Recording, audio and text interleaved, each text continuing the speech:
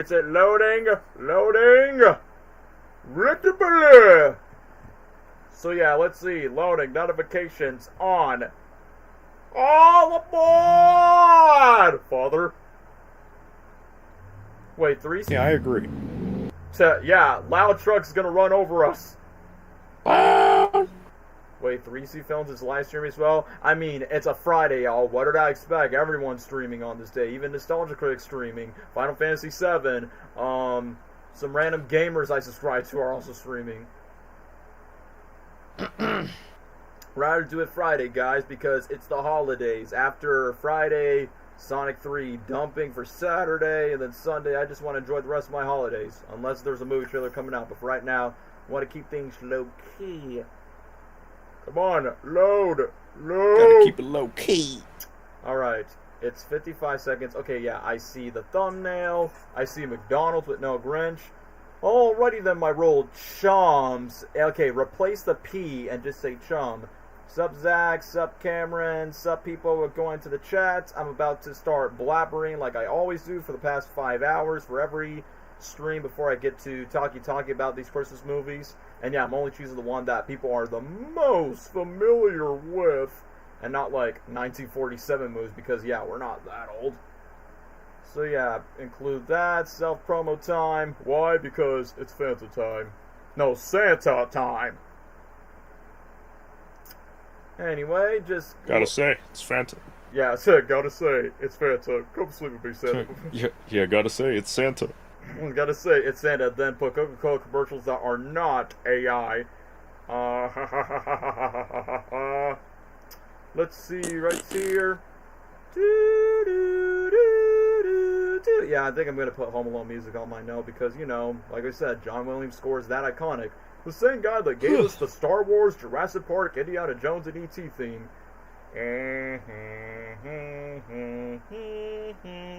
There we go. There we go. So yeah, now streaming. Okay, town meeting, streaming. Christmas movies. Movies tier list ranking. Town meeting.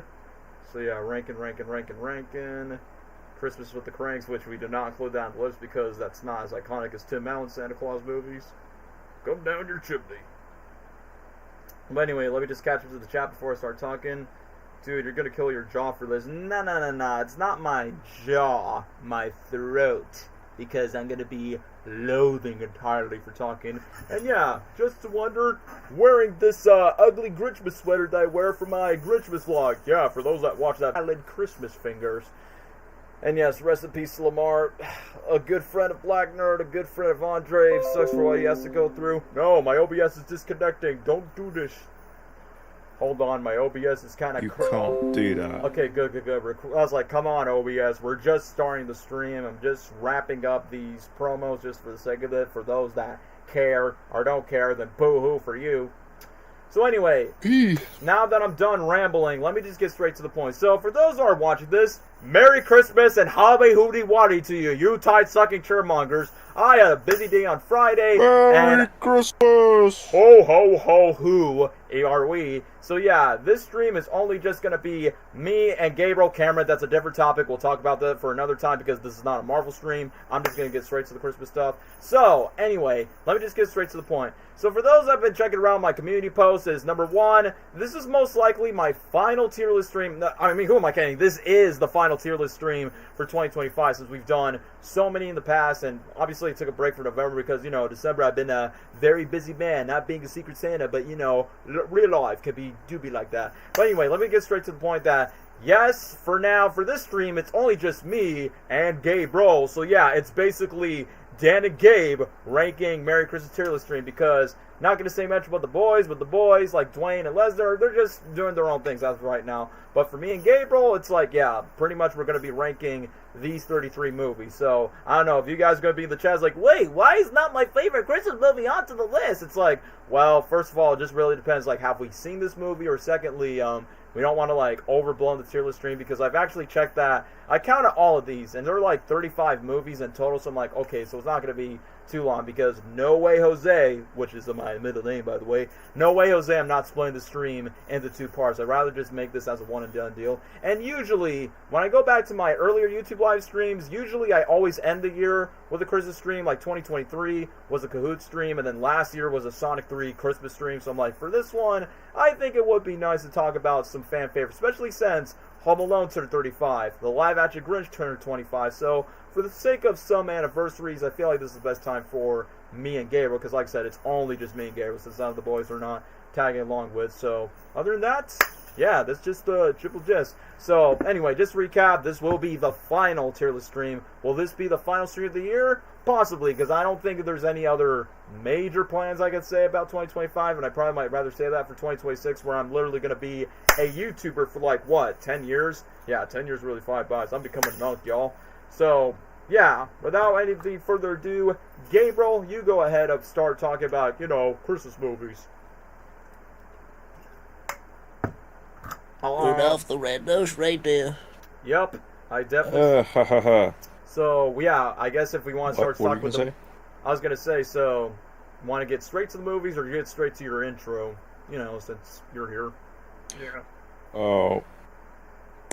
Yeah, I'm Gabe. We all know this. I know I'm this. Gabe. Yeah, We're I going to know talk this. about Christmas movies and specials and just, get it all over with before actual Christmas gets here and we have to spend time with our family. Yeah, with our family. Friends So or whoever. that's why we're doing it this Friday. And So that's what we're doing tonight. Yeah, and I know you Sonic fans are going to be like, hey, tomorrow's the 1-year anniversary of Sonic 3. You will get some dumping for Sonic 3 tomorrow, but for right now, I just want to focus on Christmas stuff.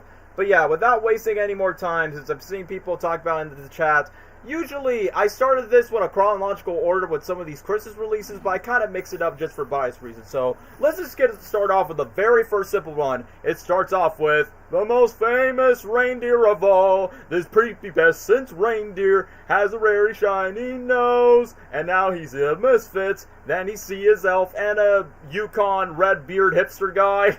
So yeah, this is the first adaptation, to my surprise, the first adaptation of Rudolph the Red-Nosed Reindeer by the legendary Christmas company Ratkin and Bess, who makes all those iconic Christmas stop-motion shorts that's been running around on every television network, whether you watch it on CBS, ABC, but if you are born in the Gen Alpha, Gen Beta era, then you probably must have caught this on streaming, or probably your elementary school teacher must have played this. But either way, let's talk about this. So of course, out of all the adaptations, not just only because this is the first one, this is the most iconic Rudolph the Red-Nosed Reindeer adaptation. I mean, first of all, as a kid, I did not know this was the stop-motion one, but literally in my mind, I'm like, well, despite it was like very stop-motion, this movie is still a classic. Like, even though it's only for 52 minutes, you got, the guy, I think his name is Blue Irvis, who's like the snowman narrator that sings, "Have a holly jolly Christmas, it's the best time of the year." Kind of cool that he has like his own narration as the snowman and sings like a couple of songs of silver and gold.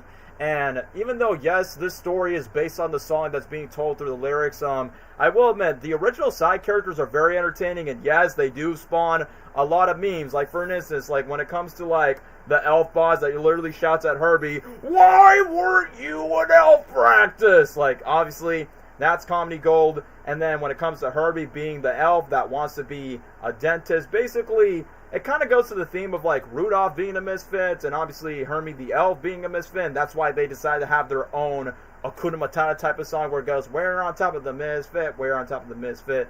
And then usually the origin story that, Rudolph's dad was Donner from the Reindeer Clash, and I think one of the coaches like, "Yeah, Rudolph will not be putting on the red-nosed reindeer, right? Just because his nose is so weird." And obviously, once when Rudolph where he just comes flying, just because he got us fall in love with the doe named Clarice by saying like, "Hey, you're pretty cute." And then after when Rudolph feels abandoned and ashamed from Santa Claus, the reindeers, and his dad, that's where he connects with Hermie the elf, and then out of nowhere, this movie is definitely cute and wholesome, but then it becomes a little bit odd once you realize that Rudolph and this elf that wants to be a dentist ends up with this Yukon woodsman that oddly licks his tube where he goes, silver and gold, gold! And then after that, they decide to, like, run away from this giant abominable snowman, which, when I was a kid, I thought this, like, the abominable snowman was going to start talking, but I realized he's kind of like a quote-unquote monster threat that just goes over that. And then once when Yukon, Rudolph, and Hermie went to the island of misfit toys and literally just go to every single one of them, like Charlie in the box, and then the doll, and then the gun that squirts jelly. Rudolph's dad was kind of an a-hole, if you ask me. I mean, yeah, literally, not as bad as Chicken Little's dad, but literally, he was, like, dishonoring Rudolph by saying, like, no, my son is going to be a red-nosed reindeer. Like, even Santa Claus got down on Rudolph by saying, Donner, I'm ashamed of you. So, obviously, Rudolph was basically a quote-unquote outcast. So was Hermie, too, and so is Yukon, basically just going to the islands of misfit toys. And then once when they just go to the other island, then they get to see this lion with wings. Hey, that's the original Lion King before Disney got the rights. But then once the moments when Rudolph decided to go separate and decided to, like, grow up on his own, kind of like Bambi in a way, but thankfully it's not as dark as Bambi. But the way that I see, like, multiple, like, the funniest thing is, I think Honest Trailers made a joke out of this by saying, wow, with all these misfit toys and all these mystical creatures, this stop-motion Rudolph the Red-Nosed Reindeer movie is kind of like Lord of the Rings for kids on acid in a way. It's like, yeah, but at least there's no, like, wall-told guy with a beard that says, you shall not pass.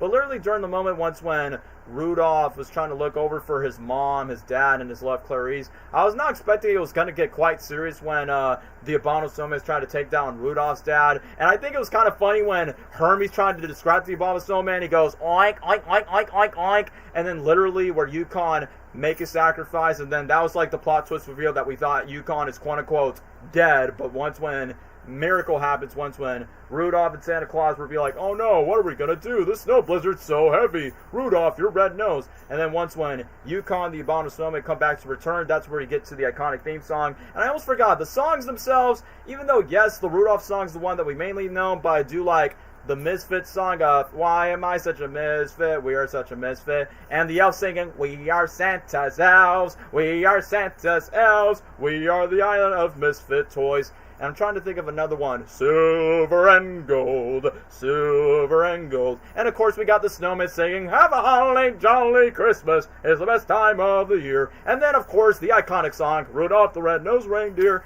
So yeah, despite the stop motion, like, the animations for what it does, and surprisingly enough, this Rudolph movie surprisingly inspired a lot of Rudolph adaptations. Like, it inspired one in the 90s where John Goodman was voicing Santa Claus and Whoopi Goldberg was the villain. They made multiple sequels where Rudolph had a crossover with Frosty, Rudolph has Shiny New Year, and yeah, so many Rudolph adaptations. Like, I believe they even made a sequel based on this original movie, which is like The Lost Toys by the Toy Taker, which was like fully CG in the 2000s, which was kind of like a successor to the original Rudolph. And not too long ago, I just saw on social media that they actually made a video game for modern gen consoles to play Rudolph the Red-Nosed Reindeer. So it's okay.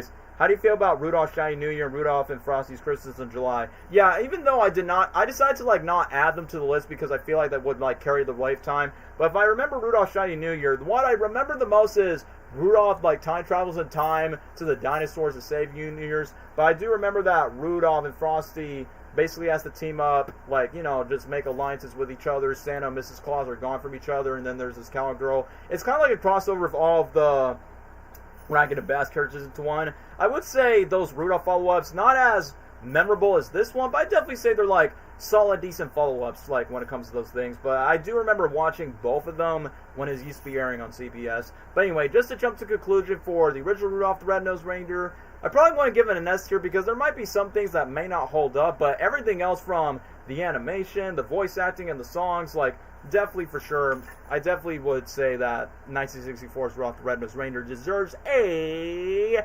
No, not C tier, that's a little bit too low. There you go, A tier for 64 Rudolph. Gabriel, want to take it away with that?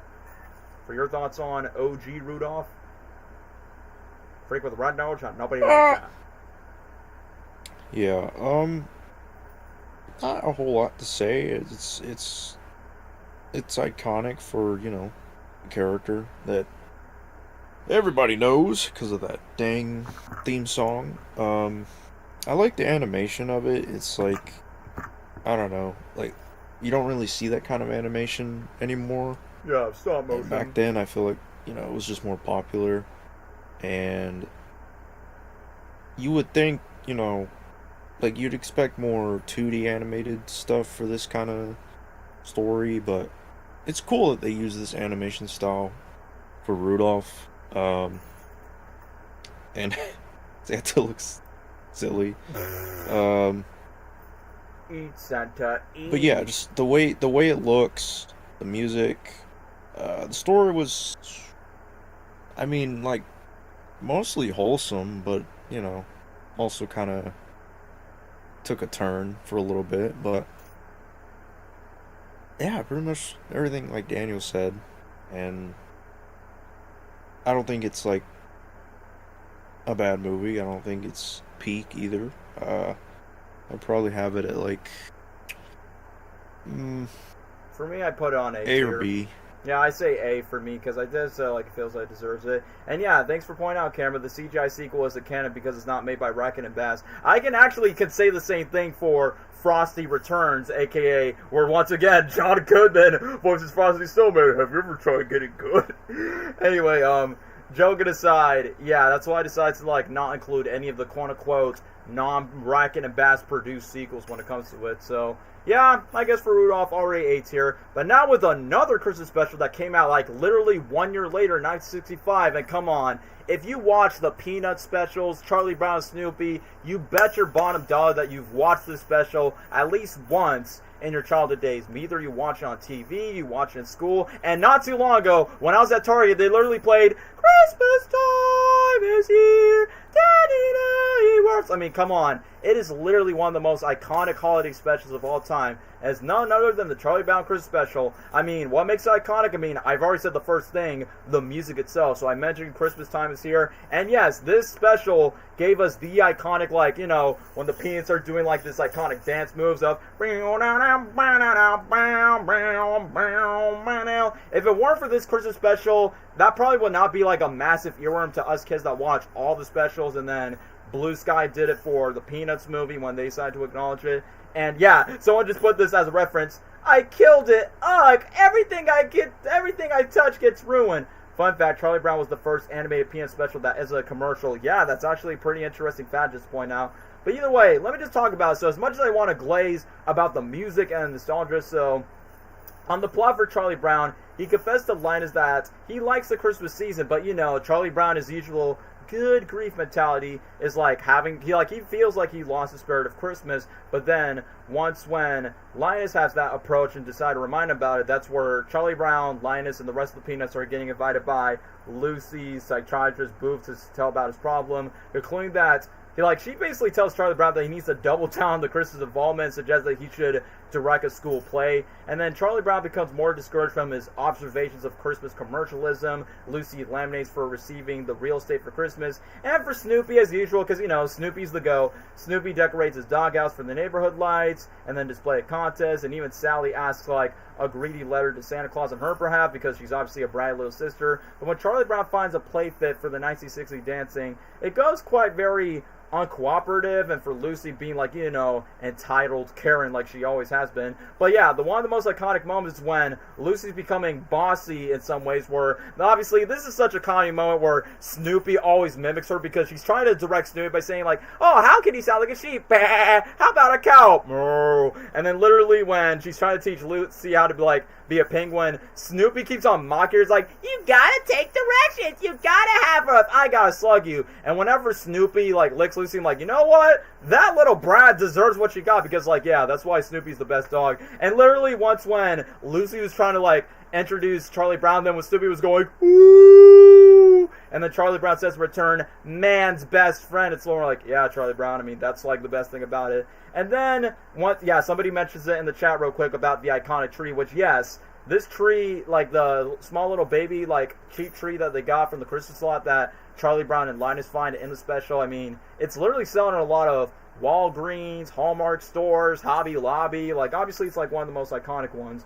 So let me just read it. Classic special, my childhood. First, I put it on A tier. This is special. I mean, I just love a bunch of them Peanuts related, and this is one of them, especially when Linus explains the true meaning of Christmas. Oh yeah, it still holds up, and I obviously know what you're talking about. And yes, I mean, this is only a thing in Florida since, you know, guys, me and Gabriel, we're raised in a Christian family, and our grandparents are church pastors, so of course, we are obligated to like learn about the Bible, learn about the birth of baby Jesus. So when someone puts in the comments, it's like literally when Charlie Brown was like, vented to just be like, oh, can anyone tell me what Christmas is all about? And then Linus like had the guts to like be on stage and recite the King James version of the Bible, where he goes like, lying in the manger, Jesus Christ our Lord. That's what Christmas is all about, Charlie Brown. So Linus kind of brings like that simple message of the biblical passage where Charlie Brown worsley picks up the tree, begins walking it home, and the other kids were curious about his intentions because they always usually tease him. And then when Charlie Brown decorates the tree, proves that still work, he stopped by Snoopy's house, and then he wants the lies and display contest for Charlie Brown's like for what he takes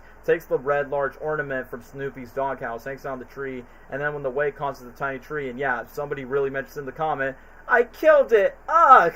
Everything I touch gets ruined! So, yeah, basically Charlie Brown feels bad for himself, and then, surprisingly, Linus and the other peanuts be like, oh, it wasn't a bad tree, definitely needs a little bit of love. And then, literally, they start to do this iconic whistle of, hark the herald angels sing, and then that's where Charlie Brown comes in, it's like, what's going on here? And then all the kids start singing, Merry Christmas, Charlie Brown, John be and go sing, Christ is born, the newborn King. Because I'm like, yeah, Christmas, Jesus Christ, it's integral for the Christmas story. I mean, that's why Linus' speech in the movie, or in this case the special, definitely holds up for that. I actually own a book adaptation of the special. Hey, that's honestly pretty cool. I hate that Lucy as a kid. I love the Family Guy where Peter Griffin beats the crap of not letting Charlie Brown hit the football. I know what you're talking about because, yeah, it is funny, but at the exact same time, it's like really like well-deserved.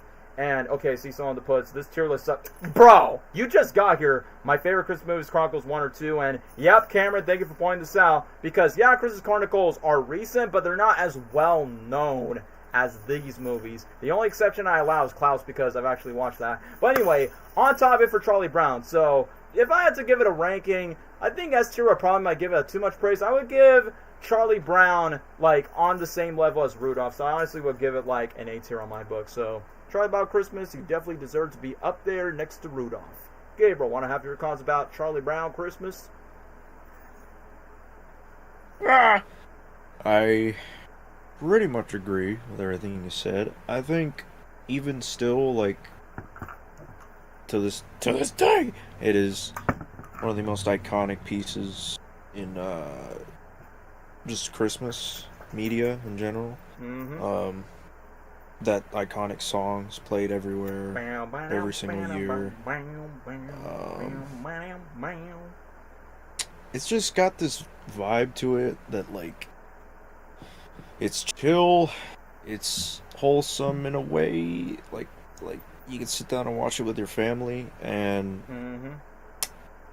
makes you want to sit down and like drink some hot chocolate or something. It's just like chill on a we'll save that Christmas for a evening. Christmas I don't know. Movie.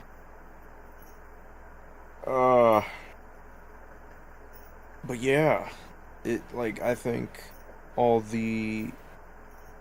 it's just got everything a cartoon needs, the silly characters, the chemistry and dynamics. The message, the heart. Snoopy is obviously freaking goated. As always. The mascot of that whole Charlie Brown franchise. Yep. The way it visually looked, especially like Christmas themed, was just very pleasing. And like when when it was snowing and they went out and the Christmas trees and the lights, and I don't know, everything about the movie looked visually pleasing.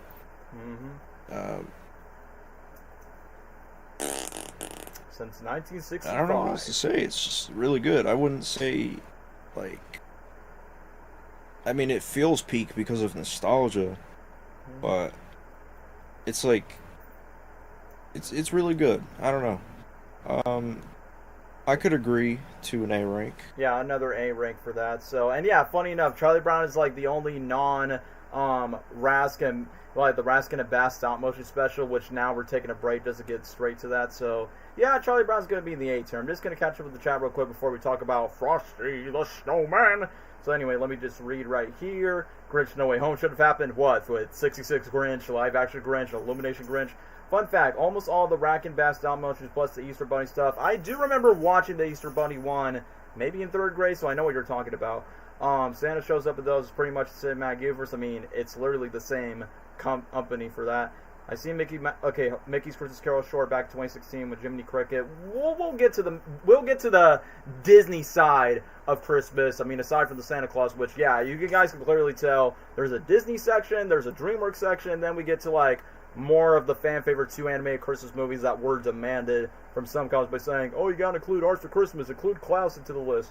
Saw the Grinch dance to the Golden from the Dr. Seuss YouTube short. Yeah, because the Grinch is like the Deadpool of Christmas movies, I guess, or Christmas tradition. But anyway, let me just get back on topic. So we're going to start off with the first 2D animated movie from Rankin and Bass's Frosty the Snowman, and pretty much like Rudolph the Red-Nosed Reindeer, it's its own original story that is based on the song that we all know and love, and the narrator, to my surprise, is Jimmy Durante, who sings, "Smile, oh, your heart is breaking, smile." Yeah, that was playing to Joaquin Phoenix's Joker. So I'm like, oh, so he's the one that sings the song for that stop motion, for this animated short? That's honestly pretty nice. But anyway, for the first, like, 2D animated, like, Rankin and Bass type of production that I decided to work on, the one thing I do remember the most is the villain, magician Professor Hinkle, which obviously mustache twirling villain back in the day, and I always like the phrase where he goes, busy, busy, busy, tried to perform at the Christmas Eve party, and obviously all the kids are getting bored, and they're all desperate to like play out in the snow, and then afterward he decides to like come with the snowman, and then you have this little girl, which I think her name is Karen, right? And I'm like, wait, Karen? I thought it was Carol when I first started. But I'm like, so Karen and the kids are trying to think of the name by saying like, oh, how about we name him Birds? How about oatmeal? Which I will be honest with you, as a kid, I did not know what oatmeal was. I'm like, oh, it's a breakfast food. That's what it was. Hey, Daniel, hopefully it didn't come in late. I was watching Chevale's Productions breakup Adam Sandler movies. How ironic, dude, because we literally have one Adam Sandler movie to the list, which is Eight Crazy Nights, because that's like the only Sandler Christmas film I could think of, unless I'm missing any. But anyway, you're good, bro. We're just talking about Frosty the Snowman. Fun fact, Frosty was animated in Japan. Fun fact, the voice of Karen was not meant to be the one. Yeah, it's the legendary voice actress June Foray. They changed it because the original voice was too old, which I'm like, oh, that definitely makes a lot of sense. So then, you know, it makes it sound like a kid voicing a little girl. But either way, once when they decide to like move on to the moment where I think the bunny's name is Hocus, like, you know, Hocus Pocus, basically decide to like get to the snowman, and then we get to Frosty being alive and says his like kind of catchphrase, "Happy birthday," which I always like whenever there's a lot of Frosty the Snowman parodies, like Nickelodeon did a parody with Patrick, "Birthday Happy," or, I mean, I know this is not going to age well, Annoying Orange made their own parody of Frosty the Snowman, and I don't know why, man. It's so fun to think about it, but to be fair, this is the adaptation that started the whole happy birthday phrase for Frosty. And then literally Frosty shows like how capable he is, where he goes, "I am alive, I can juggle, I can count, 1, 3, 9. So obviously, holly jolly, just a wholesome snowman, way before Olaf and Frozen exists. So literally during the moment when the wind blows away, that's where Hinkle realizes that his hat is actually magic for real, because he threw it away in the trash. Until then, his bunny Hocus decided to go away, but then Karen and the kids are protesting by saying, "No, you throw away that hat, it's not yours anymore." And then once when the magician's like, snowmen can never be magic, they'll never come to life, you're silly, silly, silly. But then once when Hocus, the bunny, decided to like switch with the Christmas wreath, and then after that, Frosty becomes alive, and then Frosty warns the kids like, if the temperature rises up, I mean, he said it in the movie, I get all wishy-washy, because obviously he's a snowman, he can't be in the heat for so long. And then it gets to the iconic song, "Down to the village, he was left in Canada, don't you cry, see he tries to life one day." So then after that, Frosty the Snowman was popped by this police guard, and then he was actually confused by saying that silly snowman just comes to life. The magician is comedy gold. Yeah, I do like Professor Hinkle, easily the highlight of the short. I like Frosty, even like how the art style is so good to look at. Yeah, since 1969. Even if it's made back, and I even remember the sequel with Jack Frost and Frosty's wife. Yeah, we know we're talking about the one where Rudolph and Frosty made a crossover, and then they made like a sequel that's not related to that. Still waiting for Raskin Bass theory, like Pixar theory, like that's ever going to happen. you never know, dude. There are some YouTubers out there that make like their own videos based on the certain franchises. But anyway, let me just get back on topic. So I do like remember this iconic moment where Karen and Frosty are trying to like get their quote unquote tickets, but then they're like, no money, no tickets. And then literally I like that all the kids decide to like wish on Karen and Frosty just to get back because, you know, these kids have parents and they got to go back home. So then that's why they decide to board onto this refrigerator car so then Frosty can get all the snow. But obviously Karen starts to get allergic and tries to get cold. But then when the train stops for the passenger pass, that's where they go to the forest. And then basically Hocus decided like, you know, communicate to all the forest animals just to keep Karen warm across the fire. And then you get the villain, you got Professor Hinkle trying to chase after them, and then it gets to wacky Looney Tunes shenanigans where Frosty decides to look for Santa Claus, where he assumes that he can save Karen and bring it to the North Pole. But then once when Hocus searches for Santa, Professor Hinkle arrives, puts Karen on fire, and then basically just put it out. Karen and Frosty, they go to a greenhouse, which Frosty brings Karen inside to warm. Then Hinkle shuts the door, locks them inside, and then boom, this is where all the little kids cried. I mean, obviously, Santa Claus find Hocus and they find each other, but then this is the moment where all little kids cry because, oh no, Frosty's dead. Top 10 saddest anime deaths of all time. And then it plays the emotional theme of Frosty the Snowman. Press F's in the chat for Frosty. And then after that, Santa Claus is trying to comfort the little girl, like, it's all by magic, and Frosty could always appear for every winter. Yeah, but he's my friend. And then, you know, typical old Saint Nick with the powers of Christmas magic, Frosty's back to life. And then the best thing is, once when they're about to put on the hat, Professor Hinkle comes around by saying, no, I'm nothing without my hat. But then Santa tells Hinkle that he will never get a present any other days if he lets Frosty keep the hat. And then after that, he makes him go write his own apologies, promising he gets a present. And Hinkle runs off to getting a new hat. And it's like, bro, why you have to like lecture yourself of getting yourself, you know, the same hat where you could just get yourself a new one at your local Christmas shop? And then literally after that, he's going busy, busy, busy as always. And then after that, Santa revives Frosty, drops Karen at her house, and then takes Frosty to the North Pole, promising that he'll return every magical Christmas year. Frosty leads a parade with the children. Dumpity, dump, dump, dumpity, dump, dump. Look at that Frosty go. And at the end of the parade, Frosty boards Santa's sleigh, then flies off to the North Pole with Frosty's song, I'll be waving goodbye, say don't you cry. And then the iconic moment where Frosty's like, I'll be back on Christmas Day. And then clearly after that, this special was a hit. They made like multiple Frosty adjacent movies, like the one with him and Rudolph making the crossover. And then they made a sequel that's not made by the same studio where John Goodman voiced him, called Frosty Returns. So if I had to put Frosty, I mean, like I said, it's kind of like I'm putting all these old Christmas specials the same thing. I mean, I'm going to sound like a broken record. I would say A tier for sure for Frosty the Snowman next to Charlie Brown. But before I ask for Gabriel's opinion, let me get straight to the people's in the comments.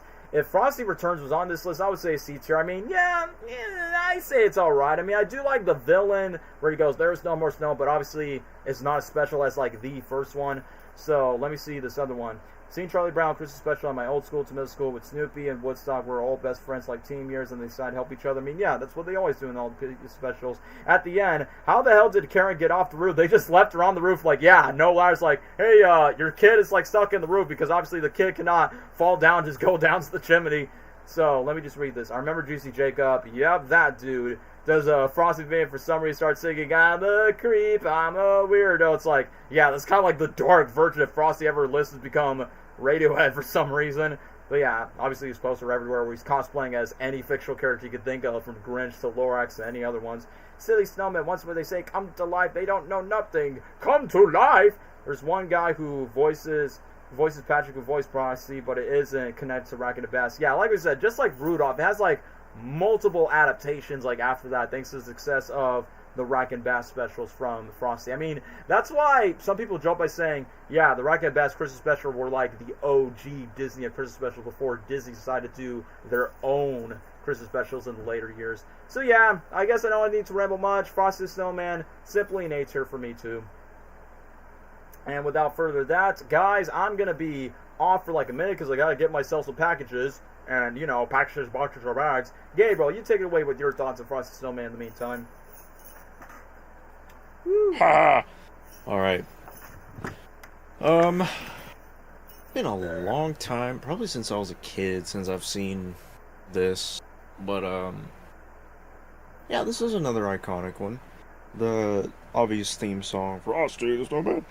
Um, I'd say this is one of my favorite classic ones because I don't know. I just think Frosty the Snowman's a silly character.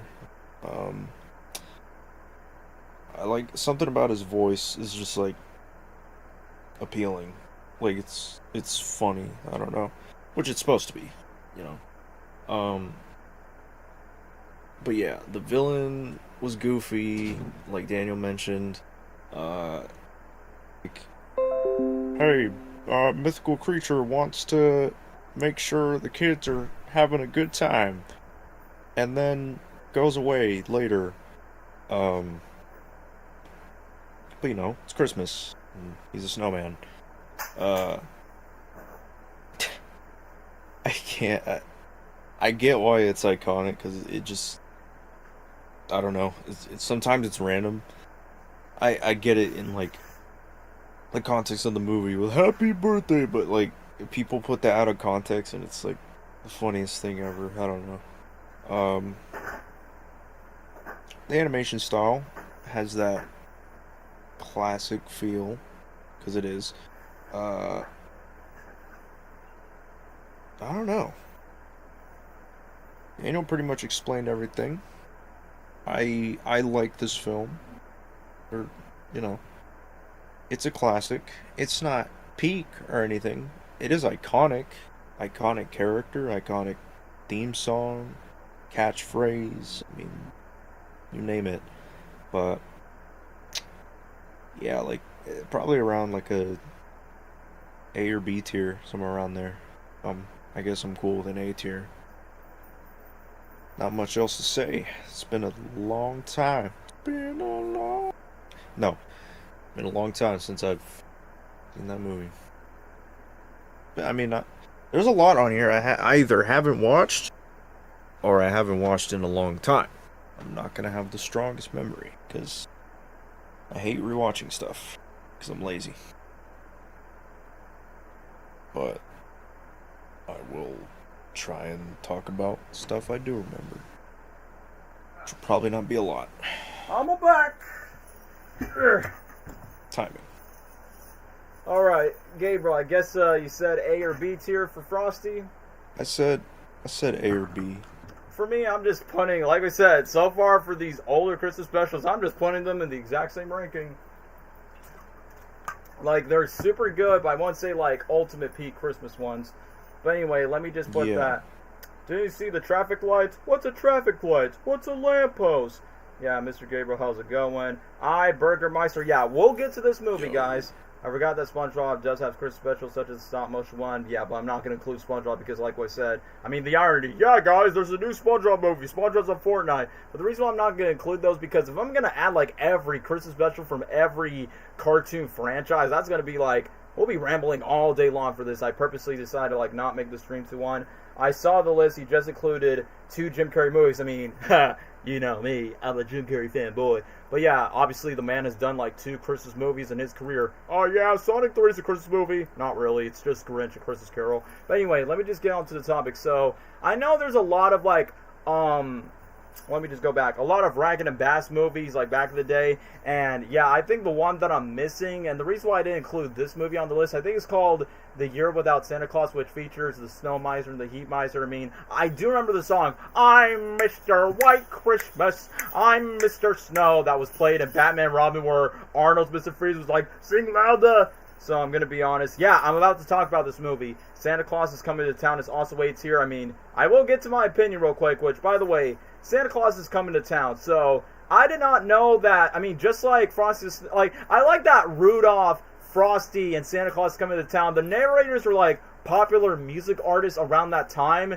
and they basically like either help invent their songs or just their original ones. And you got the iconic Fred Astaire, who's been like good friends with Frank Sinatra, and you know, back in the days, like, you know, in old Hollywood with Ginger Rogers and Make 'em Laugh from Singing in the Rain. So, you know, that's pretty much a classic. So basically you got Fred Astaire as the delivery man, then you got all these kids asking with all these letters, Santa, where do you come from the North Pole? Which basically, this is like the first Santa Claus adaptation, to me at least, to get to know the origin story of Santa Claus is, and obviously a baby named Claus or Klaus just get to the doorstep to one of the most iconic Christmas villains, and yep, somebody mentioned it in the comments, I Bürgermeister Miesermeister, ho ho ho, that's Santa Claus, and yeah, Mickey Rooney voices Santa Claus, and like, yeah, I mean, Mickey Rourke, such an iconic guy. I also known him from the Night at the Museum movies, which, rest in peace to him. But let me just get to the point. So, obviously a baby was in the doorstep of Burgermeister, the grouchy mayor of Summertown, and then he orders his soldier man, Grimsley, like, oh, by taking care of a baby? Get the brat out of here! Like, obviously the man is so cruel that he could care less about, like, taking the baby away. And then after that, the guy's like, come back, baby Claus, come back! And then after that, when the snowstorm happens where Claus is being rescued by this group of animals to a group of Gringles, and with all these Kringles about all the families of elves, I like that they keep talking like dwarfs. I'm like, wait a minute, are they inspired by Snow White and the Seven Dwarfs? Hey, is this a little baby? I like babies. And then after that, once when the elves decide to teach it to, like, their old mother that decides to, like, rename him to Chris and be like, yeah, it says Claus. And I feel like what's pretty funny that, young Chris Kringle, like, not only just teaching how to teach toys, I'm like, wait, so you're telling me that Santa Claus was a ginger around that time? So how did a ginger decide to, like, do all the white hair? Oh, you didn't know that? That is Mickey Rooney actually doing the voice of Santa Claus. I did not see A Year Without Santa Claus on the list. The reason why I didn't include because I remember the song, but I don't remember watching the movie from beginning to end, so that's why I'm concluding the Rankin and Bass movies with Santa Claus is coming to town. But anyway, just get back on topic. So, yeah, we definitely see his childhood years where he's, like, getting along with the elves, getting along with the seals, and it's kind of funny that his origin story of, like, how did he get the laugh is from seals where it goes, or, and then goes to ho, ho, ho, and then flash forward to him being an adult by saying, I'm a man now, Tanta. And then he volunteers to go around the town to deliver the toys. And obviously, when the Burgermeister, the funny thing is, he, like, literally when his trooper was about to announce him, like, literally when he's about to call it over, that bro literally just broke his leg, and then one of the others like, this seems pretty funny, you broke your funny bone. And then there'll be no toy makers to the sea. There will be no more toy makers to the king. So basically in Sombertown, that's where they head by saying, yeah, toys are illegal because toys are nothing but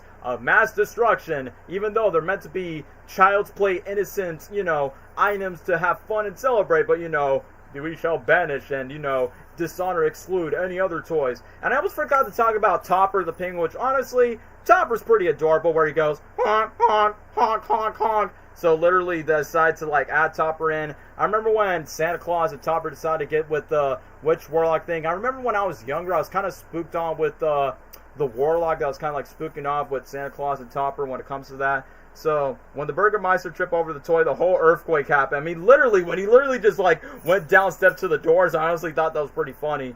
But then, literally, when Chris decided to put on his iconic Old Saint Nick outfit, literally he's like, oh, you don't know what this is a toys. And then, literally, when the kids will be like, oh, what is this? And then, obviously, for fan service sake, it's like, oh, we actually got the lines of, you better watch hell, you better not cry, well, you better not pout, because I tell you why I get all these toys. And then after that, you got another ginger in the town. You got the teacher, Miss Jessica, by saying, we're not supposed to be playing with toys. But then once when Chris decided to give, like, this little doll, she's a bit more on with the nostalgia. But then when Miss Burgerrod decided to order to arrest Chris and prompting flee with the force with Topper, because he's like, yo-yo, I love yo-yos. And then after that, his grumpy, mean banter side kind of escapes, and then after that, his soldier-in-law was like, excuse me, sir, you do realize he's giving you toys. And then literally, I like how this villain is being so mad. It's like, oh, he runs fast like a rabbit, he jumps faster than a deer, we'll arrest him. Oh, we made him lost, we'll never find him in there. And then once when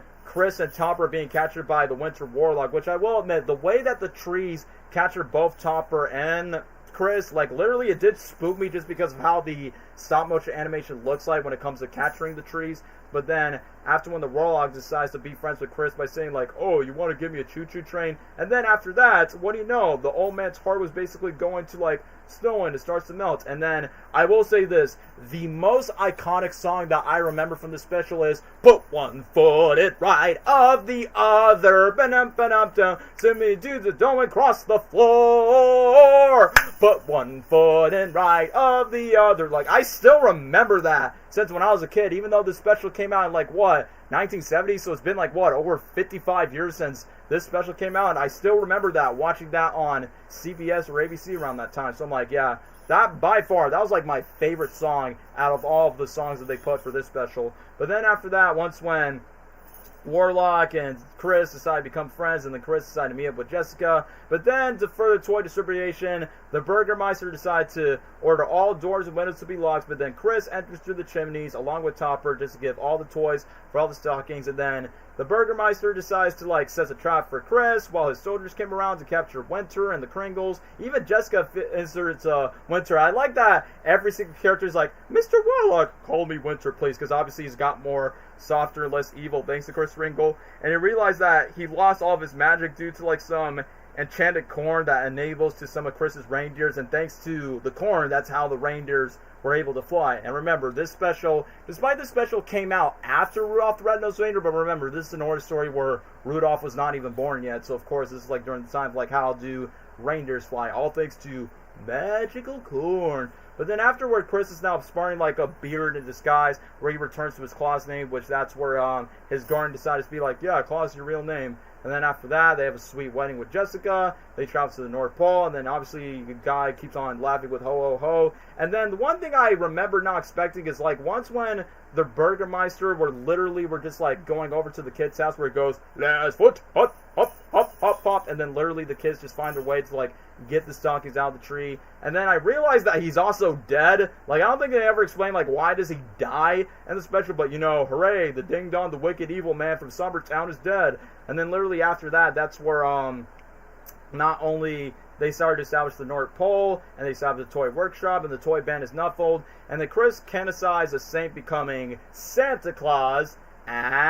Due to the reminds the man for the toys, Santa limits the gifts for Christmas Eve for the anniversary of him and Jessica's wedding. And then after that, Fred Astaire, the postman, suddenly has delivered Santa Claus, and then it goes to flash forward to like every modern society is like, oh, why do they think about Santa Claus? And then literally you got classical Fred Astaire singing the song, you better watch out, you better not cry, you better not pout, I'm telling you why. And then literally got all the animals, all the kids, and then after that by saying, Merry Christmas Santa. So I will say this, even though Rudolph the Red-Nosed Reindeer is the more iconic stop-motion one, but I will be honest, I feel like as a story and as something from beginning to end, I probably would say like Santa Claus is Coming to Town is probably my favorite one from the Ras and Baskin movies. Like literally in my mind, the reason why I choose that because I think the story is quite intriguing since they try to make their own Santa Claus like origin story, and they decide to adapt it to this one. And even though this doesn't become too dark, but it does become spooky in some ways, and I find the put one foot right of the other song very iconic in my eyes. So if I had to give a ranking, I mean like one of my viewers just mentioned in the chat by saying, yeah, I obviously would put like Santa Claus Coming to Town probably on a high A tier. I definitely would prefer it more. This is just a hot take. Like I like Rudolph, but I think I enjoy the Santa Claus Coming to Town as a story from beginning to end a bit more since I watched that the most. I think Santa Claus Coming to Town is first before Rudolph. I mean, yeah, that's honestly what I thought so as well. So before I get to Gabriel's opinion on Santa Claus Coming to Town, let me just read the comments. So, of course you're going to mention the Pac-Man special. Remember, this time of the year, you open your mouth instead of your heart. Wait, is that an Adam Sandler Christmas movie? And thank you, someone corrected. Correction, Adam Sandler Hanukkah movie. Because, yeah, if you guys don't know, Adam Sandler's Jewish. I remember anyone Santa Claus is Coming to Town, then, oh my gosh. But anyway, let me just continue on.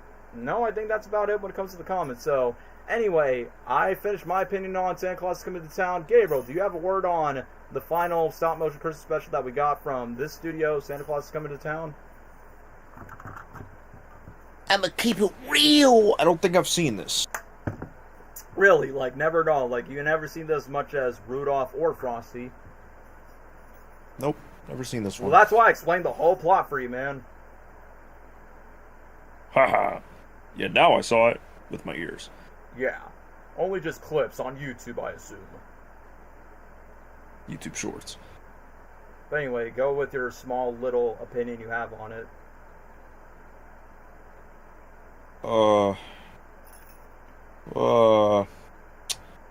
I think, like I've known about the existence of film, but I don't know anything about it besides it just existing. Alright, so you I don't never really saw have... it. So, okay, so you don't really have, like, a proper opinion on it, pretty much. No. So anyway, how about we skip on ahead, which, yes, okay, I will be honest with you guys. You're probably wondering, oh, I wonder why Danny decided to put 3 Grinch adaptations all together instead of separate. Well, personally for me, since, I mean, if you guys follow my social media stuff or my YouTube stuff or whatever you follow me on, you guys obviously know I'm a big Grinch fanatic. And of course, for me, I'm like, well, throughout its 60-something years of existence since the Dr. Seuss book, why not just include all, like, I was like, why not just include all 3 Grinch adaptations all into one, so then I don't have to wait for the other Christmas movie adaptations to be one, because I'm like, nah, I don't want to, like, stop the cartoon and then pause it for the sake of some older Christmas movie that some people in the chat probably not watch much, so it is what it is. So let me just read the comment. Yeah, I agree, Gabe, I've never seen it. So, yeah, I mean, like I said, it's not as iconic as Rudolph or Frosty, but I feel like it is my favorite one from that production studio. But anyway, let's go on with the OG Chuck Jones 1966, How the Grinch Stole Christmas. So, yes, by no surprise, this was the first Grinch adaptation that I watched. I mean, I will ramble about the live-action one in a second, since, 25 years, but we're talking about the old one, the cartoon. Personally, for me, around that time, it was my introduction to the Grinch. I'm like, wait, it's based on a Dr. Seuss book? Like, I believe I watched this cartoon literally after watching Shrek the Halls in 2007. So it was kind of like an ABC marathon. I remember ABC was doing like a Monster Mash. They did the Monster Mash, and they put it with Grinch and, like, this version of the Grinch along with, Shrek the Halls as well. So that was basically my introduction to the character. And yeah, given the fact that it's made by the legendary Looney Tunes artist, Chuck Jones, I did not know around that time that it was actually animated by him. But anyway, the best thing about this animated short is easily the animation, from the hand-drawn expressions. I mean, the Grinch himself in this cartoon, really well animated, especially gives us the iconic, like, smile where, it's an internet gif on the internet where he goes up the wonderful, awful idea. Dun, dun, dun. Like, I really like the animation. I even like the music, the way that it plays. Like, obviously, you got the Who singing, Fa Who Doris, welcome Christmas, come this way. And then literally the next thing you know, it gets to Boris Karloff, which obviously, I'm a kid, so I have obviously no idea who that is, but I know that Boris Karloff is like one of the most iconic British actors in old cinema Hollywood, where he played Frankenstein in the 1930s, and then he literally is the voice of the narrator and voicing the Grinch. So basically, he's the guy that gave birth of the Grinch's voice. And they're hanging their stockings. Tomorrow's Christmas, it's practically here. I must stop Christmas from coming. But how? So I'm like, okay, back then, I guess the Grinch was basically meant to have this very British, really evil type of things. And yeah, thank you, Cameron. I actually was going to acknowledge that. Like, after the success of this Christmas special, Dr. Seuss was like, okay, of making more Grinch spin-offs, such as Halloween is Grinch Night, the Grinch is the Cat in the Hat. But the funniest thing is, the Halloween special came out in the 70s, while the Grinch is the Cat in the Hat came out in the 80s, so that's pretty much interesting. Like, there's in each Grinch adaptation, like, each time. I remember Dr. Seuss says, like, I mean, back then, I mean, way before when, Dr. Seuss passed away, and then Hollywood has the chance to, like, have his movie adaptations, like, be adapted to the big screen, which obviously the live-action Grinch became the first one. But back then, Dr. Seuss was not, like, really sold, because I think he made, like, one movie in the 50s that became a flop, but then Chuck Jones had to talk to Seuss by saying, no, making TV animated specials is different than making a big-budget feature-length film. And obviously, when Dr. Seuss created the character of the Grinch, I mean, Grinch was obviously, like, a word being used in his older books, where Grinch was used as a bird, and then secondly, Dr. Seuss, like, took inspiration of his personal life, where his wife was going to, like, his serious health conditions. He lost the spirit of Christmas, and that's why when he read the book, that's where he kind of has this very mean, sour attitude throughout the holidays, and that somewhat inspired his big Dr. Seuss hit, How the Grinch Stole Christmas. And the best thing about the animation is, when it comes to the Who's talking about the feast, I will admit, when I was a kid, I find it very appetizing. And let's not forget, this special gave us the iconic theme song sung by the legendary Thurl Ravencroft, who gave us the Haunted Mansion theme song. And based on my research, yes, he is the voice of Tony the Tiger. So he's telling us that Frosted Flakes are great. He's basically telling us that the green one is mean. So if it weren't for this cartoon, we would never get the iconic "You mean one, Mr. Grinch, you really are a heel." And here's my hot take. I know it's not the most jolly Christmas song, but personally for me, as a Grinch fanatic, yes, this is my favorite Christmas song, even though, yes, it's not the most happiest or jolliest, but to me, it's just describing a Dr. Seuss. Like, Seuss was the one that made the lyrics, but then you got Thurl Ravencroft, like, literally singing the songs, "Your brain is full of spiders." The one thing that's really funny about this song is the YouTube poops, "Your brain is full of Spain," which honestly I will give credit to the cartoon when it comes to that. But anyway, let me just continue on reading the chat. So, 60s animated Grinch TV specials is generally my go-to adaptation of the Grinch just because how accurate it is to the book. I mean, I will say this, as an adaptation of the book and making it so very wholesome but very lighthearted, yeah, I would say arguably this, like, 26-minute cartoon is, like, the most faithful one of the Grinch. Sandy Lou, who's voiced by the late June Foray, which, yeah, she originally was considering the voice Karen until they hired someone else. Yeah, since, you know, she was, like, one of the most popular voice actresses, like, literally in the old decades. Technically, there was a sequel to Grinch Lost Christmas, yeah, in 2023, which I'm surprised that the company behind Dr. Seuss decided to make a sequel so long, even though despite they made Grinch spin-off, like Halloween is Grinch Night and the Grinch is Cat in the Hat, but that was, like, the only Christmas-adjacent sequel that came out, like, in 2023. I read it and I was like, well, obviously not as iconic as, like, the original book, but it is what it is. I was today old that I realized that the Grinch not only had one other book, but how the Grinch Lost Christmas, like, wait, really? You actually noticed that by now? I mean, that's why, for me, I've watched this cartoon, which, believe it or not, I believe this was, the first Dr. Seuss cartoon before I watched all the cartoons of Cat in the Hat, the Lorax, let me think of another one, Euro the Turtle, the Snitches, Green Eggs and Ham cartoons. Like, obviously, there were, like, a lot of Dr. Seuss cartoon adaptations, because like I said, Seuss back then was not good with Hollywood making those movies until that changed after when he passed away. But then when it comes to these cartoon specials, they were being introduced a lot in my elementary school years, and clearly this Grinch special back in the 60s was my introduction to, like, all the Dr. Seuss animated adaptations. So, yeah, this is like the birth, like, basically, not only this cartoon was like the birth of my discovery of knowing who the Grinch was, but it was like the birth origin of, like, knowing everything Dr. Seuss until I read the books and I read the cartoons. Wait a minute, we left out one Christmas movie. Nope, we're not counting that, Cameron, because that's a horror film, and I'm not including that. I'm talking about, like, the actual faithful traditional Grinch adaptation. So, despite this is only a 26-minute short, and even though, yes, we don't get much about the Grinch's origin story, in this case, the Who's, because obviously they're trying to, like, be as faithful to the book, like, they want to keep the Grinch's story and the Who's a mystery, except for Cindy Lou Who. But literally, I like how the animation slithers in, so even though it's Boris Karloff going, and he slithers and slunk when he comes off, but he comes off as Squizzer Flash, even that Grinch took that last kind of Who hash. And I realized that Grinch is mostly silent, like, throughout the entire cartoon. And basically with Max, I like how wholesome Max is, but you could definitely tell from Chuck Jones' animation of, like, how frightened Max is. I think my favorite moment with Max and the Grinch is where Max is trying to, like, go inside the sleigh, and then Grinch obviously gets angry whenever they get through all the snows. And then after that, it gets the iconic, "Santa Claus, why? Why are you taking our Christmas tree?" I like how every time that whenever the Grinch decides to emo himself, like, the smile becomes longer, and whenever he becomes softer, his eyes become more blue, but then it becomes the typical, like, yellow, red, mean stuff, and then it continues with the theme song, "You nauseate me, Mr. Grinch."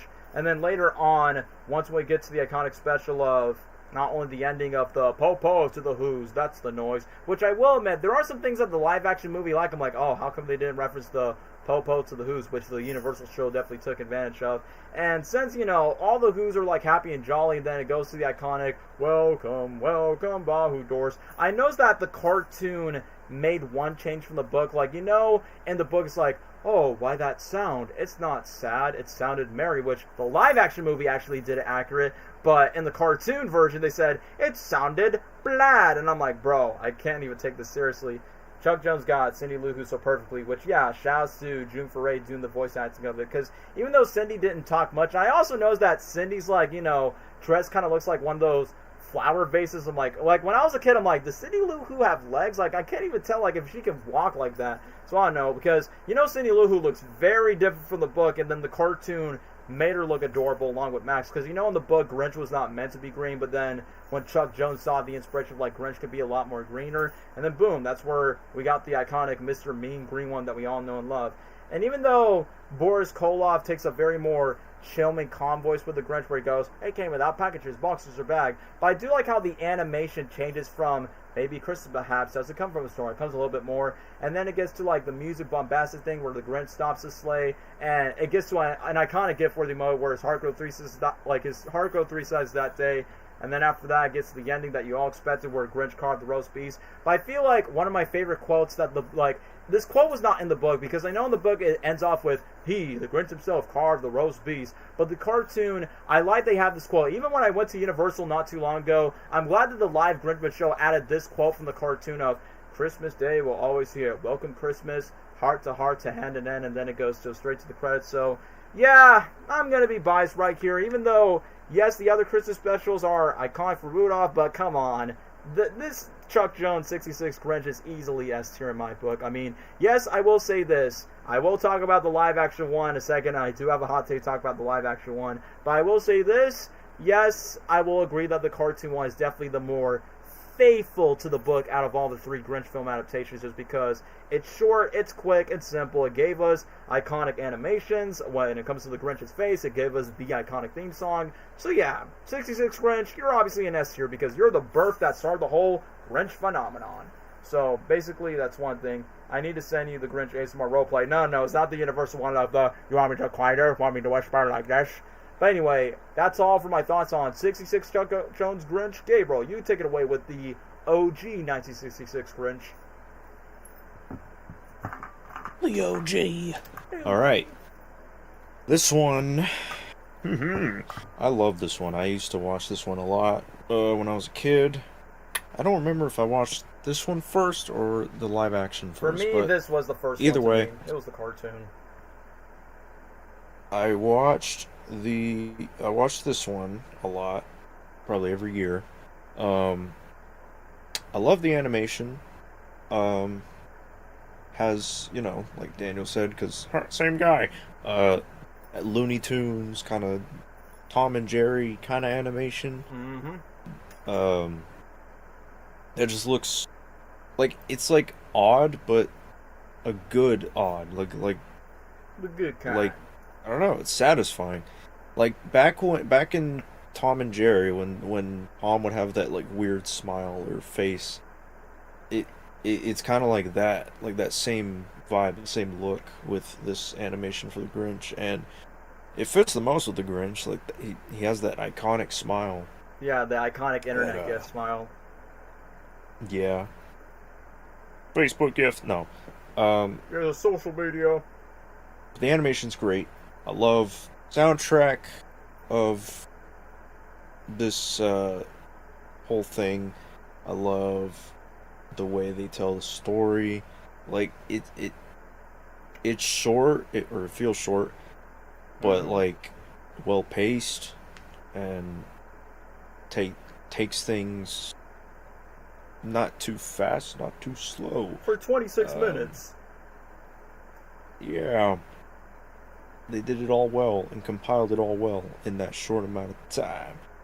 But what else? It gave us the iconic the theme song. voice acting.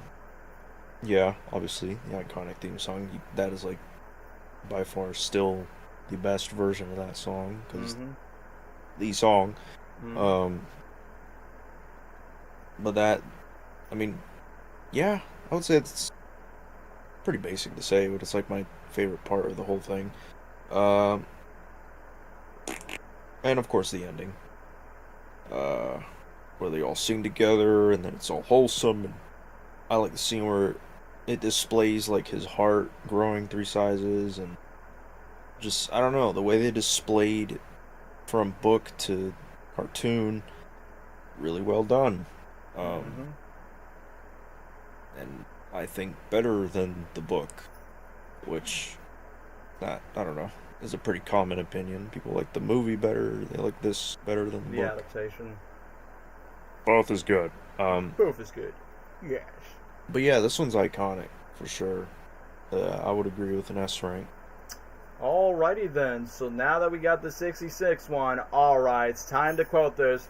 This is the Flipboat Squad, Jim Carrey, collabo. Now what? Hallelujah! I'm just kidding, I'm just referencing the Busta Rhymes song that nobody knows about.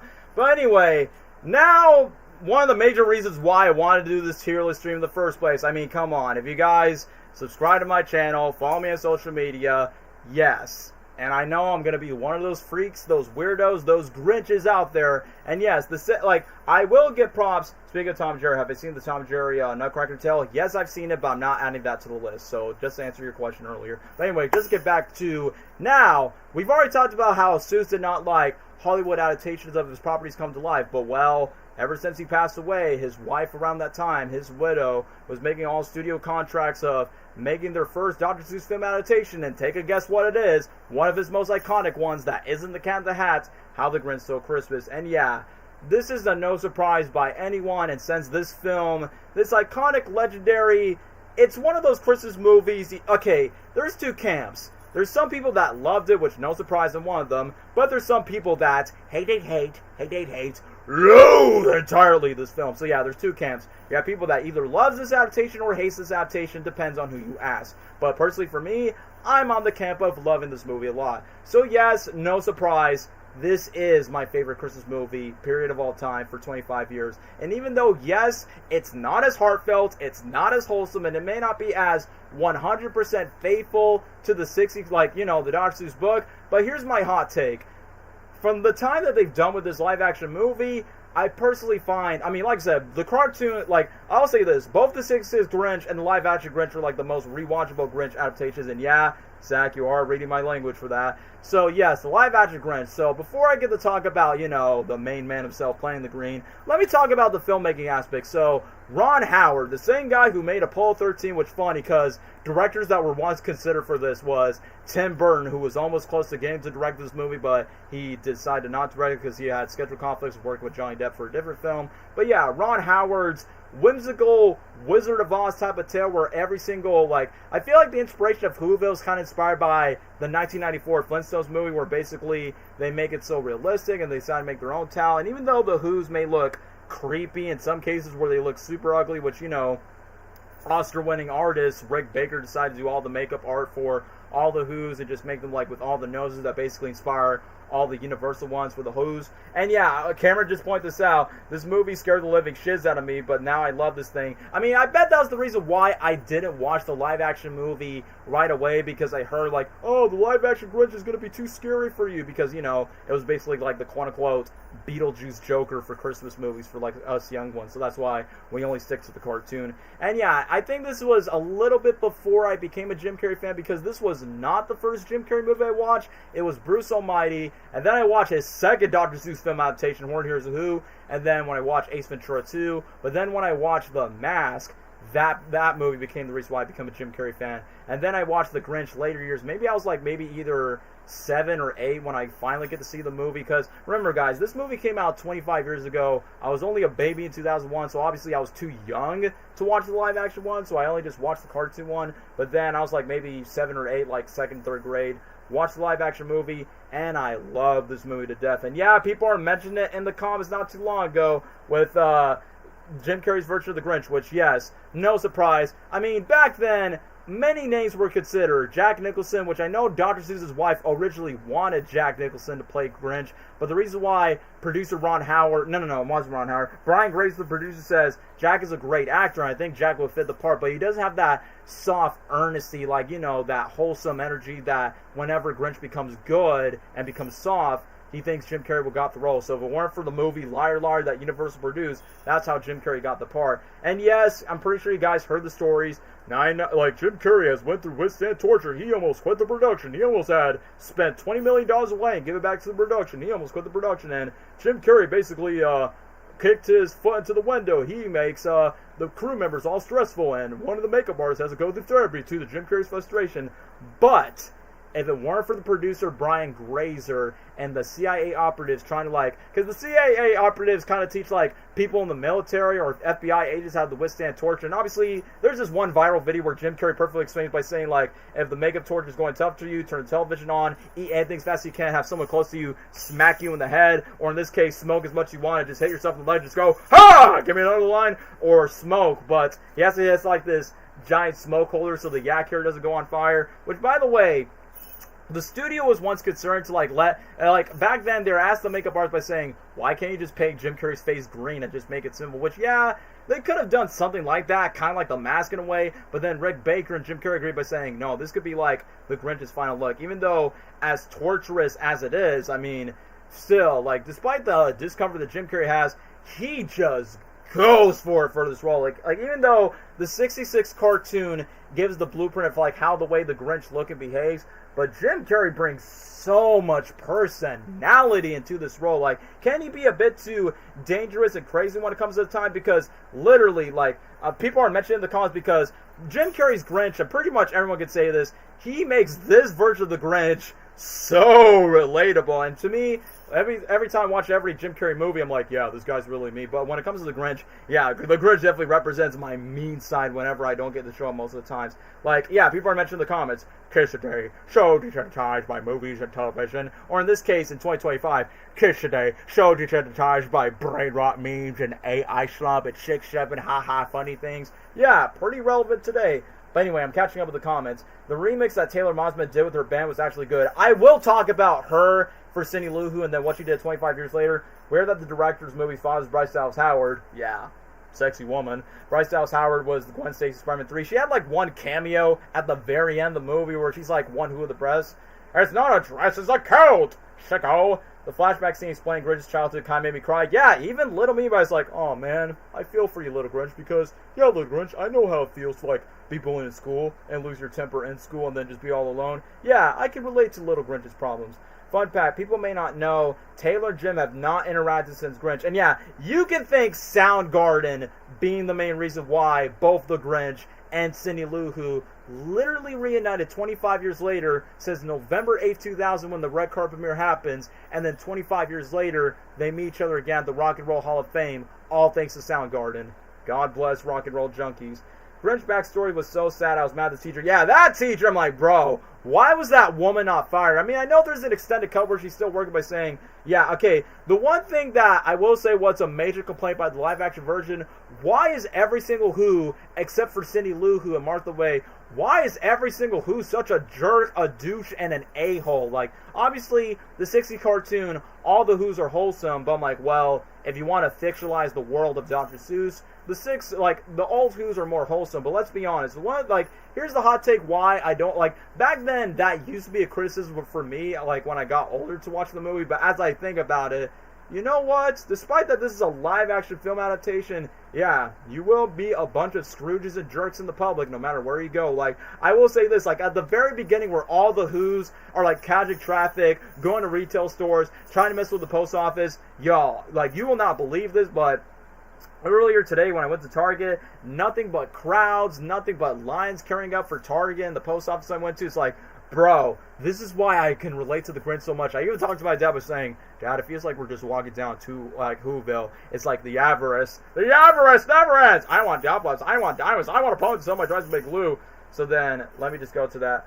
Taylor Mosman, all grown up 25 years later, made me blush a bit. I did not know Cindy Lou Who will be an amazing punk rock girl, which, yeah, I will talk about that. Let me get straight to this. So, Taylor Mosman and Cindy Lou Who, which, give credit to director Ron Howard. Like, back then, Ron Howard did not want to direct the movie, but once when he read the book and know the cartoon, he was very interested on the Cindy Lou Who character a bit more than the Grinch. But then, when the producer's like, hey, we're bringing Jim Carrey as the Grinch, how's that sound? Oh, that actually sounds pretty gross. I like working with Jim Carrey. But the Cindy Lou Who character from the book and the cartoon is what made the director sold into the adaptation. And when Taylor Mosman was cast, believe it or not, Taylor was actually once considered to like be a part of Disney Channel, but I'm honestly glad that she dodged bullet because we know how Disney Channel stars went to once when they become a child in their younger years. But when it comes to Taylor Mosman, I think she explained it in like recent interviews to her 25th anniversary of her Pretty Reckless album. It's like, it's really wholesome to think about that she was only like, what, 7 years old when she worked on this film. And back then, she has never watched a Jim Carrey movie, and she never see what Jim Carrey looked like outside the makeup. Like, she talked to Jim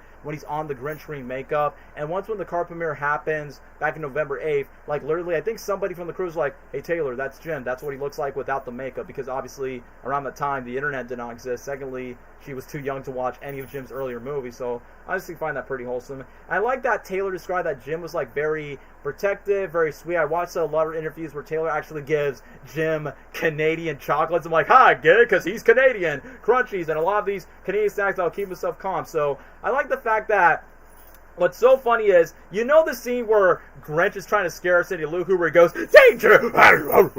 Like, literally in that scene, just like Taylor Mosman said, she was never scared of Jim at all. So pretty much Taylor got so committed to the role that she becomes so brave, like the character herself. And yeah, I will talk about this, which, speaking of Taylor Mosman, dude, I was not expecting her to, like, I mean, obviously, she quit acting after Gossip Girl, and she did, like, the punk rock band called Pretty Reckless, and obviously, as you guys know me, I'm a punk rocker, yes I am. Given the fact that she worked with AC/DC, and of course got inspired by Soundgarden, and yeah, honestly, I bet Jim Carrey's such a chill, nice guy. I mean, bro, that's why you think Jim Carrey is like my favorite actor of all time. Not only because of his acting skills, his taste in music is so elite. From Soundgarden, Pantera, Cannibal Corpse, Alice in Chains, Nirvana. I could have swore one time Jim Carrey was wearing a Ramones t-shirt to respond to Adele's cosplay of The Mask by saying, yeah, this is why I love this man so much. Because obviously Jim Carrey's a heavy metal junkie, and even Cindy Lou Who is a heavy metal junkie. So I'm like, hey, then that's why when Jim and Taylor had their reunion, it's like, yeah, this is why, I mean, no disrespect, but this is why rock and roll is like the peak music genre. If it weren't for Elvis Presley, the Beatles, and the Rolling Stones, that makes the rock genre a bit more popular like back then, the 50s. So God bless all the punk rockers out there.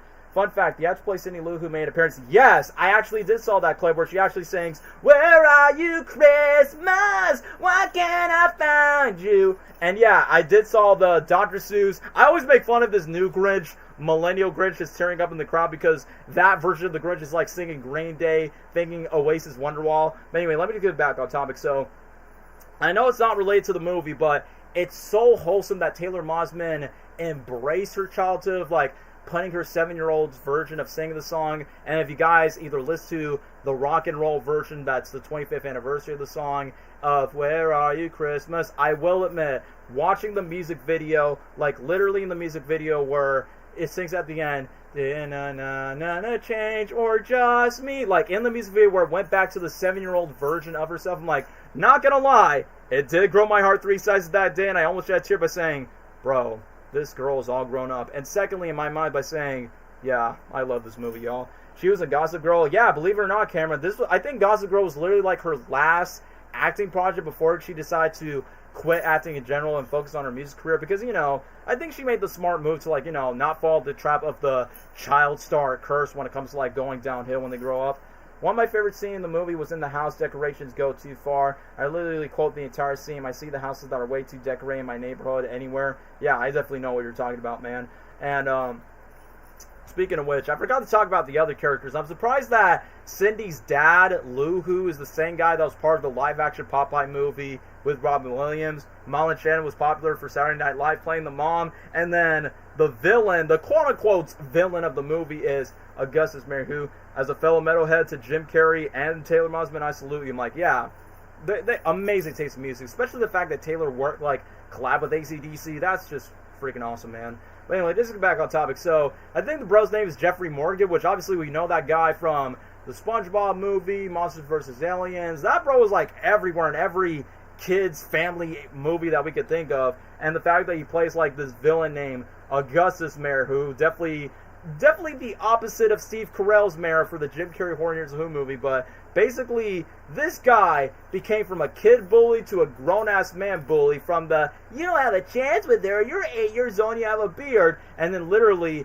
this asshole literally was like, yeah, the gift of a Christmas shade, I'm just going to humiliate the Grinch because, yeah, I'm the rich mayor politician, and also, I want to thirst for Martha May, even though she's obviously into the Grinch. And speaking of Martha May, I'm sorry to disappoint you, Martha Baby, but the G-Train has left the section. Yes, I will be honest, Martha May, she was easily the Jessica Rabbit of Whoville. I mean, the irony, because the writers of this movie are the same writers who wrote Who Framed Roger Rabbit. So I'm like, no wonder the humor is very adult-esque, which, yeah, I remember Dr. Seuss's widow was a little bit hesitant on the adult humor, which honestly, I mean, depending of what you prefer, like, if you want something heartfelt with no dirty jokes at all, that's what the cartoon is there for. But to me, as I got older as an adult, yes, the jokes might be a little bit too risque for a Dr. Seuss adaptation, but I will be honest, the majority of the jokes, whether they age well or not, they made me laugh, like, a lot to death. Like, when they're talking about the origin story of when the baby Who's come from, honey, our baby's here! She looks just like your boss! Ayo! And then another Ayo joke is when Baby Grinch goes to like the tree, and then the Smash Mouth song plays, "You're really done." Then you see all the Who's putting keys in the jar, and then back then I was like, what are swingers? And then when I look it up, I'm like, hey yo, you're telling me there's nothing a bunch of Who-Hos in the town of Whoville? That's crazy, y'all. And then literally the jokes go on and on, like Martha May going, the muscles, and then with Jim Carrey's Grinch, like, one of my favorite adult jokes, taxi, it's because I'm green, isn't it? I'm like, wow, I was not expecting a race joke to fly into that. And then, I will be honest, I don't know if this joke is meant to be kid-friendly. Once when Grinch was on the sleigh, and it goes down, then he has a weird O-face, that feels good. I'm like, hey yo, this movie ain't so kid-friendly as I remember it, but you know what? If it's written by the same writers who made Who Framed Roger Rabbit, I don't mind it. I mean, to be fair, some of Jim Carrey's movies are not so kid-friendly when it comes to the jokes, so I'm immune to this.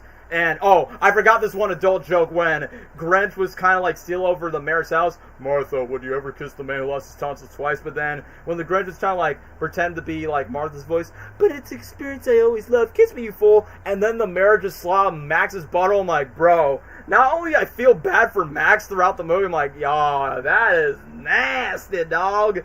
So, yeah, like I said, innuendos aside, yes, this movie can be chaotic. Yes, this movie can be, like, you know, out of bounds when it comes to things. But when it comes to, like, expanding the lore, I feel like that's what this movie does the best. Like, it remains faithful to the book to the most part, which I never expect Anthony Hopkins, yeah, the guy who plays Hannibal Lecter, is the voice of the narrator. Every Who down in Whoville likes Christmas a lot, but the Grinch up north of Whoville did not. Well, I will say, his voice easily fits for the narrator. It's literally the movie that you can always get to watch every Christmas on ABC Family, now Freeform when I was younger, which I believe they're still doing that now, ever since they aired through. But I will admit, even though the cartoon and the Dr. Seuss books make it simpler of, like, it's important to, like, not know the mystery of the Grinch, but I will give this movie credit to, like, at least somewhat give Grinch an origin. My only complaint about Grinch's origin story is the fact that, alright, so we know he's been adopted by two Who's, and Grinch is grouchy. He got bullied by kids just because he tried to impress his crush in school, and then he hates the Who's of being, like,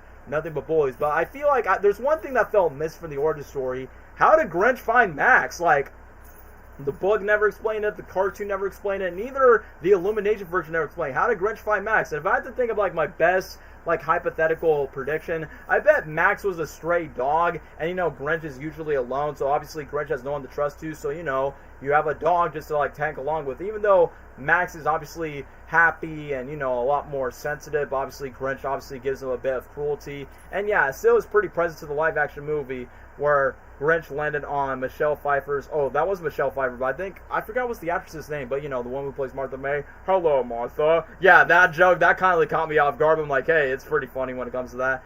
But, yeah, I kind of feel like there was an explanation of, like, how did Grinch and Max find each other, since, you know, Max is, like, so loyal to Grinch, but, you know, he's often a jerk. Please, before beauty, thank you. But I liked how they expanded Cindy Lou Who's role. Instead of just being, like, this mysterious girl that's hoping that Santa Claus comes around, like, during the moment where Cindy Lou Who's being stuck in the post office, but then when the Grinch saved his life, that's where Cindy Lou got curious about the Grinch and why everyone in Whoville got so afraid of him. And, yeah, I was going to point that out, like, I feel like the origin story, because I remember, like, there was supposed to be a subplot where we're supposed to be seeing teenage Grinch after this, a juvenile delinquent, but Dr. Seuss's widow did not like that idea. I think an idea that Dr. Seuss's widow did not like was a Who family that doesn't celebrate Christmas at all, and that kind of ruins the point of the Grinch hating Christmas, but everyone in Whoville worships the heck out of the commercialism aspect from the gifts and the lights and everything. But I will give this, I love that they give Cindy Lou Who an expanded role. I think it was a smart choice to, like, have the main characters, Grinch, Cindy, and Max, meeting each other for the first time, so then they get each other of, like, each other's existence, and, you know, Cindy seeing, like, being the only person that sees the good in the Grinch in the first place, that she was, like, brave and noble to go to his cave. And despite, you know, everything that the Grinch despised Cindy Lou Who's, like, you know, thoughtful gestures, he still, like, puts that little girl to the slide, and then obviously gets to one of the most iconic quotes, and, you know, as a Jim Carrey fan, of course he's going to ad-lib, improvise unscripted moments, and then it becomes iconic of the chick starting dinner with me, I can't cancel that again, including the scene where he removes the tablecloth, and supposedly, it was supposed to fall from the table, but then he makes the table off in the way, and then when he goes to the Holiday Cheermeister, aka the Hobby Hooby Waddy, I like that it was kind of like the ultimate revenge plan for what the mayor's trying to plot with the Grinch ever since Cindy Lou Who, this young little girl that tormented against the mayor by thinking like there is good in the Grinch when everyone in the town of Whoville didn't believe so. So basically the Who's purposely torture the Grinch where they force feed him and basically just go to the Christmas song. I like the moment where he's jumping to the dun dun dun dun dun, which they play that song again in another Universal Jim Carrey movie, Bruce Almighty, where they go do do do do do do do do do do do. But literally during the moment where Grinch had his PTSD of his flashbacks of the Christmas shaver, because, you know, the mayor did this on purpose just to rub the Grinch dirty and try to steal a little bit of the Grinch's squeeze of Martha May. But I will admit, the moment where the Grinch complains in front of the Who's, where he's like, that's what it is. That's what it's always been about. Gifts. And then the later line where he goes, the avarice never ends. I want goblins. I want diamonds. I want a point to make it sell twice as make it sell glue. I will admit, as much frustrated the Grinch is, he does have a point. Some people take Christmas way too seriously, that they're too stuck on the idea of commercialism, like, oh, I gotta get the gifts, I gotta get the decorations, I gotta make this the best Christmas ever for my family, my friends, my romance, and yada yada yada. But the Grinch could basically just give a less crap about it. And to me, that's where Grinch finds all this Christmas celebration joy, like, not only overrated, but just like milked to death for the sake of the Who's, and they're not even realizing it. So that's why, despite the Who's were being like, even like later on, even the Who's were like laughing at the Grinch except for Cindy. So honestly, I know the Grinch is like the early Joker before Joaquin Phoenix's Joker came the way. Honestly, for me, I was like on the Grinch side, like, you know what, Grinch? Trash up their town, because now that they just want to have their happy Christmas and start treat you like a bully and use you as a victim, he has the right to trash over Whoville. But then, you know, the mayor comes in with a tree and goes like, they're relentless. And pretty much just like the cartoon, we get the iconic, oh, the noise. And even though I have made a song cover of Jim Carrey's version of You're a Mean One, Mr. Grinch, I will say this, it may not be as iconic as the original Thor Ravenclaw version of the song, because, you know, that's the cartoon that gave the birth to the song. And I will admit, I think based on my research that there was supposed to be like a reprise, like the Grinch was going to sing You're a Mean One, Mr. Grinch again. I think it was supposed to be like the extended version, like, you know, you're a rotter, Mr. Grinch. But instead, they kind of like cut it short. Like, I still love Jim Carrey's version of the theme song because he brings like his own comedy, his own personality. He even ad-libs some things like, just face the music, you're a monster, Mr. Grinch. And then my favorite moment during the sleigh test riding, no one's denying. Like I said, it's faithful to the original song, but it puts like his own twist to it.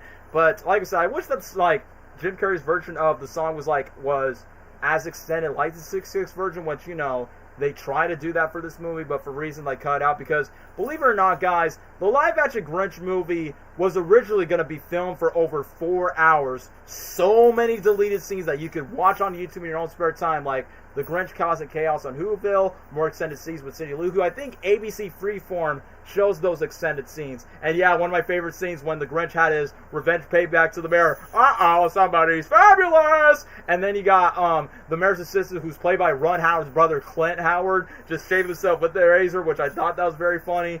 But literally after when Grinch got ready for Max, which I almost forgot, Santa Claus is in Whoville, but yet Santa doesn't know that the Grinch exists and is not aware that the Grinch is stealing Christmas. I'm like, I know that would be against the source material to put Santa Claus into the story, but I kind of find that moment a little bit random where, oh, Santa exists in this tiny little snowflake and then just escape with the Who's.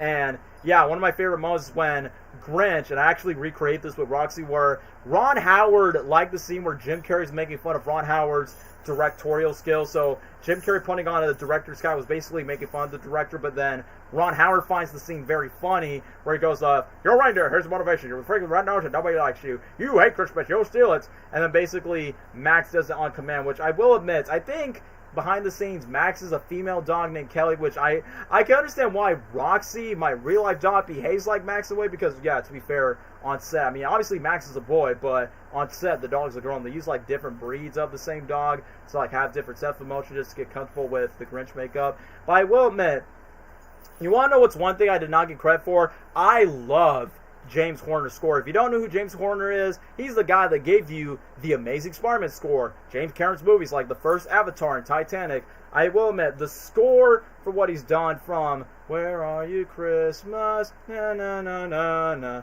and I will admit, his score that he cooked during the Stealing Christmas segment of the dun dun dun dun dun dun na na na, like, I feel like James Horner's score is like easily like probably the most underrated thing about this movie aside from the songs themselves. I just feel like it has the most whimsical Christmas thing. Like, even the scene where the Grinch is trying to like steal all of the Dr. Seuss book, it got like a very horse type of thing, and I sometimes listen to the score to my own spare time.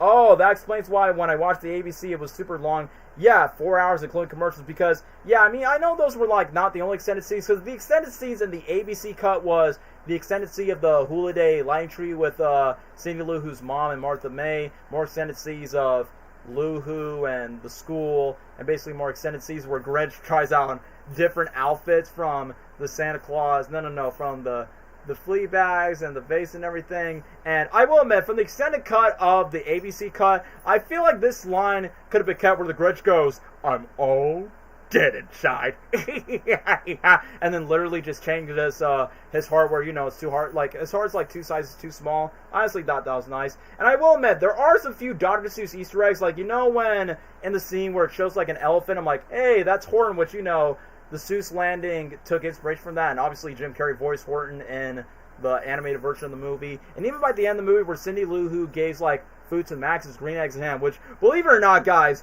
there was supposed to be a Cat in the Hat Easter egg before the Mike Myers version exists, and you want to know what that Easter egg could have been? The Grinch would have like a rug, or in this case like one of those like animal carpets was the Cat in the Hat, but Dr. Seuss was like, no, that is so cruel to treat the character that dirty. And yeah, rest in peace to James Horner, which, speaking of James Horner, if you guys watch The Amazing Spider-Man, the scene where Peter Parker, Andrew Garfield's Peter Parker, was like looking at the Oscorp Tower after when Gwen Stacy's dad died. There's a part in James Horner's score that goes, do do do do do do. It sounds very similar in the scene where Kid Grinch is crying on Mount Crumpet all alone. Like, the music, like, go watch that scene where Kid Grinch is crying on top of Mount Crumpet, and then go to that sad scene from The Amazing Spider-Man, and since it's made by the same guy who did the score for both movies, I'm like, holy crap, the sad music actually sounds very similar to both what James Horner did for this Grinch, along with The Amazing Spider-Man. So, I really like the score for this, but once again, R.I.P. to James Horner. So yeah, Grinch. Oh yeah, I like that joke. Like at the end where Grinch said, "Are you kidding? The sun is prying, the power's bitchin'." And no, he said bitchin', but also he said hell, where he goes, "I have a lawyer. There'll be hell to pay." So I'm like, I like that Jim Carrey could get away with PG swearing for a family Christmas movie, but him just saying, "Are you kidding? The sun is prying, the power's bitchin'." And yeah, literally during the moment where the Grinch had his pranks and the mayor is very pissed off that, oh, the Grinch ruined Christmas, but then Cindy Lou Who's dad finally stood up for his daughter by saying, like, you know what, I'm glad that the Grinch took our presents, because that's what Cindy's trying to teach us, and I think that's what the Grinch's telling us. It's not all about the fancy lies. And you know what, Christmas is something more than just all these celebration stuff. I have my family with me, my wife, my sons, and my daughter. That's the true meaning that I have. And to me, that's kind of like an interesting change that they've done for the cartoon, because obviously for the cartoon, we don't expect much from the Who's, but I feel like, despite they're just weird-looking, pig-looking creatures, I like that this movie treats the Who's like they are real-life people based on, blue-collar people, white-collar people, commercialized people, homeless people. Like, it's a perfect, it's somewhat a weird, accurate depiction of today's society, despite it taking place in a weird Wizard of Oz, Dr. Seuss on acid type of movie.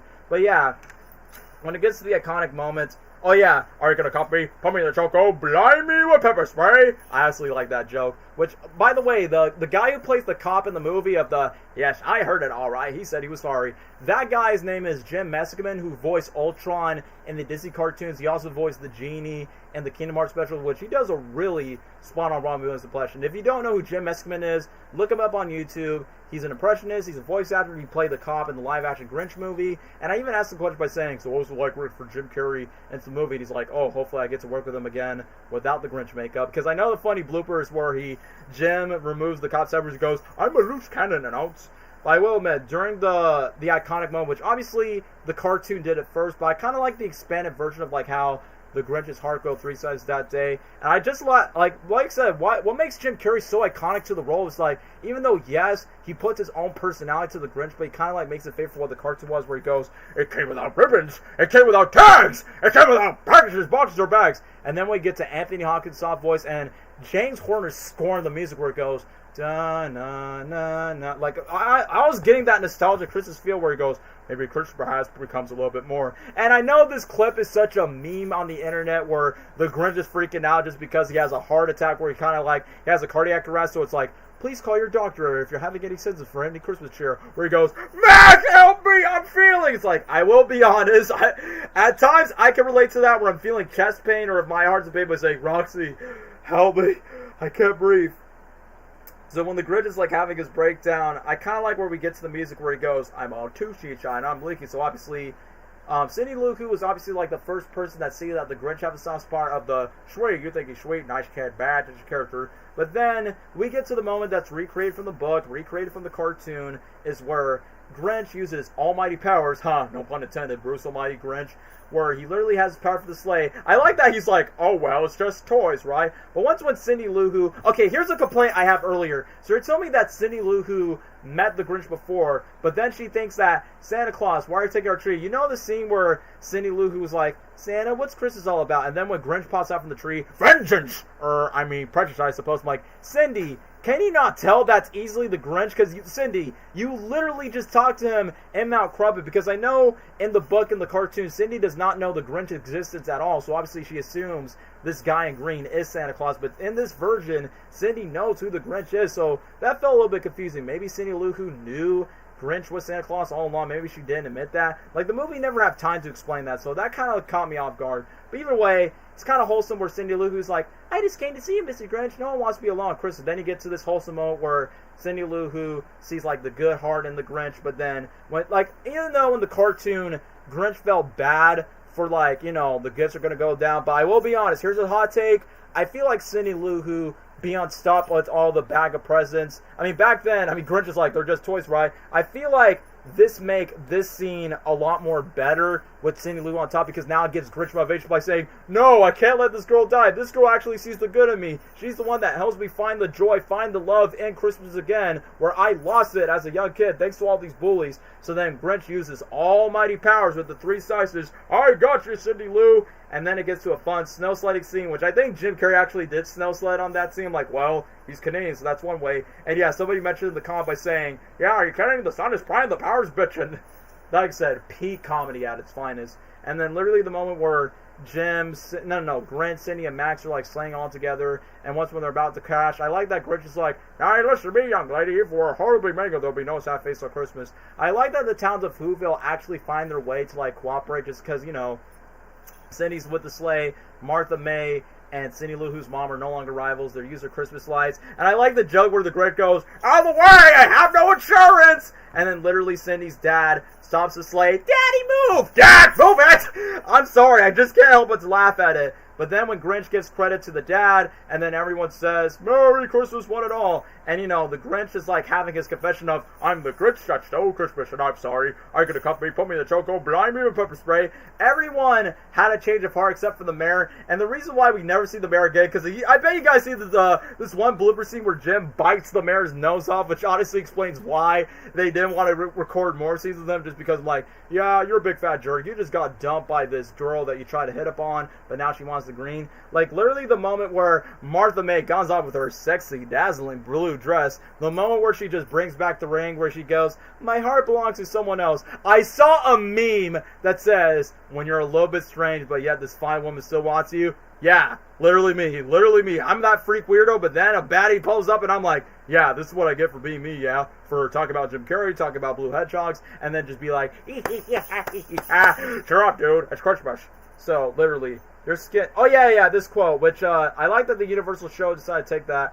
Because obviously this was a thing that was never in the book or the cartoon, where Cindy Lou Who's like, your cheeks so, I know, hairy, no, grishy, stinky, do I have a zit? No, warm. And then, once again, this warmed my heart. And like I said, I know I'm going to sound sappy, and, like, to me, the reason why this is, like, my favorite Christmas movie, not just because Jim Carrey's in it, because this movie is one of those examples, like, how to adapt an adaptation, no matter if it's based on a book, a comic, a novel, a video game, whatever it is, and it does not suck. It doesn't suck at all. I mean, it depends on who you're asking. But for this live action movie, like, it has comedy, it has its weirdness, it has its festivities, but it still has heart. Like, literally at the end where they're singing the Fahu Doris welcome, like, to me it kind of felt nostalgic on the inside. And then obviously Jim's Grinch ad-libbing Fahu Rainbow Yahoo Yeehaw welcome Christmas bring our cheer. And then for the first time that has never been done before for the book or the cartoon is where all the Who's literally go to the Grinch's Mount Crumpet, carve the roast beast, and then literally Max gets green eggs and ham, Grinch carved the roast beast, and then let's not forget at the end credits we got the iconic Faith Hill's cover of Where Are You Christmas, which, believe it or not, guys, Mariah Carey wrote the lyrics for the song, but surprisingly she didn't sing the song. So yeah, I bet you guys would have been annoyed by saying, great, that woman that sang the most overplayed, overused song for every video star, I Want a Lot for Christmas.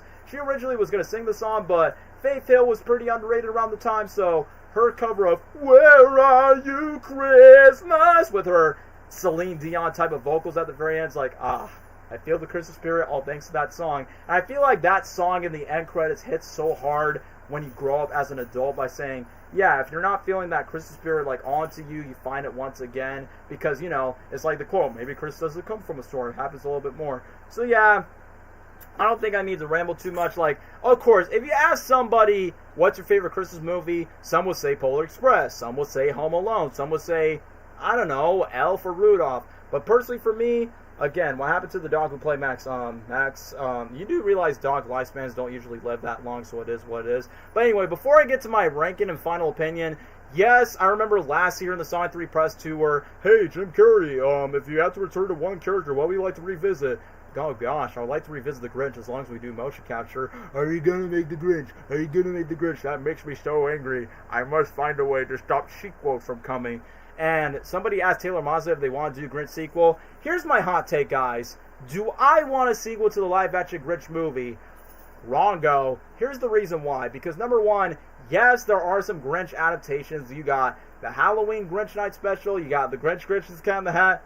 I mean, that honestly would be pretty fun to bring Jim Carrey and Mike Myers back for that, but I don't think that's a good idea. Or the Grinch Lost Christmas. But personally, I know there's been rumbling rumors like, oh, they should make a sequel to this movie. But personally, let's not forget that the wife of Dr. Seuss, like, basically, what she does, she basically banned any live-action incarnations of Dr. Seuss after the critical and box office failure of the live-action Cat in the Hat around that time. So that's why every Dr. Seuss adaptation has been animated, like Cornier's a Who, the Illuminations Grinch, Illuminations Lorax, and that upcoming animated Cat in the Hat movie that Warner Bros. Is going to make. And you know what?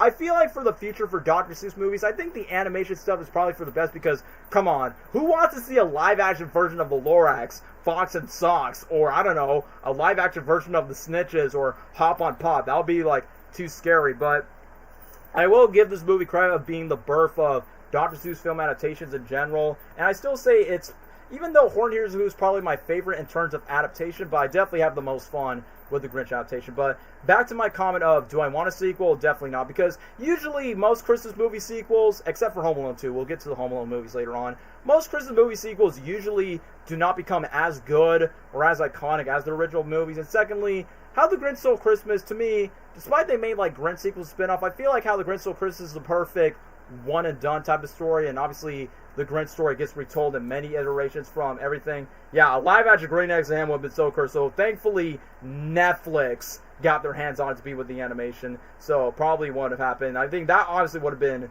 super creepy if that's the case, due to the critical box office failure of Cat in the Hat. I mean, Cat in the Hat's a guilty pleasure, but I understand why it hurt the Dr. Seuss brand so hard, which is why they only went strictly to animation. But other than that, I mean, obviously Grinch is like my favorite of the live action to the Dr. Seuss movies that we got, because obviously we got the adult jokes, we got Jim Carrey's performance, we got Cindy Lou Who, we got Max the dog, he's pretty adorable. So either way, I think I'm rambling too much. So if somebody asks me, what's my favorite Christmas movie? Easily Ron Howard's live-action Grinch movie featuring the Grinch. And honestly, from everything that I'm doing throughout this month and throughout this year, it's the perfect time to be a Grinch fan for celebrating 25 years of the Grinch. So honestly, I'm putting live action Grinch. Come on, get up there. You're not going A tier because you're talking to the certified Grinch fan. And I will be honest. Yes, I love the cartoon and I love the live action movie, but I will be honest with you guys. If it weren't for the live action movie, I probably would have never been a fan of the Grinch at all. Like any Grinch media, from the Grinch musical, the Grinch specials, these Dr. Seuss social media Grinch stuff. So to me, I was like, you know what? Thanks to both the cartoon and the live action movie, I'm a certified Grinch fanboy. But anyway, let me just read this comment before I get to Gabriel's ramble. Hey Dan, do you like the... Of course. I mean, where have you been in 2024? Of course I like the Sonic 3 Grinch reference of You Better Watch Out, You Better Not Cry. That's easily my favorite Christmas movie parody poster that Sonic 3 does, because yeah, Jim Carrey played both of them.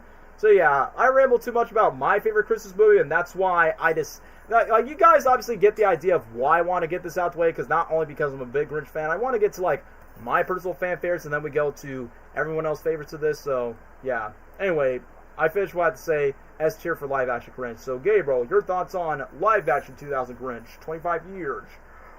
Oh, my heart! 25. Yeah, this is one of the best Christmas movies of all time. Ever. One of the best adaptations from book to movie, and even cartoon to live action. One of the best. The Grinch is such an iconic character, probably the most... More iconic than Cat in the Hat.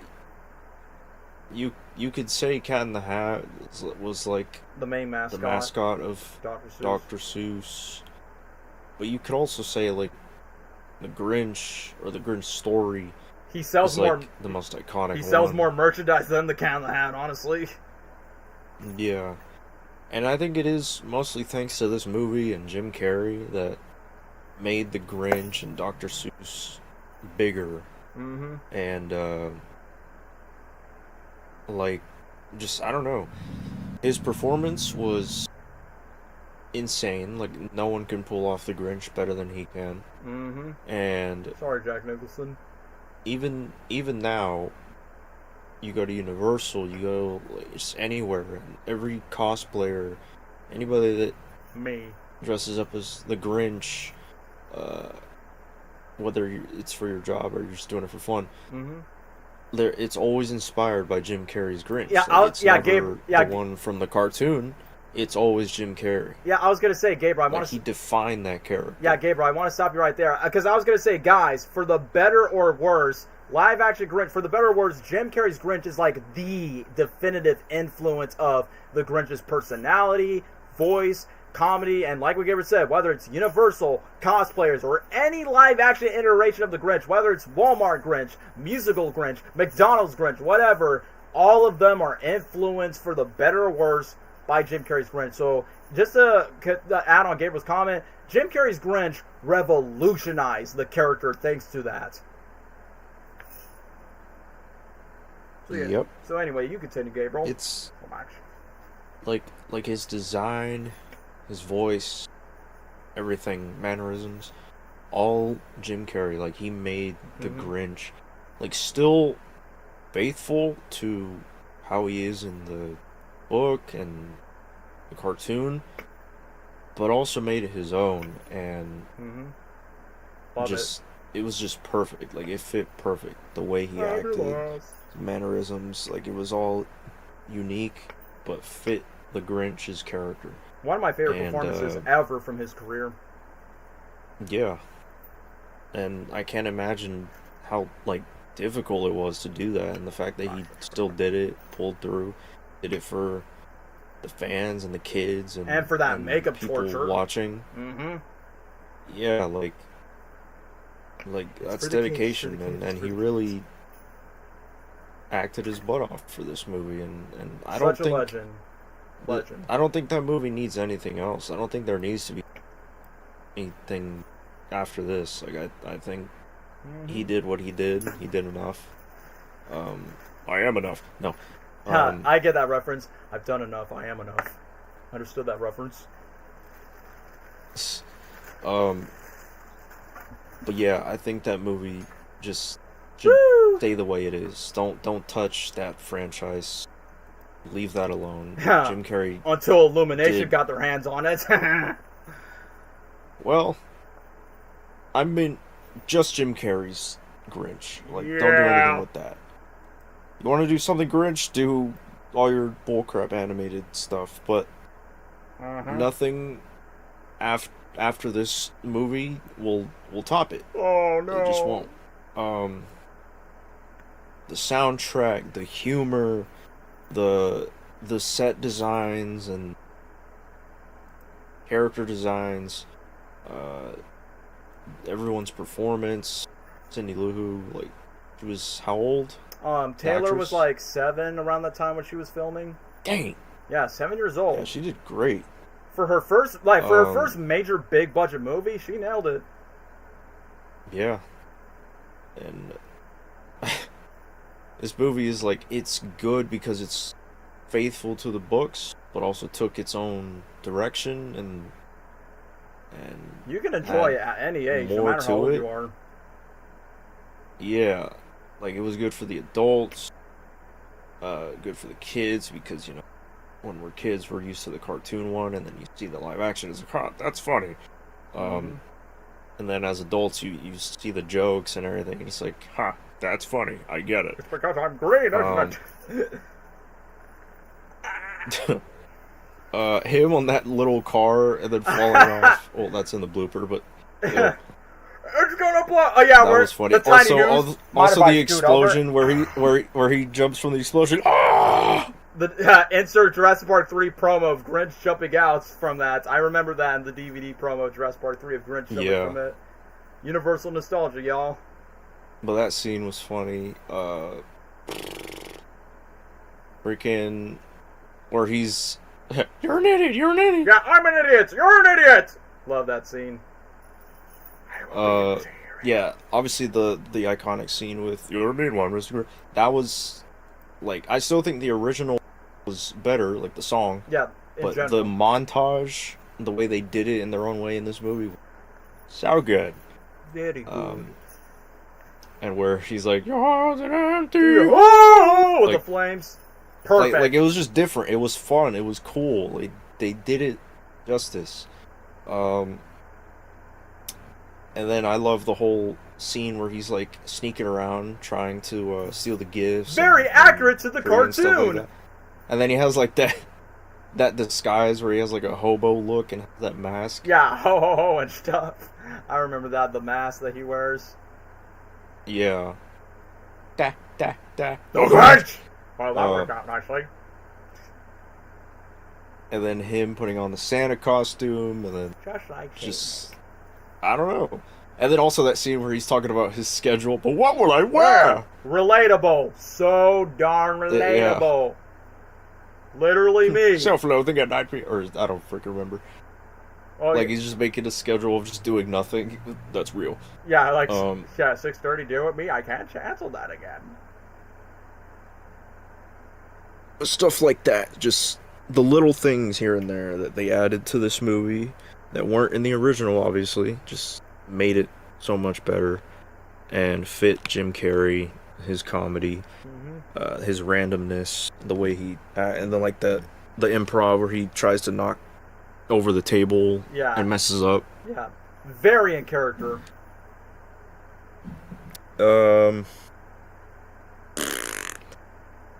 I do... I mean, I think I will say the scene singing together at the end was better in the cartoon because it felt more wholesome. Yeah, pretty much. But in this one, it felt more like silly. But I think that's just because like the whole movie is silly, and you know it's Jim Carrey. Yeah. Hardly take it serious, but it was still good. It was still good, and they still were faithful to the story, and yeah, it felt like a true Dr. Seuss movie, a true Christmas movie. I think it did everything right. Sure did. So this is an obvious S rank. Yeah, S rank and happy 25 years to my favorite Christmas movie of all time. And yes, I will die on that hill by It's saying one of the this. best of all time. Yeah, so like for me, it's definitely my #1 Christmas movie that I never get tired of. And if you guys know me personally, if I go method acting as a Grinch, my apologies. I'm going down to my Grinch syndrome slowly to madness. So yeah, as much as I would love to sing the live action Grinch's praises, this is the final Grinch adaptation we're going to talk about. And in my mind, when I heard that Illumination, because yeah, we're going to 2018's Illumination Grinch, in my mind it's like, really? Another Grinch adaptation again? We've already had the 66 cartoon. We've already got the live action movie. What's going to make this one so different? Like, that was my first thoughts in my head by saying, do we really need to have another Grinch? Like, in my mind, I was like, why not just do, like, Illumination? You just did the Lorax. Like, why can't you just do Fox and Socks, or Hop on Pop, or Yertle the Turtle, or the Circus McGurkus? Like, why not do, like, other unrated Dr. Seuss adaptations? Like, obviously, the most iconic Dr. Seuss characters is obviously the Grinch, the Cat in the Hat, and the Lorax. And I guess you could put Horn just because of the Dr. Seuss Jim Carrey version. And that's what got me confused at first. I'm like, so wait, Blue Sky and Fox was the first Dr. Seuss animated movie that was produced by that studio, and I guess Illumination got the rights to make Lorax and their version of the Grinch, and then Warner Brothers has that with Cat in the Hat, which I'll talk about that on the way. Oh, yeah, we're definitely going to see the hate comments. Now 2018 Grinch movie, put that shit in F tier! Okay, let me just quote this, yeah, with my Carrey voice. Hate, hate, hate. Hate, hate, hate. Double hate. Loathe entirely. Love this version of the Grinch. Nah, just kidding. I just really don't like this version. To me, it's kind of dumb. Yeah, guys, let's just get straight to that. Let's be honest. The 66 Grinch and live action Grinch, those are the best version of the Grinch, and we can all be satisfied with that. 2018's Grinch. Let me talk about the positive things first before we get to the negatives. Number one, I don't think the animation's that bad. I mean, yes, it's very despicable me-ified, but at the exact same time, I mean, I do like the colors, I do like the Christmas lightings, and I do think Danny Elfman, how ironic, because Tim Burton was originally considered to direct that live-action movie, but I obviously prefer James Horner's score, because James Horner's score is more iconic in my head. Wow, two composers, James Horner and Danny Elfman, did scores for Spider-Man movies, but they also did score for The Grinch. How ironic, since I am a fan of both Spider-Man and The Grinch. At least the 2018 version of the Who's aren't jerks. Okay, yeah, I'll put that out. That's another positive thing. At least not every single Who is a jerk, aside from only the Grinch himself. So I feel like the 66 version and the 2018 version got one thing right, that the Who's are obviously more nice. But I will give credit to the live action Grinch being more accurate to like real world people, because you know, not everyone to every store or any place you go are not going to be very kind to you in a way. So that's kind of more accurate. So I'll consider that. I do like Max the dog, even though Max looks like a Secret Life of Pets dog, because, you know, it's Illumination. And for Benedict Cumberbatch, I'll say this. I like Benedict Cumberbatch. Obviously, he's Doctor Strange in the Marvel Universe. He's Sherlock Holmes. Benedict Cumberbatch is a very talented actor. I will give him that. But honestly, I don't know why he has to do the American accent voice, which back then, the studio, I don't know if I'm right or wrong, the studio actually wanted him to like use more of his natural British voice. I hate all those Who's. And to me, in my mind, I'm like, bro, I feel like his British accent, honestly, like, if he would have used like his natural British accent for this version of the Grinch, it would have been faithful to Boris Karloff in the 66 cartoon, because he was a British actor that voiced the Grinch in that old cartoon. So I feel like if Benedict Cumberbatch would have took that approach, it would have been like a small homage to like the cartoon 66 Grinch, but it's like his own take. But instead, he has this very Americanized Grinch where I sleep in my bed. It's more like, look, the voice performance is not terrible, but it doesn't sound, you know, Grinchy to me, which obviously it's gonna be hard to put Jim Carrey, it's like on the top of that. Oh, the Tyler the Creator songs, alright.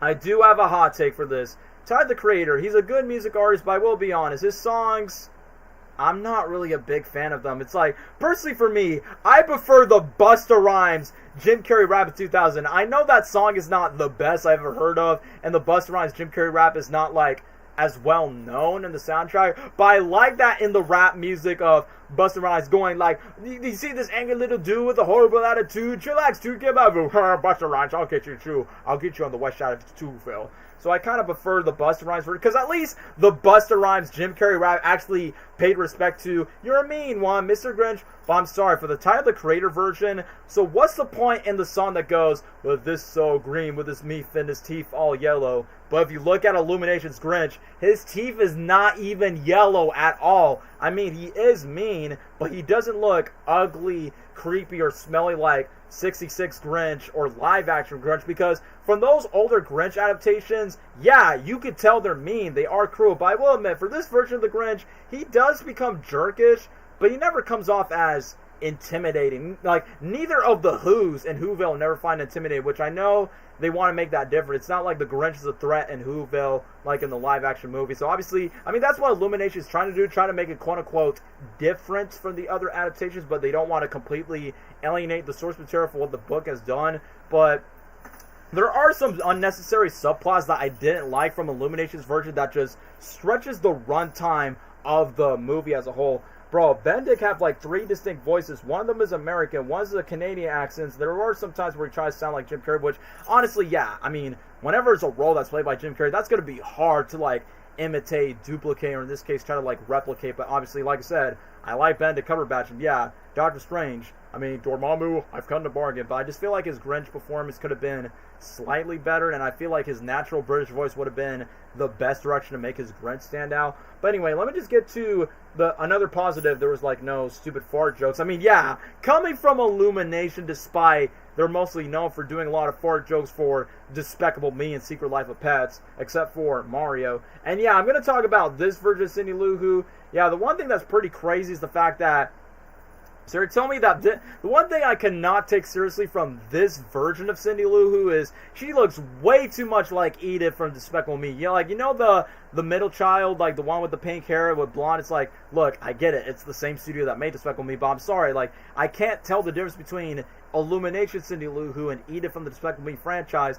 And I know they want to make this Cindy Lou Who family different from the live action one, because obviously in the live action version, Cindy has like a mom and a dad and has 2 older brothers, but then this version Cindy has like a single mom, so they want to make this relatable for like single parents raising a child. And this version Cindy Lou Who, she knows that the Grinch exists, but obviously not to like copy the live action version. Like, this version Cindy's not really that intrigued to the mystery of the Grinch. Instead, her and her like Despicable Me looking friends like, come on guys, we gotta do all these tries to make a Santa Claus. So basically they're trying to make this Home Alone, but it doesn't come off. I feel like it drags the runtime for too long, that it doesn't really progress the story that we've already know, because we watched the cartoon, we watched the live action movie, we read the book. So in my mind it's like, what is the point of making this movie if we already know what's going to happen? And speaking of unnecessary subplots I didn't like, what is the point of adding this giant fat reindeer? Because I get that, you know, if I can't find a reindeer, I'll make one instead. But the cartoon and the live action movie made it easy. Max is the reindeer, said and done, move on. It's not like Grinch is going to do that, but the Illumination version decided to go very random with this filler of like having a goat and then insert, goat vote. And then literally it's just nothing but a bunch of like most of these reindeers, and then literally this whole subplot of this fat reindeer deciding to move in with Grinch and Max. In my mind, I'm like, that wasn't in the original story at all. Why is this being included? And then out of nowhere, this fat reindeer turns out to have a wife and a kid. So I'm like, so you're telling me that this reindeer decided to bond with the Grinch just because he's all alone, he didn't get to reunite with his family? That just felt like it came off out of nowhere. Okay, another positive thing I will say is, I do like Kenan Thompson, even though his character's name is pretty forgettable, but at least, you know, he's part of the movie, so I think that's pretty fine. But yeah, they just wasted him. And you want to know who's also waste? Pharrell Williams. Like, look, I get it. It's an Illumination production. It's like, look, I understand that. That's the dude that gave us all the banger song for Despicable Me. I'm having a bad, bad day. Despicable Me. This rain, who will you be tonight? That's the question. So, of course, Pharrell Williams is iconic for what he's done with Illumination movies. But I understand they want to make this version, like, I'm talking like in terms of soundtrack, they want to make this version Grinch like very modern and hip, but I feel like the live action Grinch movie kind of like handles that in both sides, like keeping it classic but keeping it modern, where it doesn't feel like too forced in with today's culture. Like, the one thing I don't understand from Tyler the Creator song is like, I'm the Grinch, Cindy Lou Who, all with Max. I'm like, look, I get it, Tyler the Creator is a great rap music artist, but I'm sorry, that vibe of those songs does not fit the character at all. It's like you're trying to make this version of the Grinch like a pimp, but in reality, this Grinch, he's not really mean, and this version of the Grinch is often a softie at times. Like, he doesn't really like act like too jerkish. I mean, yeah, he doesn't like, he ignores like saying hi to the Who's, but he doesn't like comes off as like, you know, the mean one that you all know and like. I mean, he does become angry. Like, the one thing I would say that is at least decent from this version of the Grinch is, okay, I do like a Santa Claus outfit to make it different from the other iterations where he has a Santa Claus beard. He has like ninja stars, and then basically goes to like multiple gadgets in Whoville, which I think animation-wise, it is good, but in my mind, once again, it kind of like drags on the runtime a bit too long. And like I said, this Grinch is too much of a soft that he even gives the milk to this one random adult who that's like, thank you, mommy, I'm sleepwalking. And then the only time, because Cindy Lou Who did interact with Grinch one time at the beginning, and they'd be like, holy crap, guys, Santa Claus is real. Okay, bye, Ethan. Thanks for coming back to the stream. But anyway, let me get back to the point. It was not a reindeer, it was a moose. And I was like, yeah, Grinch is supposed to like be so mean. Why did he decide to leave him out? And that's not what he's supposed to do. Like I said, the problem with this movie is like, it's so much random filler. And yes, even though his mouth crumpet in this movie is very cozy, but isn't that the point of why the Grinch is so bitter and just hates, like, you know, being the town of Whoville? Like, why does his cave look so luxurious, like it's a big Airbnb? Like, for what makes the cartoon and the live-action version, like, stand out is the fact they make the cave, like, so spooky, messy, filthy, and that's what you expect from a hermit loner that decides, like, you know, not be a part of, like, the town full of holiday cheer. I mean, yes, you got Betty White being involved in the movie, but most of these talents cannot, like, carry the movie on themselves. So the first song that, yeah, I was going to say, like, what happened to that version of You're a Mean One, Mr. Grinch? So I remember in the very first trailer of Illumination Grinch, they play Pharrell Williams Happy, where it has this very jazz version where it goes, you're a mean one, Mr. Grinch, you really are a heel. I'm like, well, it's not the best cover, but why was that jazz version not in this version? Because I get it, maybe because Tyler, the Creator, was obviously, you know, a big music artist around the time, and that's why I know some fans have a soft spot of the, you're a mean one, you're really on a heel. It's like, the one thing that really caught me off guard in that version is, you're a bad banana. It's like, what?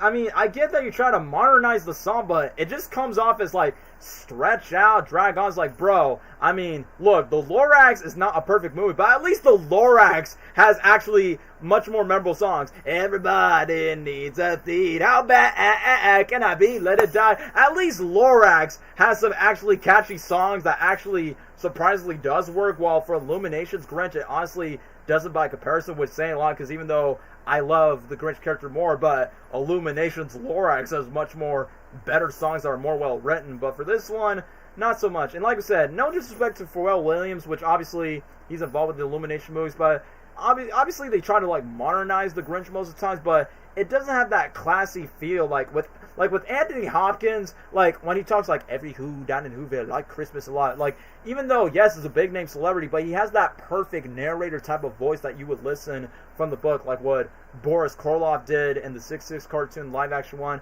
For Farewell, I feel like he just did it for the paycheck by saying, yeah, I like Grinch and I like work for Illumination, so I feel like bro just easily did it for the paycheck. And yes, it goes to the ending that everyone saw is coming. Yeah, his article 3 sizes that day. And then the big change of, well, there's no Cindy Lou Who on top of the tower, so then it's not like a big copy of the live action movie. Then you got multiple mooses just coming all around, and then they come in to save the day, and then the Grinch apologizes, and then I feel like this Grinch has a habit of like putting scars and ties, and I forgot that the origin of this Grinch, the reason why he doesn't like Christmas is because he's been an orphan throughout his whole time and nobody wants to adopt him. I mean, it's honestly more sad than upsetting, because I will say this, for the Jim Carrey version, it makes sense. Why? Because every single class, except for his crush around the time, made him hate Christmas, like saying, look at that hat job. He just made him like self-raises that. Even the teacher laughed at young Grinch. It's like, for that version of the Grinch, we understand, like, he doesn't hate the holiday. He just hates the people that just made the holiday even more frustrating for him. So for Jim Carrey's Grinch, it may not be a perfect origin, but it makes us understand, like, why is he so self-loathing to all these who's? Why does he hate the holiday? Like, we at least get the in-depth. But for Illuminations, it's like, yeah, he is an orphan, but that's just more sad than better, and that's the case. So I'm like, that's what I'm saying. This Grinch is too much of a softie, and it sucks because I like Benedict Cumberbatch as an actor, but I just feel like he just wasn't Grinchy enough for me, which, I'm pretty sure Gabriel's going to mention his thoughts by saying, and this is going to be a hot take, but it's kind of funny that I kind of like the idea of Bill Hader voicing that kind of has probably a much more promising voice casting than Benedict Cumberbatch as the Grinch, which is it makes more sense than Benedict Cumberbatch. Yeah, it does, but in the end, it's like, let me just read this. The ending where the Grinch apologizes, like, everyone's side, it's like, what's supposed to happen here? Weren't they supposed to say something? Like, why is no one saying anything? Like, at least for the live-action movie, the Who's actually had the response, but for everyone just staying quiet, it sounds like, that's not realistic enough. So you're telling me that this town of all these Illumination, Despicable Me, Lorax looking people celebrate the hell out of this Christmas, but then they become so sad when the Grinch apologized with this site. It's like, what? That doesn't even make any sense. And then even though, yes, we get to the carving the roast beef type of moment, then he has to tie, and then you go back to another Tyler the Creator song, I'm the Grinch, sending the Who, and it's like, yeah, this movie was just very unsettling and unnecessary. Okay, I'll say this. It's not the worst Grinch adaptation, in my opinion. If you have to ask me what's the worst Grinch adaptation, has anyone remembered the 2020 NBC live version of the Grinch musical that features Matthew Morrison from Glee as the Grinch? Bro, that adaptation, I mean, I like the Grinch musical. I love the original Broadway one, but the 2021, like, why does the guy play the Grinch make Grinch so horny and make him sound so sexual? It's like, go away, loathe entirely. I hate the 2020 NBC Grinch live so much. That bro did not even like the Grinch. So to me, in my mind, I was like, yeah, 2018 Illumination Grinch, you're very, very mid, but perhaps I treat you too harshly. So, yeah, that being said, it's not the worst Grinch adaptation as I saw, but if we're talking in the terms of the movies, it's easily the weakest one. And yeah, Cameron, you definitely agree. Like, yes, the Jim Carrey version has its flaws. It's not perfect, but honestly, at least the 2000 movie is more rewatchable than the 2018 version. I feel like young kids for new generations will honestly take the 2018 version. Oh, yeah, I actually read that. Tyler, I like you, but what is this crap with the Pacific song? Funny, because Tyler the Creator actually collabed with Jim Carrey in the Canadian TV show. It's like, Tyler, I love your music, bro, but your version of the Grinch, like, dude, I get it. If it's for a paycheck, I get it, man. But, bro, why have to, like, sleepwalk in this Grinch rap? Like, even Busta Rhymes and other music artists on YouTube can do their better version of a Grinch rap than that. So, I don't know. It just felt very sleepwalking, bro. So, yeah, I'm just sticking between, guys. Where should I put this? D tier or F tier for Illumination's Grinch? If it's D or F tier, then yeah, this is like the first quote-unquote stinker of the Christmas movies, because we've been talking about holly jolly fun for all these Christmas movie adaptations, but for the ones, I mean, I'm just going to leave it up to Gabriel's opinion. I'm just in between D or F, like it's in between for me. So Gabriel, you give away your thoughts on Illumination's Grinch. I'm going to be so honest. I saw the trailers of this movie, and I was so, like even just with the trailers, I was like, nah, I'm not watching this. So I never watched it. I never watched this one. It just never appealed to me. It never looked that good to me. So, I don't care, really, as long as it's not high up, because I don't know, it just doesn't look good to me. I mean, like what I said, it just exists for the sake of, hey, how about we make an animated Grinch movie? We already have that. It doesn't need to be repeated again. But, you know, this movie's just nothing but a cash grab. And you want to know what sucks, guys? The live-action Grinch movie, specifically the live-action one, it used to be one of the highest-grossing movies of all time after the first two Home Alone movies. It was there, but guess what? Illumination's Grinch, as it was being marked. Oh, let's not forget that one dirty joke. I like my Noel Salt. It's like, bro, Illumination, chill with the jokes, man. There's kids watching this. And not only just that, it's like, yeah, the Illumination Grinch is technically the highest grossing Christmas movie of all time. It's like, look, I get it. It's the Grinch. He's one of the most popular, not just Dr. Seuss characters, but one of the most popular Christmas characters ever. It's like, why did Illumination's version have to be more financially successful than the live action one, and more financially successful than the Home Alone movies? The Home Alone movies? Bro, like, once again, this movie's just nothing but a corporate sellout, which is funny because that's basically the message of the Grinch story. And yeah, you put this in the comments. You know what's really insulting? It was nominated for Best Animated Feature, and thank God Spider-Verse won. I mean, you want to know what's funny about that? Before I move on to other movies, you want to know what's so funny? In high school, I was like, guys, watch Spider-Man Into the Spider-Verse, is really good. And then some stupid hater was like, it looks like a stupid kids movie. I'm like, ha, stupid kids movie. It's like, say that to Illumination's Grinch. Watch Spider-Verse. I'm not going to give away spoilers to you, bro, but there's literally characters that died in a PG animated Spider-Man movie. It is not for, like, hee-ha jokes. There are, like, real emotional, dark stuff in that movie. And then I somewhat convinced that bro to watch it by saying, like, see, told you so. It's not a, quote-unquote childish movie compared to Illumination's Grinch. So yeah, Cameron says it in F tier, so you know what? It's the first stinker of it, so even though I won't say it's the worst Christmas movie on the list, but I'm sorry, Illumination's Grinch. You're going... No, not this Christmas movie. There you go. loathe entirely. So yeah, as much as I ramble about all 3 Grinch adaptations, shall we move on to the next Christmas movies, which I don't think I have too much to say about Christmas Story, but I did rewatch it in recent times because I'm like, yeah, it's obviously one of those movies that parents will often watch. But anyway, let me just get to this. I always associate that version of the Grinch with that random blue Grinch meme of saying the face when knee surgery is tomorrow or something like that. I know exactly what you're talking about, since obviously Anyway, I kind of bullied Dwayne on the way I said. It's like, yeah, bro, I understand what you mean. Even though Dwayne's one of those people that... I remember I had a private chat with Dwayne but say, yeah, Daniel, these are like... Tyler the Creator's Grinch song is gas. I'm like, nah, bro, it's not. I prefer the Busta Rhymes version. I prefer any YouTuber rap artist when it comes to the Grinch.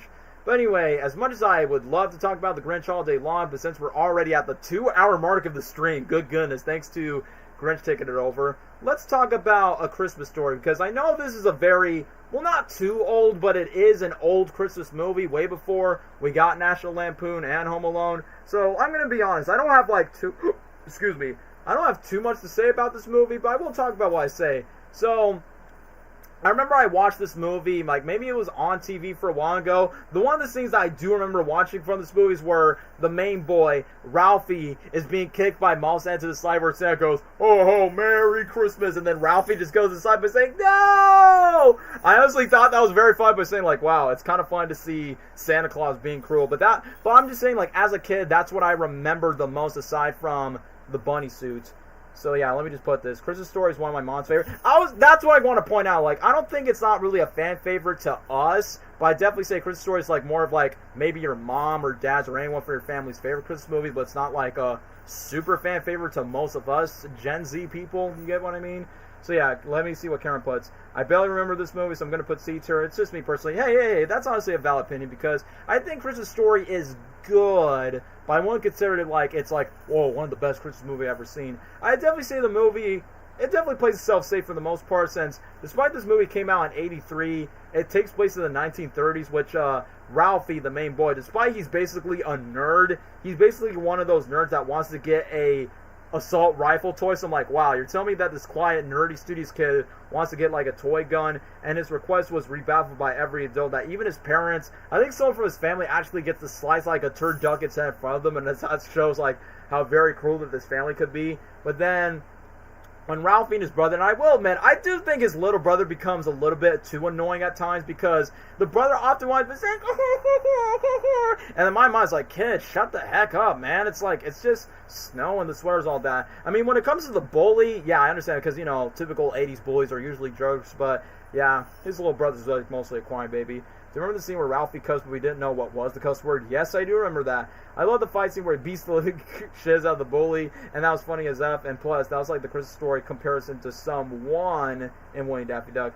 I never seen this movie because they never air it on to 26, because like I said, guys, it's definitely one of those old Christmas movies that we don't really associate our Christmas nostalgia for. So, like I said, I think this movie is good, but I don't have like a very, like, just like with the other Christmas movies I talked about, I don't have like a huge nostalgia attachment to it, so that's why I'm not going to say too much about it. But I do think the bully scene where he gets to like have his revenge is pretty funny. Including the scene where Ralphie's having like the gun and then he starts shooting like all these bandits. It's more like, dang, like this kid's going to grow up as a serial killer. And this is before we get the existence of Calvin McAllister in the Home Alone movies. But I will admit, some of the scenes are not like really that memorable, aside from his little brother looking at the pole, because, you know, most kids have this attitude by saying, oh, hopefully it tastes like ice cream, and then it gets stuck to the pole, and then he just gets to remove it out, and then Ralphie receives some presents, but then he got disappointed that his rifle was not there, and then his father directs him to get to the last box and contain the rifle. But guess what? Once when Ralphie got the rifle, guess what? The BB bullets shot knock off his glasses, it accidentally break the glasses, and then it hurts his eyes. So it's like, bro, you basically just order yourself either it's a good child's toy to pretend to fantasize as a cowboy, or a weapon of mass destruction.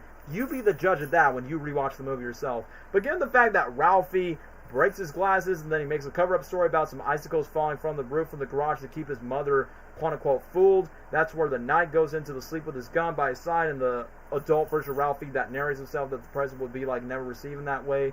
So this movie is definitely a lot more rougher than I thought it would be. I always thought Home Alone, Christmas Story comes out like for the same universe. Yeah, honestly, I thought the same thing too. And I'm a nerd that wants to switch to a Marvel Cosmic Invasion because, you know, bro, this is the 2010s. I guess because I know this movie came out in 1983, but since it takes place in the 1930s, I never expect a nerdy boy wants to get a gun just to shoot people. And this is like way before we get the whole Call of Duty, Mass Effect, GTA days. So if I had to put a ranking to the movie, yeah, I'm going to be with Cameron on this. Like, I don't love this movie, but I don't think it's terrible. I think C tier is fine. I think it's okay. It's not like a movie I would see myself rewatching again. Probably just like once, but like not again. Gabriel, I'm pretty sure you have same opinions on Christmas Story. Like, it's fine, but it's not like a movie that we have a huge nostalgia attachment to. I would agree. It's just there for me. Like, I don't got anything to say. Alright, then Same opinion as you guys. Alright, so pretty much the same as us. Alright, so I thought Trevor would be involved with this stream, but I guess I'll talk about his favorite Christmas movie, which I will say this. Pretty much my opinion on National Lampoon's Christmas Vacation, my opinion is a little bit the same like Christmas Story, but at least National Lampoon actually does have more entertaining qualities of it. So I know it's written by the same writer who wrote Home Alone, John Hughes, who basically, you know, is the king of 80s teenage comedy movies from Ferris Bueller, 60 Candles, Breakfast Club. Obviously, we know what it is. So National Lampoon's Christmas Vacation, once again, it's another one of those 80s Christmas movies. Maybe because this is what's weird about my taste of nostalgic childhood. Like, I am nostalgic for 60s and 70s Christmas movies, but when it comes to 80s Christmas movies, surprisingly not so much. Despite I do like 80s movies, but just the Christmas movies from that decade are not as nostalgic to me from the 60s, 70s, and like to the 90s, to the 2000s.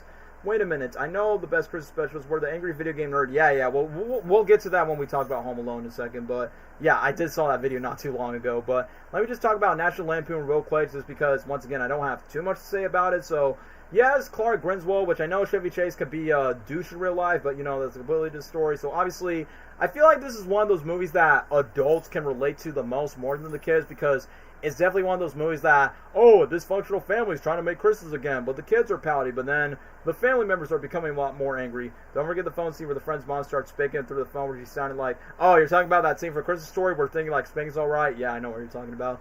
So yeah, Clark Griswold and his wife are going off to family vacation. Clark's holiday gets invaded by escalating chaos due to the neighbors, and then after that, their parents involve, and then it becomes annoying to the family. Clark tries to maintain to become positive, but then there was a power outage that did not become work, and then the cousin, the redneck husband, came along, and then the other kids come around. I know there's one moment where Clark had this fantasy of like this hot babe in the pool where it goes, Manika na na na na na na na. I think it was Eddie. I think that's the name of like one of the family members. You know, the dude that has like the hat and has like the hose in front of the RV. I honestly thought that dude was pretty funny.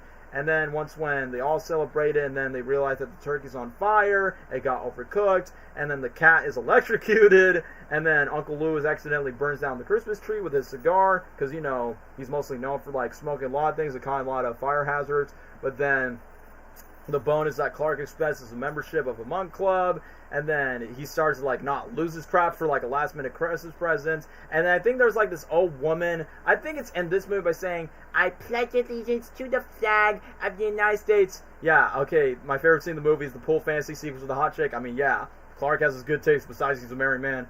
Yeah, I'll get to my ranking in a second once I talk about the movie. The family members start to leave, but then Clark snaps at them to stay for like not being obsessed with Christmas anymore. And then the father talks privately with him for his desperation to have a quote-unquote perfect Christmas, that he should not ruin the relationships of the family because, you know, it's all about being together. So then he apologizes and sings the iconic Christmas tale, "'Twas the night before Christmas and all through the house." But then when his requests come around, Eddie comes in with Frank being kidnapped, admits to canceling the Christmas bonuses, and then Frank's wife comes in to call the police and the SWAT team for some reason. Everyone holding was at gunpoint. Frank decided not to press charges, and then after that, he has a change of hearts.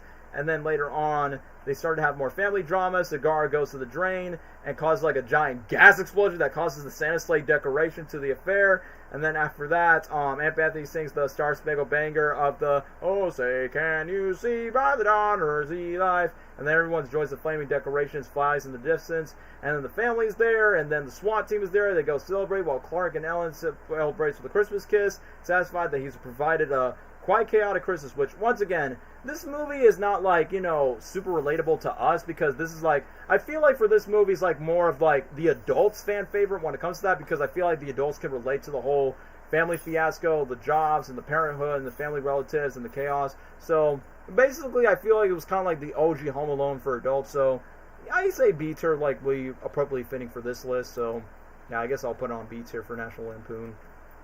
I guess you don't got much to say, Gabriel, because, yeah, that's all I have to say about the film.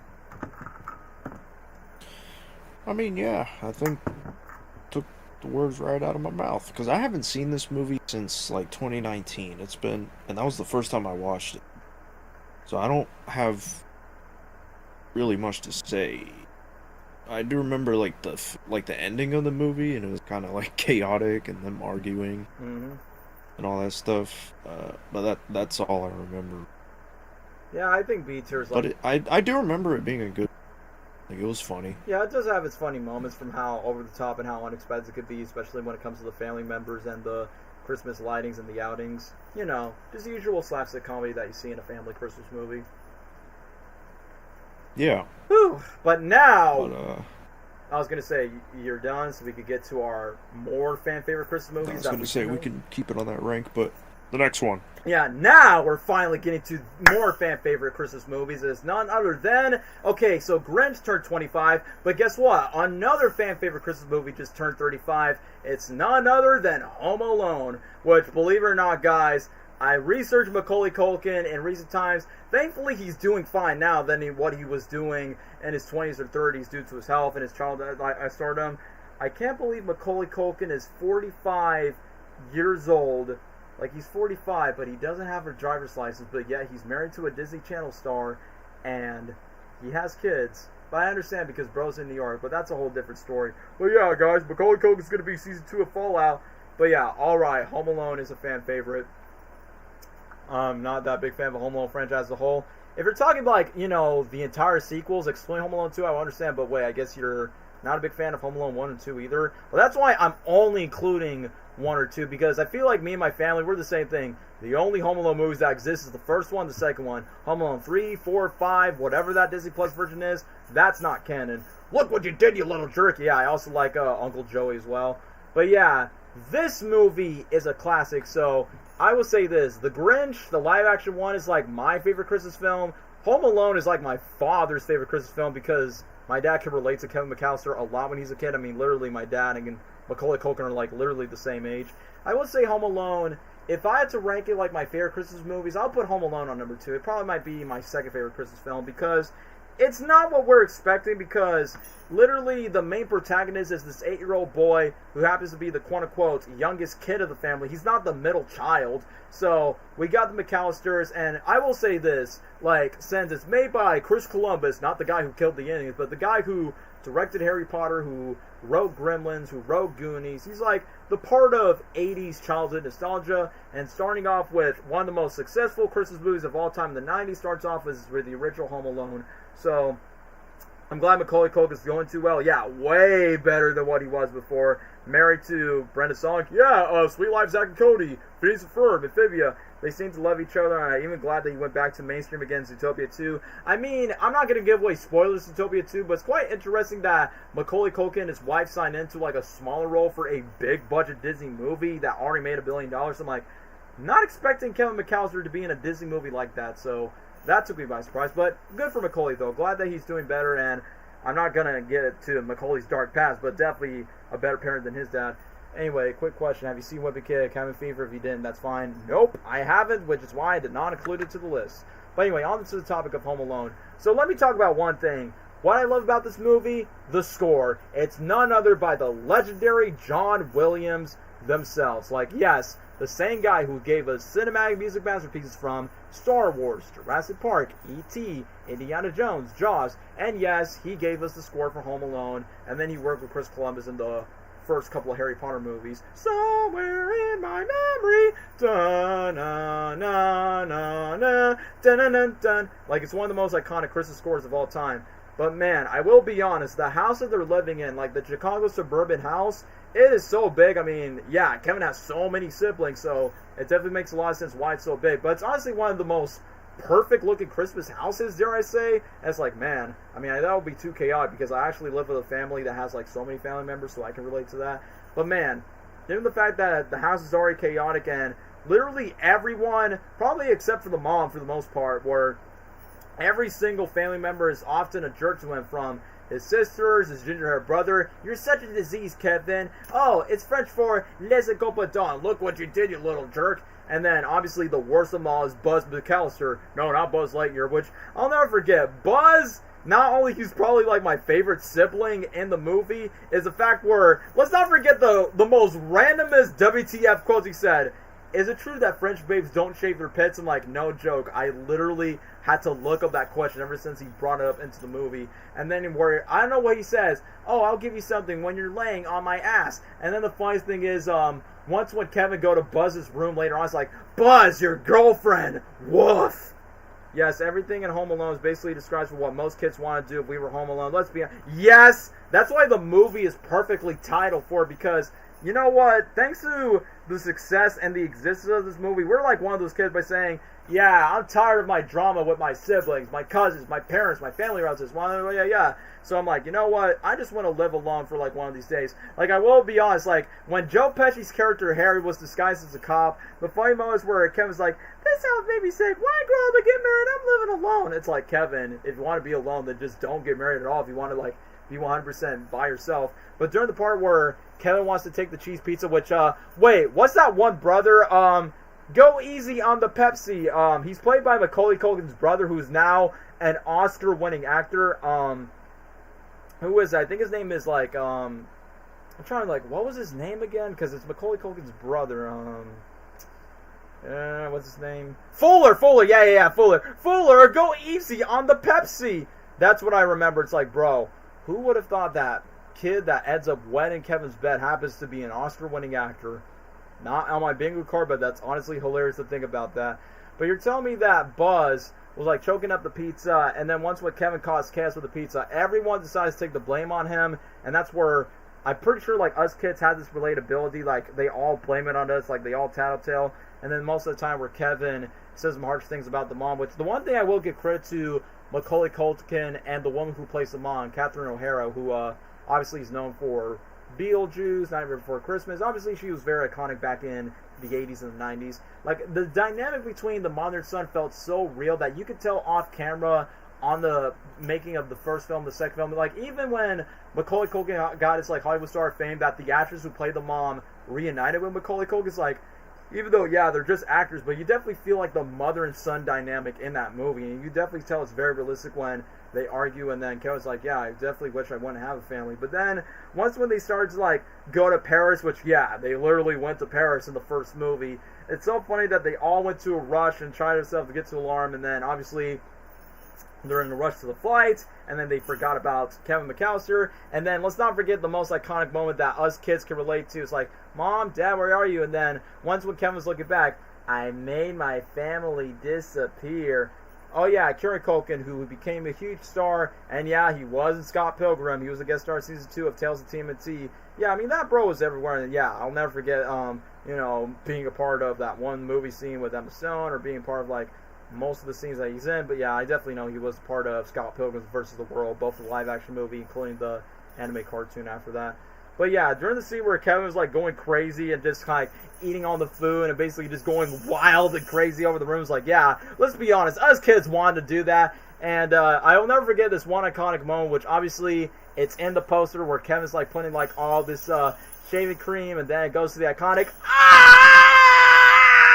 because obviously once when he started putting all this lotion thing and facial stuff for, when you grow up, when it comes to like facial manicure or anything, it often burns so bad that it will just, get out of the case.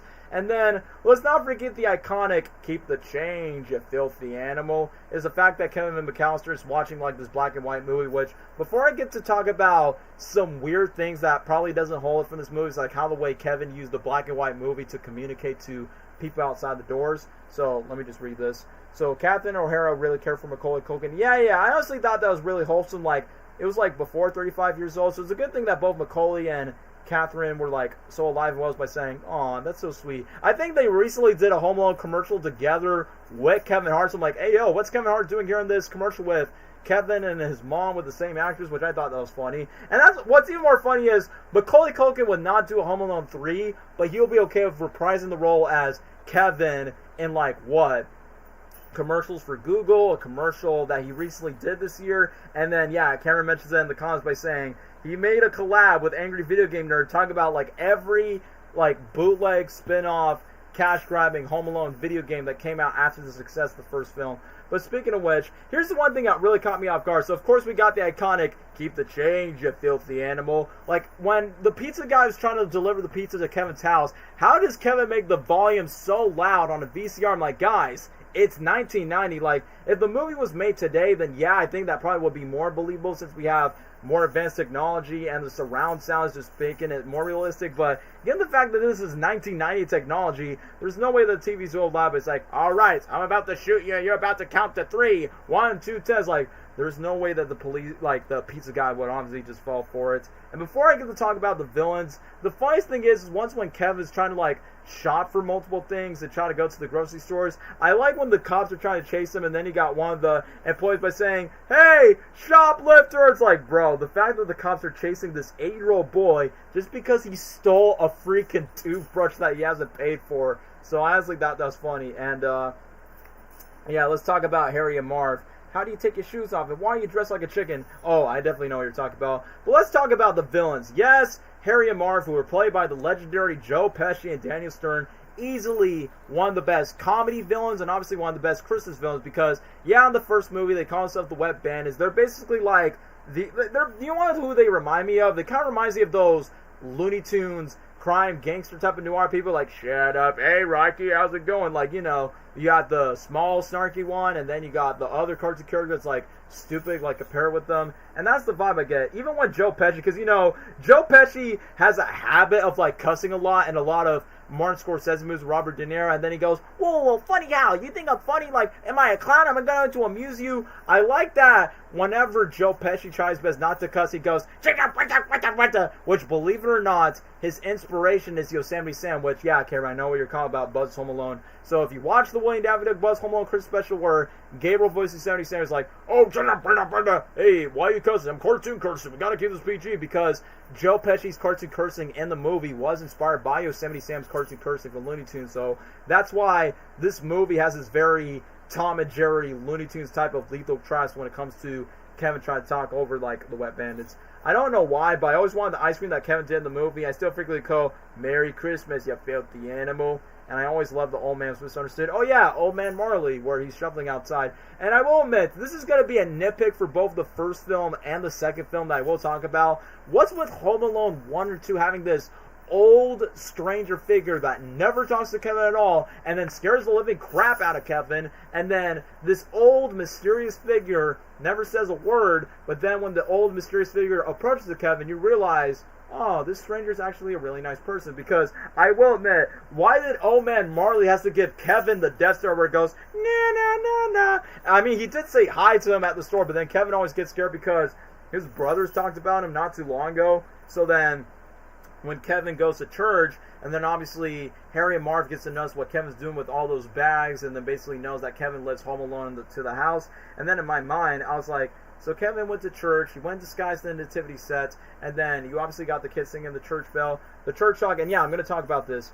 It's, okay, the church talk is a really nice scene. I always remember I find it really nice to see Kevin the Old Man finally talk to one another, shown to be really nice. And it really proves that Kevin and Old Man Marley are not so different from each other, because that's where, the brothers assume, like, oh, he's actually a murderer that murders his own family, but then when he went to that church scene, turns out that is not true at all, where Kevin talks to Marley, and then basically it proves all the rumors that all of it was false, and Marley points out that his granddaughter is in the Corps, and he mentions that he has never seen his granddaughter since she is the daughter of his estranged son, and it gets heartbreaking because, most families, like, have the chance to, like, meet each other in person, but then they have to be separate due to personal reasons. So that's where some of the heartstrings kind of pull in that scene. And thanks to that scene, we get to the iconic scene where Kevin decides to reconcile and then decide to go back up. Hark of the bells, ding, na na na, dun, na na na. I almost forgot. Let's not forget there was an earlier scene where Kevin talks to this Santa Claus imposter if he could bring back for Christmas, but then you got this dude in a green Santa Claus outfit, and then decide to give like Kit Kats to Kevin out of nowhere. Like, I don't know, it's like, Kevin, stranger danger, run away, bro. And also, before I get to the iconic booby traps when it comes to Home Alone, let's not forget, like, during the mom, like, obviously the mom, I mean, it gets even more uncanny in the sequel where she shouts out, Kevin! And literally the moment where Kevin's mom realized that mid-flight that Kevin was left behind, she literally goes to, like, to another, like, airport or something, and then she meets Gus, who's played by the late John Candy. Rest in peace, John Candy, which I know Macaulay Culkin did another movie with John Candy. Well, I think it was a movie called Uncle Buck, and then they did a movie again with Home Alone. During the moment where John Candy's character named Gus was like the lead member of a polka band, I will admit, it was kind of funny where he's kind of talked to the moment where he goes, polka, polka, polka, polka, polka, hold the twist. Shout out to this underrated British YouTuber named Unusual Suspect where he make a remix of John Candy's quote of polka, polka, polka, hold the twist. I'm like, I don't know, that's pretty funny. I mean, I know John Candy is like very like small screen time, but for the time that he had, he's always like a good moment where he gets to like calm the mother down, and you know, John Candy's like, you know, a comedy legend back in the 80s. But anyway, back to the moment where Harry and Marv realize that Kevin's home alone. It gets to the iconic booby traps because I will admit, it's like, this movie does such a good job because even though it goes to the allegory of like, oh, what if you kids feel like if you're home alone, you play like celebrating the crap out of it like it's your birthday, and what will it be like if there's like criminals, robbers, these are going to be robbed to your house. What are you going to do? Are you going to hide? Are you going to call the police? Or are you going to be a rebellious rebel just to learn to protect yourself? And that's what Kevin's like, this is my house and I'm going to defend it. And obviously one of my favorite moments in the movie is where Kevin has like this graph that he makes with his marker and drawings, and then he sets up the traps, and then my dad's like, yeah, that was me, I was that type of kid. And then let's get to the iconic moment where Harry Marvin's like, Merry Christmas, little fella. We know you and Daddy know that you're all alone. Yeah, it's Santa Claus and his little elves. And then I remember when I was watching the movie with my family last year, my grandpa was laughing so hard when Kevin shoot Harry in the balls where he goes, like obviously Yosemite Sam again when he gets angry. But I will admit, it's like, as funny as these booby traps are, man, I will be honest, like, I do have a complaint about this in the sequel, but it's like, yeah, I feel like with half of those traps, you do feel pain, you will feel hurt, but I will be honest, there's some traps I'm like, either Harry or Mark should have been dead from those. Like, during the moment where Harry comes in, where the kettle's, like, burning on his head, where he goes, and then just dunk himself to the snow. But I will admit, the moment where Marv slipped himself to the attic where his foot just got stabbed to like the tiny needles, like, bro, that must have hurt really bad. Where he goes, it's like, man. I mean, no wonder people are making all these theories by saying, oh, Ken McAllister might be a murderous freak. He might be the next Jigsaw or something. And then once when it gets to the iconic moment where Harry and Marv just bump into each other by saying like, Marv? Harry?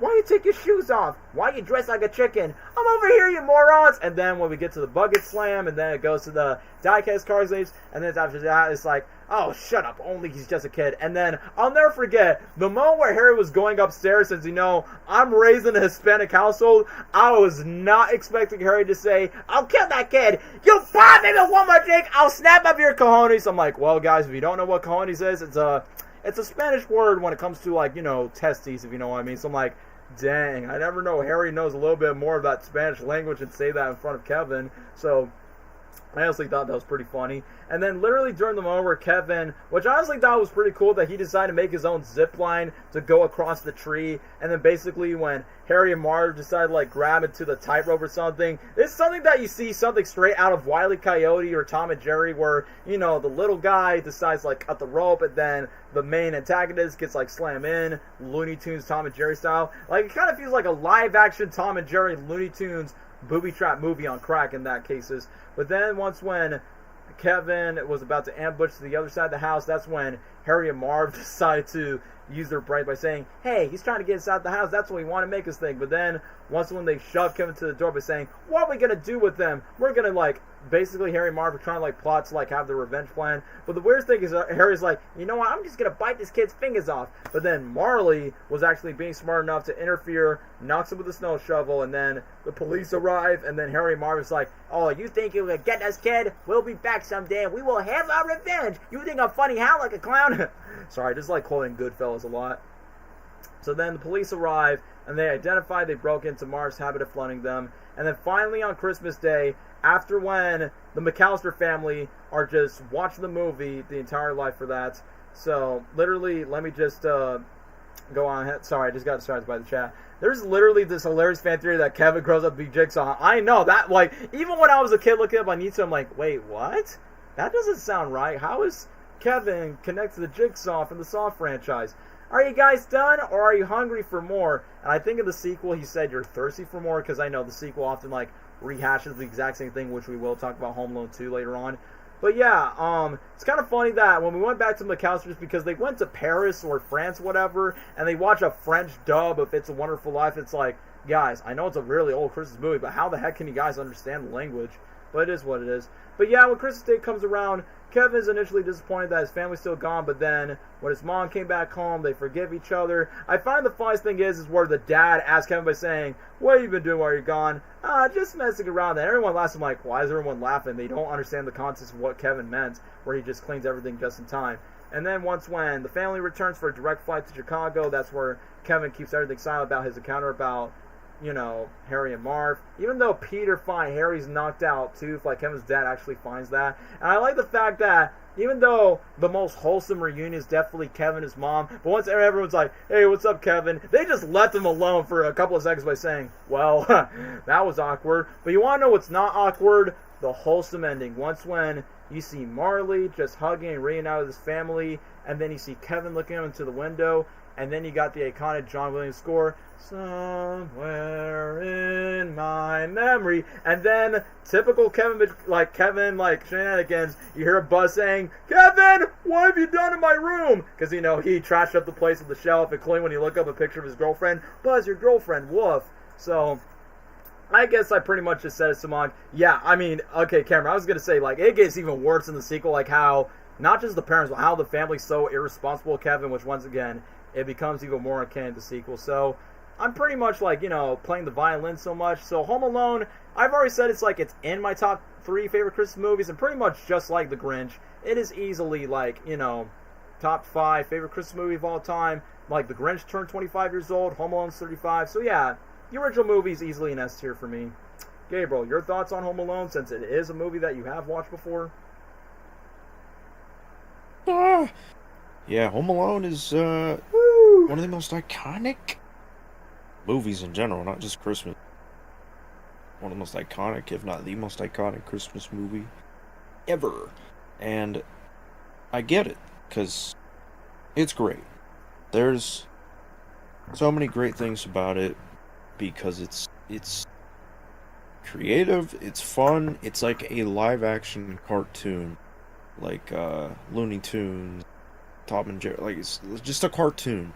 Mm-hmm. It was just wacky. It didn't make sense. You know, like the parents forgetting about Kevin. Oh, but they have so many kids. Yeah, but still, that they would forget about their own child. But either way, it was silly. It was fun. It was just fun to see like their lifestyle before they went on vacation. The whole family left. Like, the way they ran around the house when they were like scared of being late to the airport. Yeah, the plane and flight. Just seeing like how they have breakfast and all the rooms and stuff around the house. And then Kevin just being bratty, like, man, you guys are annoying. I don't want to go. I don't want to talk to you guys. And then wishing that they would all disappear. And then later on, made his family disappear. It's a Christmas miracle for him, you know? It all happens, they go away, they forget about Kevin accidentally, and then he's like, wow, this is awesome, I made my family disappear. And then the fun begins. Star Wars? and it's just like I said, it's just like a live action cartoon. You got these two goofy criminals trying to get into the house, and they hate this kid, and they all this for a kid that outsmarts the both of them because they're idiots. Mm-hmm. And it's just funny.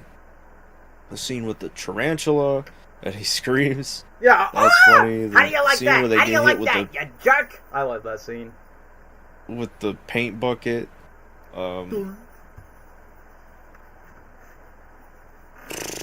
Also the scene with keep the change, you filthy animal. Just I don't know. They're just it's just creative. It's just cartoony, wacky. Even though it's live action, and they did a good job with it. Macaulay Culkin did great for a kid his age in acting, and you know, it's sad to see the path he took after after Home Alone. He was growing up, but he was talented. He had huge potential, and glad he kind of changed his life now When he stepped away from acting. Because it's an iconic film, iconic performance, and just an iconic Christmas movie. Like, this is because it's a movie about appreciating your family. Yeah, never take them for beating granted. up dumb criminals. So it's a good family film to sit down and watch with family. By yourself, if you feel nostalgic, and go back and watch a classic. I don't know. There's a lot you could say about the film. There's a lot of great things. Buzz, my goat. His name is Buzz. Buzz. Buzz Sweep. Buzz He's Sweep. part of Buzz Sweep. Yeah, I'll allow it. he is. He's funny. But yeah, I don't know. Great. It's fun. It's iconic. It's got to be S tier for sure. Sorry guys, Roxy's interrupting to the camera. She's like, "Hey, I want to be a part of this too." Sorry, Roxy, we're not Roxy. talking about... Yeah, she's like in the camera just trying to get up to me by saying, "Come on, Daddy, I want to be next with you." It's like, I know, girlie, I know. Come on, Matt, enough, beat it! Yeah, like I said, my dog's like, "Hey, I want to be part of this too." It's alright, baby.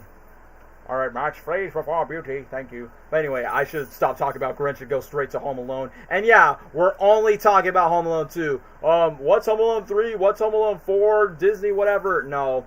This is the only Home Alone sequel that exists. Yeah, Roxy just interrupted the chat. Just like hop on to me since, you know, Roxy's interject. But anyway, let's talk about Home Alone 2 Lost in New York. I still like this movie, but here's my biggest criticism with the sequel. It's just the same first movie all over again, except it's in New York. That's the biggest difference. Like, I still have a good time with Home Alone 2. There's still some good things about it. So, the sequel is a banger. Although there's some nitpicks, I always find, like, how strange Marvin and Harry went to New York the same time as Kevin. Also, a cameo from a certain controversial individual. Yep, the one that certainly does not age well and change America forever. But anyway, I'm going to take a sleep for rest. I'm like, alright, well, good to know for you just to stop by for the stream, since we're going to be here for like a couple of hours. But anyway, let me get straight to Home Alone 2. So, I'll say this. Yes, my criticism with the sequel is, it's basically feeling like they just rinse and repeat the exact same thing for the first film. Like, oh yeah, Buzz is humiliating Kevin. Again, the family's against Kevin again. And then what else is again? They forgot about Kevin again. But this time, the McAllisters goes to freaking Florida. Yeah, they went to our state, but obviously me and Gabriel were not born yet till like the 2000s.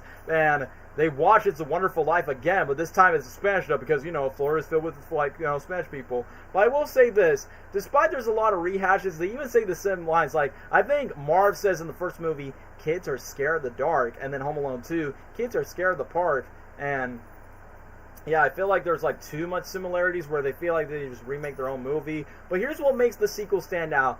Thanks because now that it's taken place in New York, there's so much things that you could do with the settings. And I think Macaulay Culkin had like a big high pay grade just because, you know, the first movie was such a big Christmas movie success. Like Home Alone used to be the highest grossing movie of all time. And then the second movie comes in second place after that just because, you know, Home Alone was like a new cult classic for kids and millennials around the time, including Gen Z Zoomers like ourselves. But I think the New York setting is what makes this sequel stand out. And I will be honest, this is probably like one of those rare Christmas movie sequels that actually I do like, because, you know, most Christmas movie sequels don't usually like age well, or in this case they're not as good as their original movies. I mean, despite I put like the Santa Claus movies. But anyway, what I do like about the sequel, the New York setting's one. I do like some of the side characters, especially Tim Curry's character, where he goes, a limousine and a pizza, including that one funny scene where Kevin's watching 1966 Grinch, and then it transitions to Tim Curry's face where he goes, ah. And it's like, bro, that's freaking Pennywise from the 1998 movie, but it's also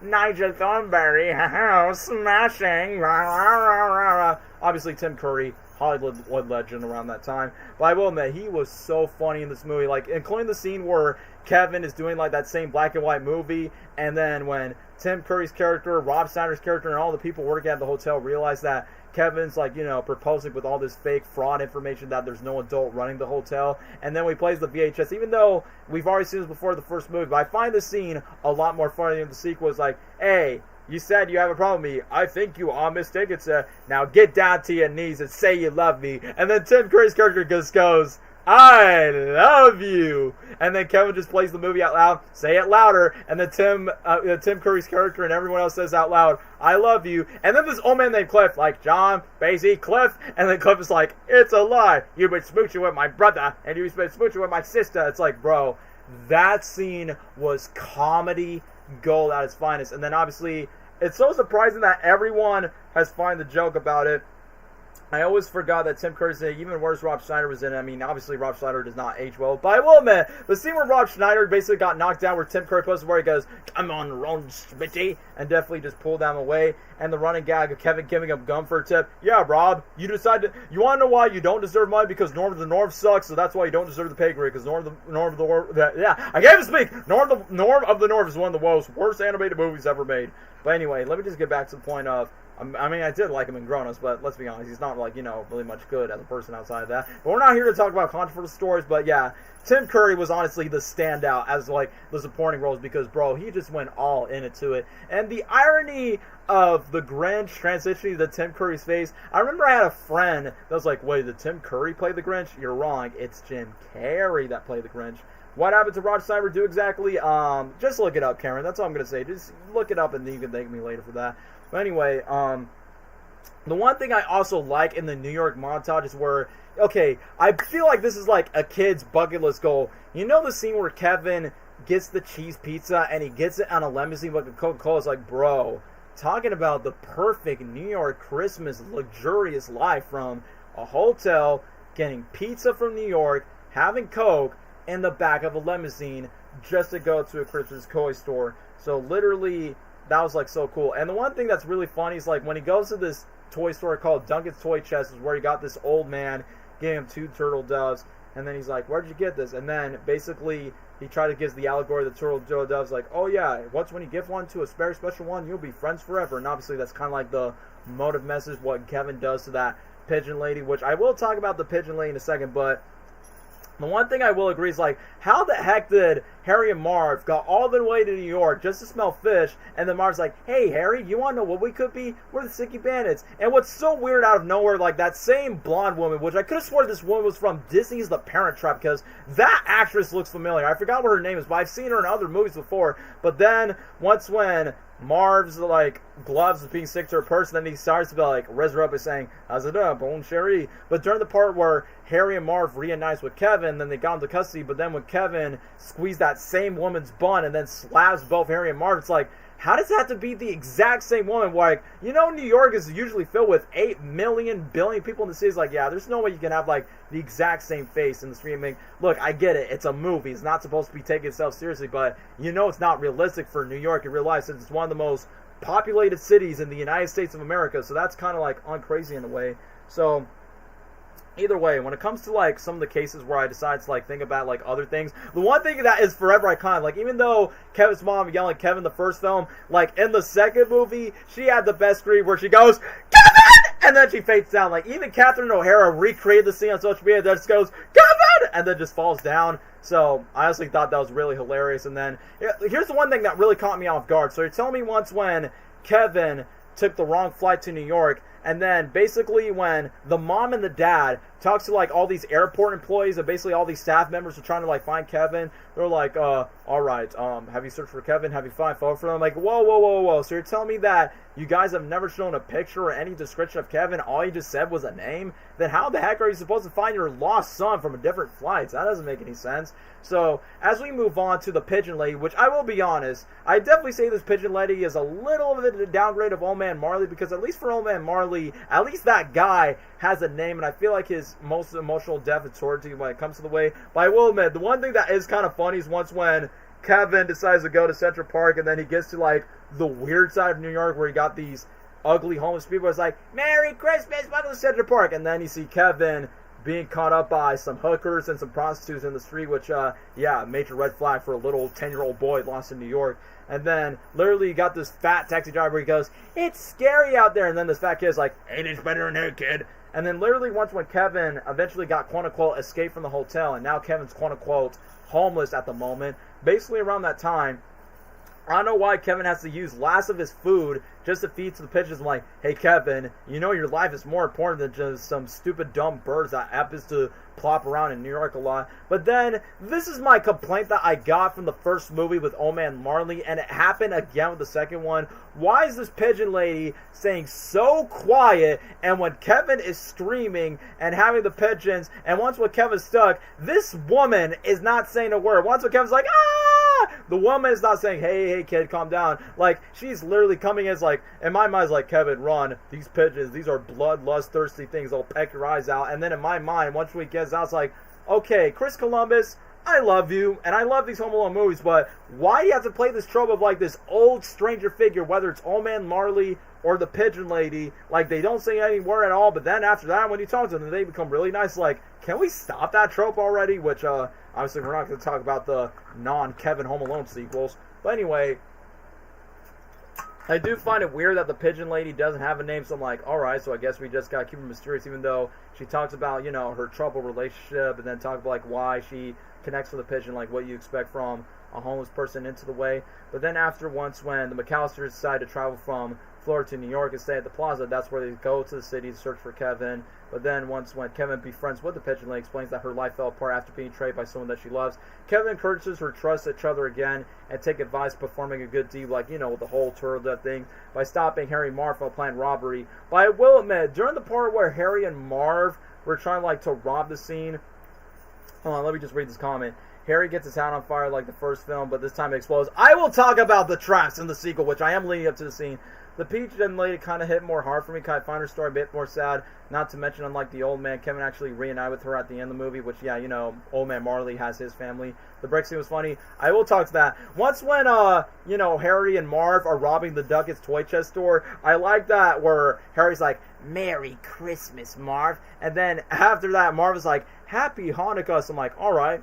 I guess I just learned that Marv from Home Alone is Jewish, so I guess he celebrates Hanukkah. And then during the moment once when he gets to the seesaw, when Harry was flying into the car, he just went to crash and then just went to boom. And then once when Kevin decides to throw Robert of throwing a brick to the toy store, triggering the alarm. And then once when Harry and Marv go to the townhouse where they're being injured by the traps, the one thing that really caught me off guard is, yes, for the first movie's Home Alone traps, it is believable that the traps themselves are painful, but the traps in Home Alone 2, how are Harry and Marv not dead? Like, these traps can literally kill you in real life. Like, Marv gets electrocuted multiple times. Marv's, like, I think Marv, like, literally just been like, Harry, I reached the top. And his face went like, boom! Slammed to the face by saying, how is bro's nose not broken? And yeah, somebody mentioned in the chat, like, during a moment where, Harry's head was on fire, but then he literally just grabbed the toilet seat, and then it explodes like, bro, how's he not dead? It's like, look, I get it. It's a comedy. And like what Gabriel says from the first movie,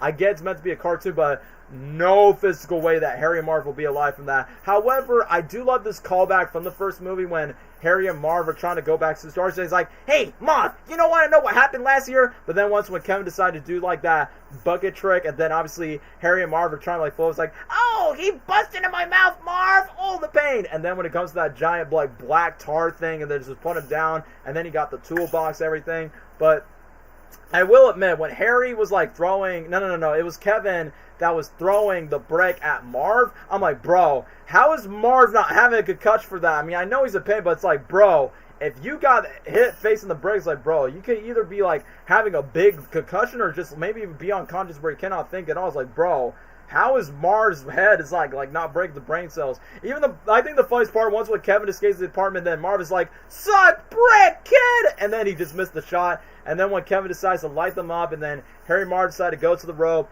goes to the fire, and then all these pumpkin debates, and then they literally just went down. It's like, bro, you want to know what's funny? Like, literally the next scene after, Harry and Marv are just running normally like nothing happens. Like, bro, does Harry and Marv have like superpowers in the case? I'm surprised that Mars is not bleeding from those bricks. I mean, that's why I feel like some critics were like, I mean, I'm not saying like every single critic, but why Roger Ebert was like not super keen with the Home Alone movies, like the first two, because they think they were like too violent. But come on, it's not like we're seeing blood. It's not like we're watching Die Hard. But yeah, I will admit, like, it's kind of surprising that none of them aren't bleeding in that sense. So I'm like, huh, that's honestly pretty surprising from that sense. But either way, bro, I'm saying like Harry and Marv are not human when it comes to that. So once we continue on to the next scene, it's kind of funny that until now, Harry and Marv actually got weapons, and they actually have the attempts to, like, go to Central Park, grab a gun, and surprisingly attempts to kill Kevin. But once when the pigeon lady comes in with the bird seeds, I will be funny, once when the bird seeds comes in with the pigeons, like, I will admit, when Marv starts screaming like a woman where he goes, ah! Oh, gonna head out for the night. Thanks for having me, broskies. Well, okay, hold on. Okay, hold on. Well, thank you, Gabriel, for thank you, Gabriel, for joining. And have a Merry Christmas. My throat is going to die for this stream since Gabriel's gone and neither of the other boys aren't available. But anyway, let me just continue on to the ending. The way that Marv screams for the pigeon where he goes, ah! It's like, bro, it's like he's streaming out of a horror movie or something. And then once when Harry and Marv got arrested, again, Mr. Duckett finds an apology letter for Kevin breaking the notes and then explains his actions. And then, as expected, Kevin decides to go back to one of the most iconic Christmas sets, the Rockefeller Christmas Center. He reunites with his mom. They apologize. And the funniest thing is, on Christmas morning, that Mr. Duckett delivered all the toys to McAllister's home. And the funniest thing is, once when Buzz decided to, like, give credit to Kevin by saying, Merry Christmas, Kevin. Okay, Kevin, Merry Christmas. Enough of this show of emotion. I like that everyone's like, Kevin can open the first present. Everyone dig in, and guess what? Once when everyone digs in for their first presents, Kevin never opened the present at all, which I honestly thought that was pretty funny. And then after that, Kevin decides to leave the hotel. It's like, bro, are the McAllister family really irresponsible of, like, not leaving this young boy, the youngest kid of the family, on a leash just to leave out, just for him just to go out? So I don't know, man. That was, like, very disappointing. It's like, man, this is, like, a very irresponsible family of looking out for Kevin. But I will admit, the ending is pretty wholesome, similar like the first film where Kevin decides to reunite with the pigeon lady. And I will admit, when Kevin decided to give like a dove tree ornament to this, like, the homeless lady, I like the reaction. He's like, what is this, Kevin? Like, in my mind, it's like, is this woman disappointed by saying, like, really, a tree ornament? I deserve money because I'm homeless. I saved your life. I deserve better than this. But surprisingly, that's not the case, where Kevin decides to talk about the message by saying, oh, it's a turtle dove. You and I have one. No matter how far we are, we'll be friends forever. But then, obviously, the pigeon lady has the change of heart, hugs Kevin. And then the funniest thing is, once when Buzz decided to give some more gum to, like, Rob Schneider, and then basically he decided to get the hotel bill, and then just goes, oh, Dad, and then I think the dad was shouting out loud in the hotel where he goes, Kevin, you spent $900 on room service, and I'm like, bro, he is not growing up to be a real man at all. Like, Kevin, like, pawns with the responsibility. So, these what it is. But anyway, let me just read to the chat. Yeah, Gabriel puts Home Alone to S tier, Santa Claus S tier, because I'm Buzz. Yeah, he's buzzing it. Elf S tier. Yeah, I don't think Gabriel has much to say for the other ones. Plus, I watched this movie, and I wish I was Kevin. I was setting up traps for robbers in the room service line. Was pretty funny. So overall, Home Alone 2. So I'm not sure if I want to rank it as high as the first movie, because like I said, the problems with the sequel, it pretty much just rehashes the same first movie all over again, except the difference is it's in New York, you got the pigeon lady, you got Tim Curry being a scene stealer. So if I had to do a ranking for Home Alone 2, I probably might put it like maybe on a high A tier, if that's fair for everyone else. I mean, don't get me wrong, I definitely say in terms of the set pieces, Home Alone 2 has, you know, the creative set pieces and the set pacings for New York, but I don't know, it's just my opinion. But yeah, since Gabriel's gone, bro, RIP my throat, since obviously no other dude's going to help me out. But like I said, guys, the holiday weekends, I want to get focused on other stuff. I know tomorrow I'm going to be post-dumping Sonic 3 stuff and make sure I stay in good health throughout the holiday weekends because I don't want my heart to explode 3 sizes that day. But anyway, let's just continue on with more of the 90s era. Let's just speed run it through. So let me just get ready for Jingle All the Way, aka the Terminator, and his very not so quote-unquote vibe for the Christmas film. So Harry and Marge climbed the rope like the first one, but it caught on fire. But yeah, the difference is it was on a building. But like we said, how are they not dead from that? But anyway, now we're seeing Mr. Freeze, Kindergarten Cop, Terminator from Jingle All the Way, aka, yes, it is a Christmas movie, but let's be honest, I consider this movie the Black Friday movie of everyone going crazy, beating the living crap out of each other, just for the sake of toys, presents, yada yada yada, which, I will be honest, I don't watch Jingle All the Way as much as these other movies by comparison, but man, this movie is so crazy unhinged. I mean, of course you got Arnold with his funny Australian type of accent. Put the cookie down! No! I'm going to get the hang of this. So obviously, the funniest thing is, because I know this is such an interesting career where Arnold, because, you know, obviously he's popular for the Terminator, Predator, like, you know, being that badass 80s movie star next to Sylvester Stallone. But then in the 90s, he decided to branch out to do more family-friendly movies. I haven't seen Jingle All the Way, but I know the clip, which, like I said, I'll make it short just to keep it easy for you guys. So, basically, Arnold plays this guy named Howard, who's a workaholic, buff, mattress salesman, and his wife, Liz, a.k.a. Tom Hanks' wife in real life, is quite naggy. But then his son, Jamie, they're basically having this quote-unquote stereotypical family divorce of, hey, you're not here for the holidays. But then, after that, his divorced neighbor basically decides to have feelings for Liz. And once we pass over the cookies, that's where we got the iconic of, put the cookie down now. And then his son's karate class graduation got pulled over due to the cop. And then Howard gets to redeem himself of hiding the witch for, I'm pretty sure you guys remember this, the Turbo Man action figure. Which back in the day, I'm like, I always make fun of Turbo Man being like the Iron Man of that movie. Even the visual effects when Arnold decides to put on the Turbo Man suit where he's flying up in the air. I'm going to get the hang of this. I'm like, in my mind, I'm like, I'm so glad they decided to not make an Iron Man movie in the 90s, because if they would have made an Iron Man movie in the 90s, that would have just been there.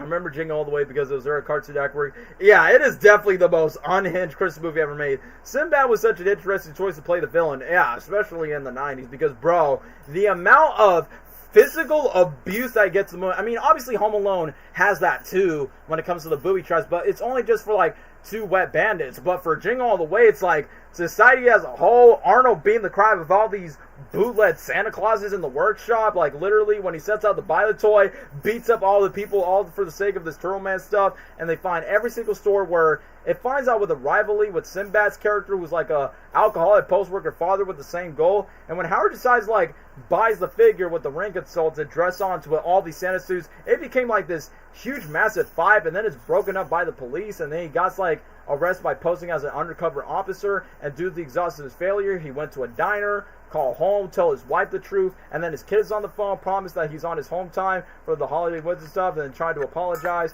And then once when he finds Sinbad at the diner, that's where they have like a radio station competition over the Turbo Man doll. Like, even the kids beat up like this giant pink lion mascot and decide to like beat the living crap out of it. It's like, dang, is everyone in this movie like very abusive in that way? I mean, this movie is guilty pleasure when it comes to his physical comedy, especially when Arnold just punches a reindeer like literally up into the glass when it's about to charge at him, which I thought that was pretty funny. But literally when they had the parade, Howard decides to steal the Turtle Man doll and just bought it for his son, but then couldn't buy it for herself, and then his wife catches him in the act. He's left alone with the family, and then the family goes to the Christmas parade with the other guys, and then this guy named Ted tries to seduce Liz, which is honestly pretty creepy and horny, dare I say.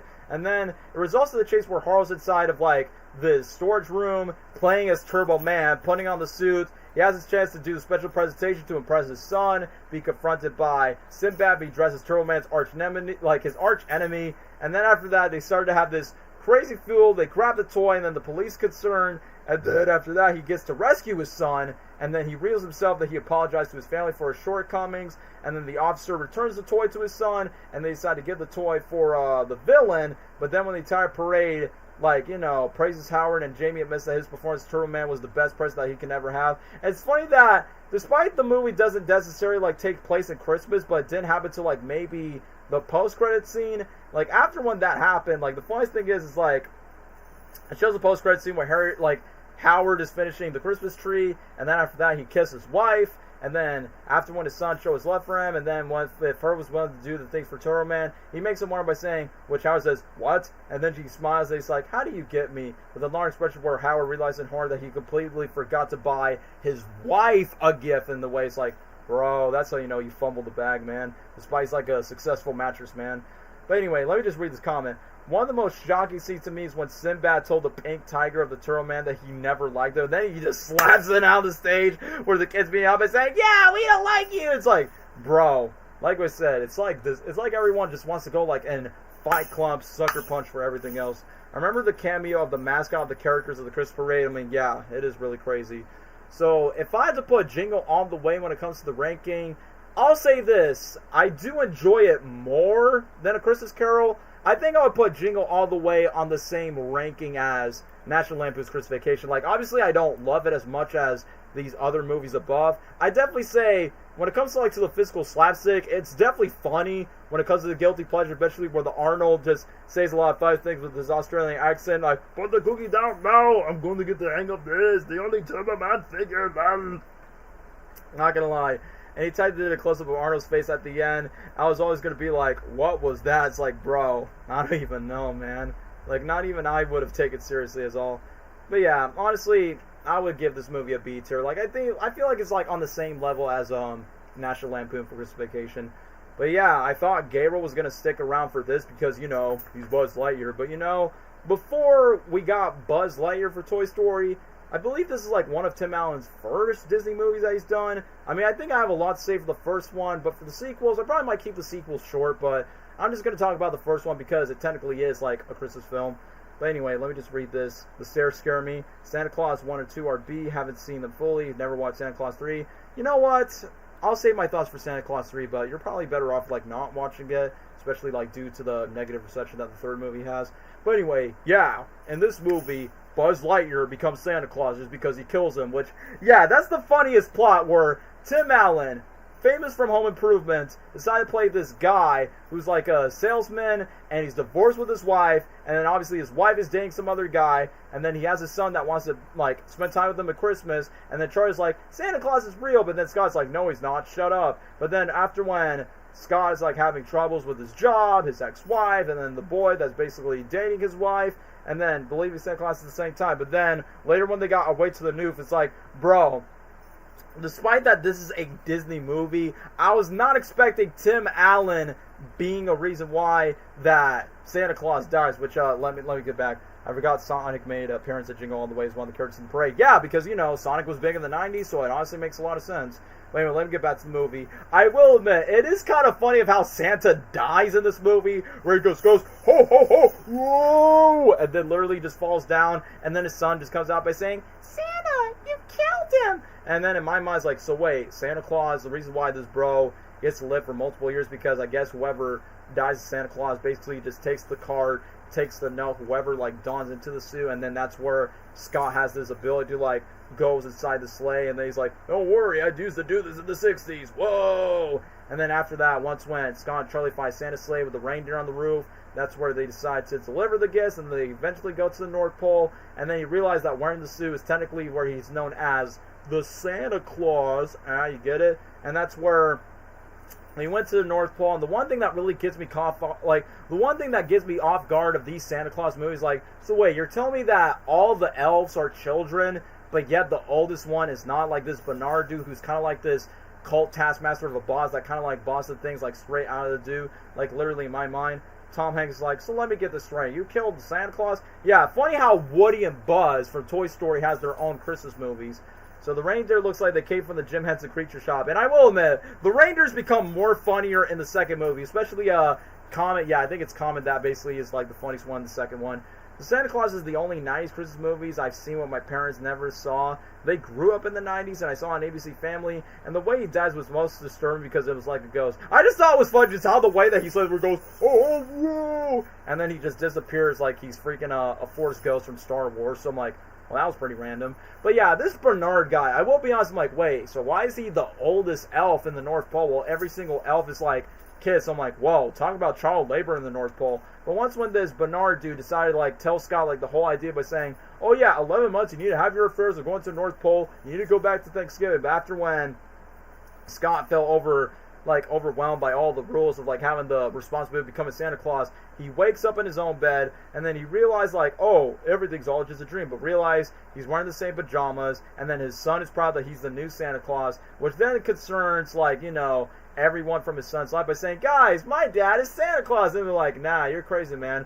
But then after that, thanks to the son's cons, like, the idea of like his father becoming Santa Claus, the next year that's where Scott decided to take like Santa Claus habits, like bro has gained weight, he decided to become more fat than ever, he decides to develop a white beard.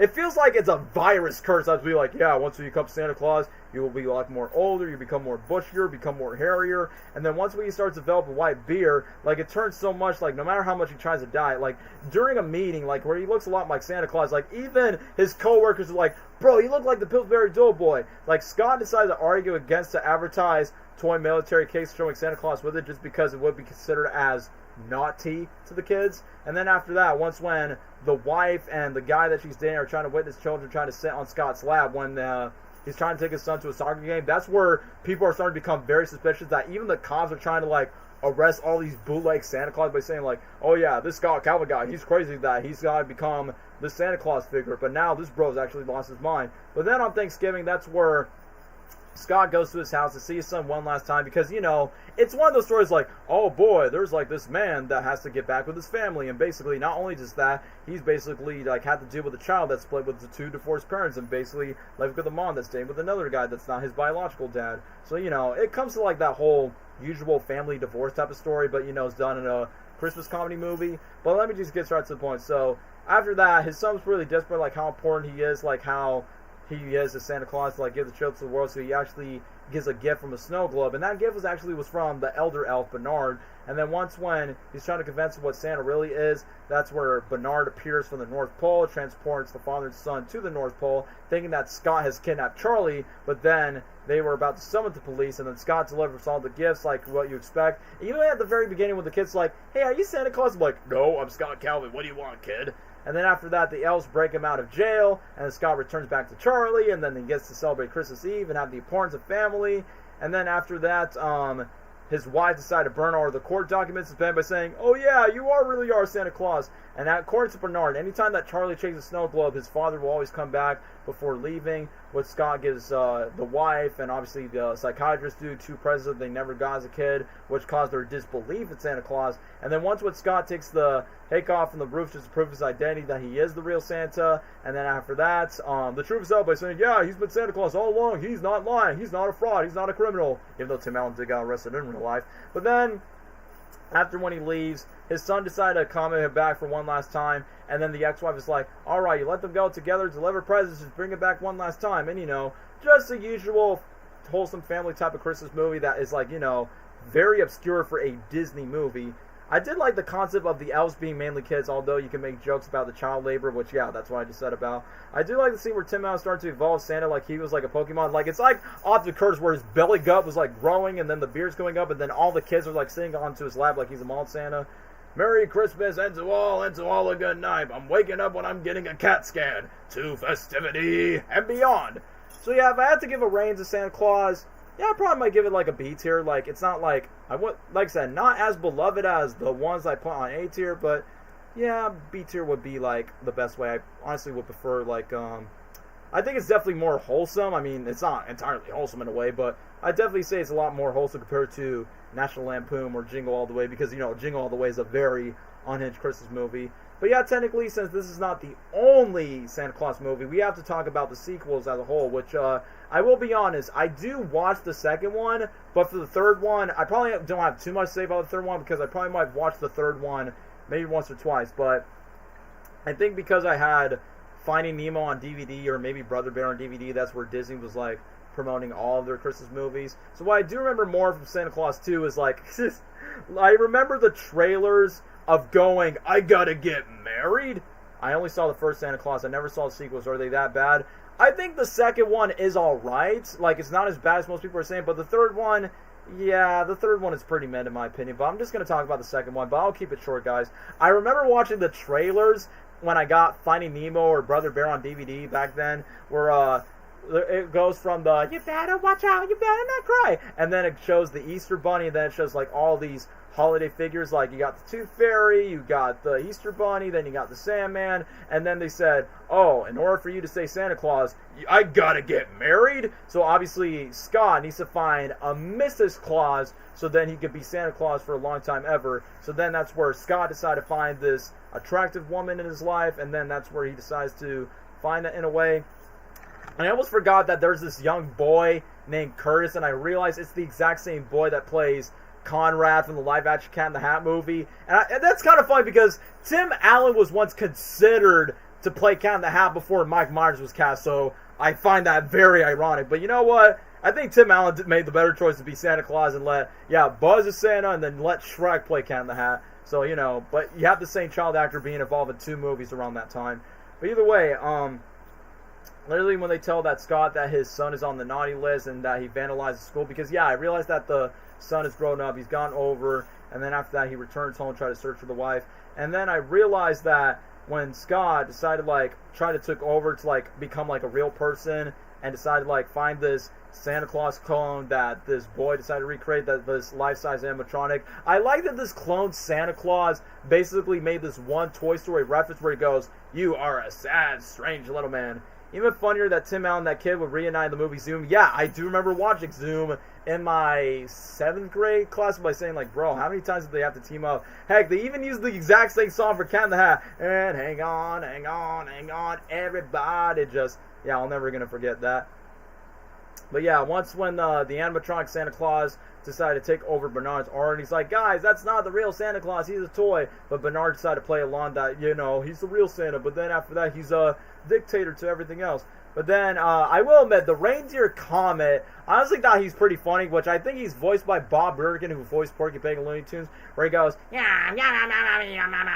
about Comet. And I actually mentioned that during the climax when, Scott was fighting the clone Santa Claus, where he goes, "You are a sad, strange little man." It's like, come on, y'all. It's Disney, it's Tim Allen, so you have to make a Toy Story reference, because I believe Santa Claus 2 was released years after Toy Story 2, so it definitely makes a lot of sense. So that's why when I was a kid, I'm saying, wow, I'm just seeing Buzz find himself again, but this time as Santa Claus, kind of like in Toy Story 2, where you have 2 different Buzzes fighting against each other. But then when Scott decided to find himself falling in love with the woman Carol, obviously it gets to the plot by saying, yeah, I'm Santa Claus, and obviously I need to date you, I need to find Mrs. Claus, so then I can be Santa Claus forever. But then after that, when Scott gets to explain that he's Santa, and then after that, that's where his son got disappointed, because I realized that the woman that he's dating is the principal of his school, which makes it a little bit more conflicting in a way. But then after that, once when Scott decided to fight Toy Santa, he left the sleigh. I like the moment where they keep bashing into random stuff at the North Pole,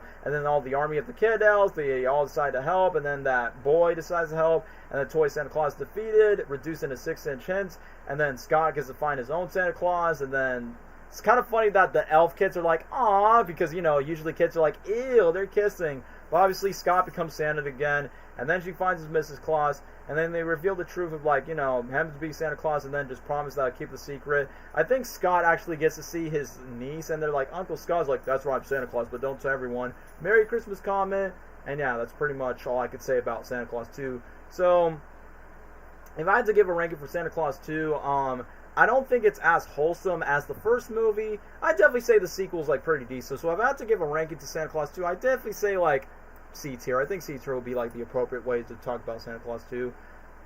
But now let's get to Santa Claus 3, which obviously, it's no surprise that it's easily the weakest installment of the Santa Claus movies.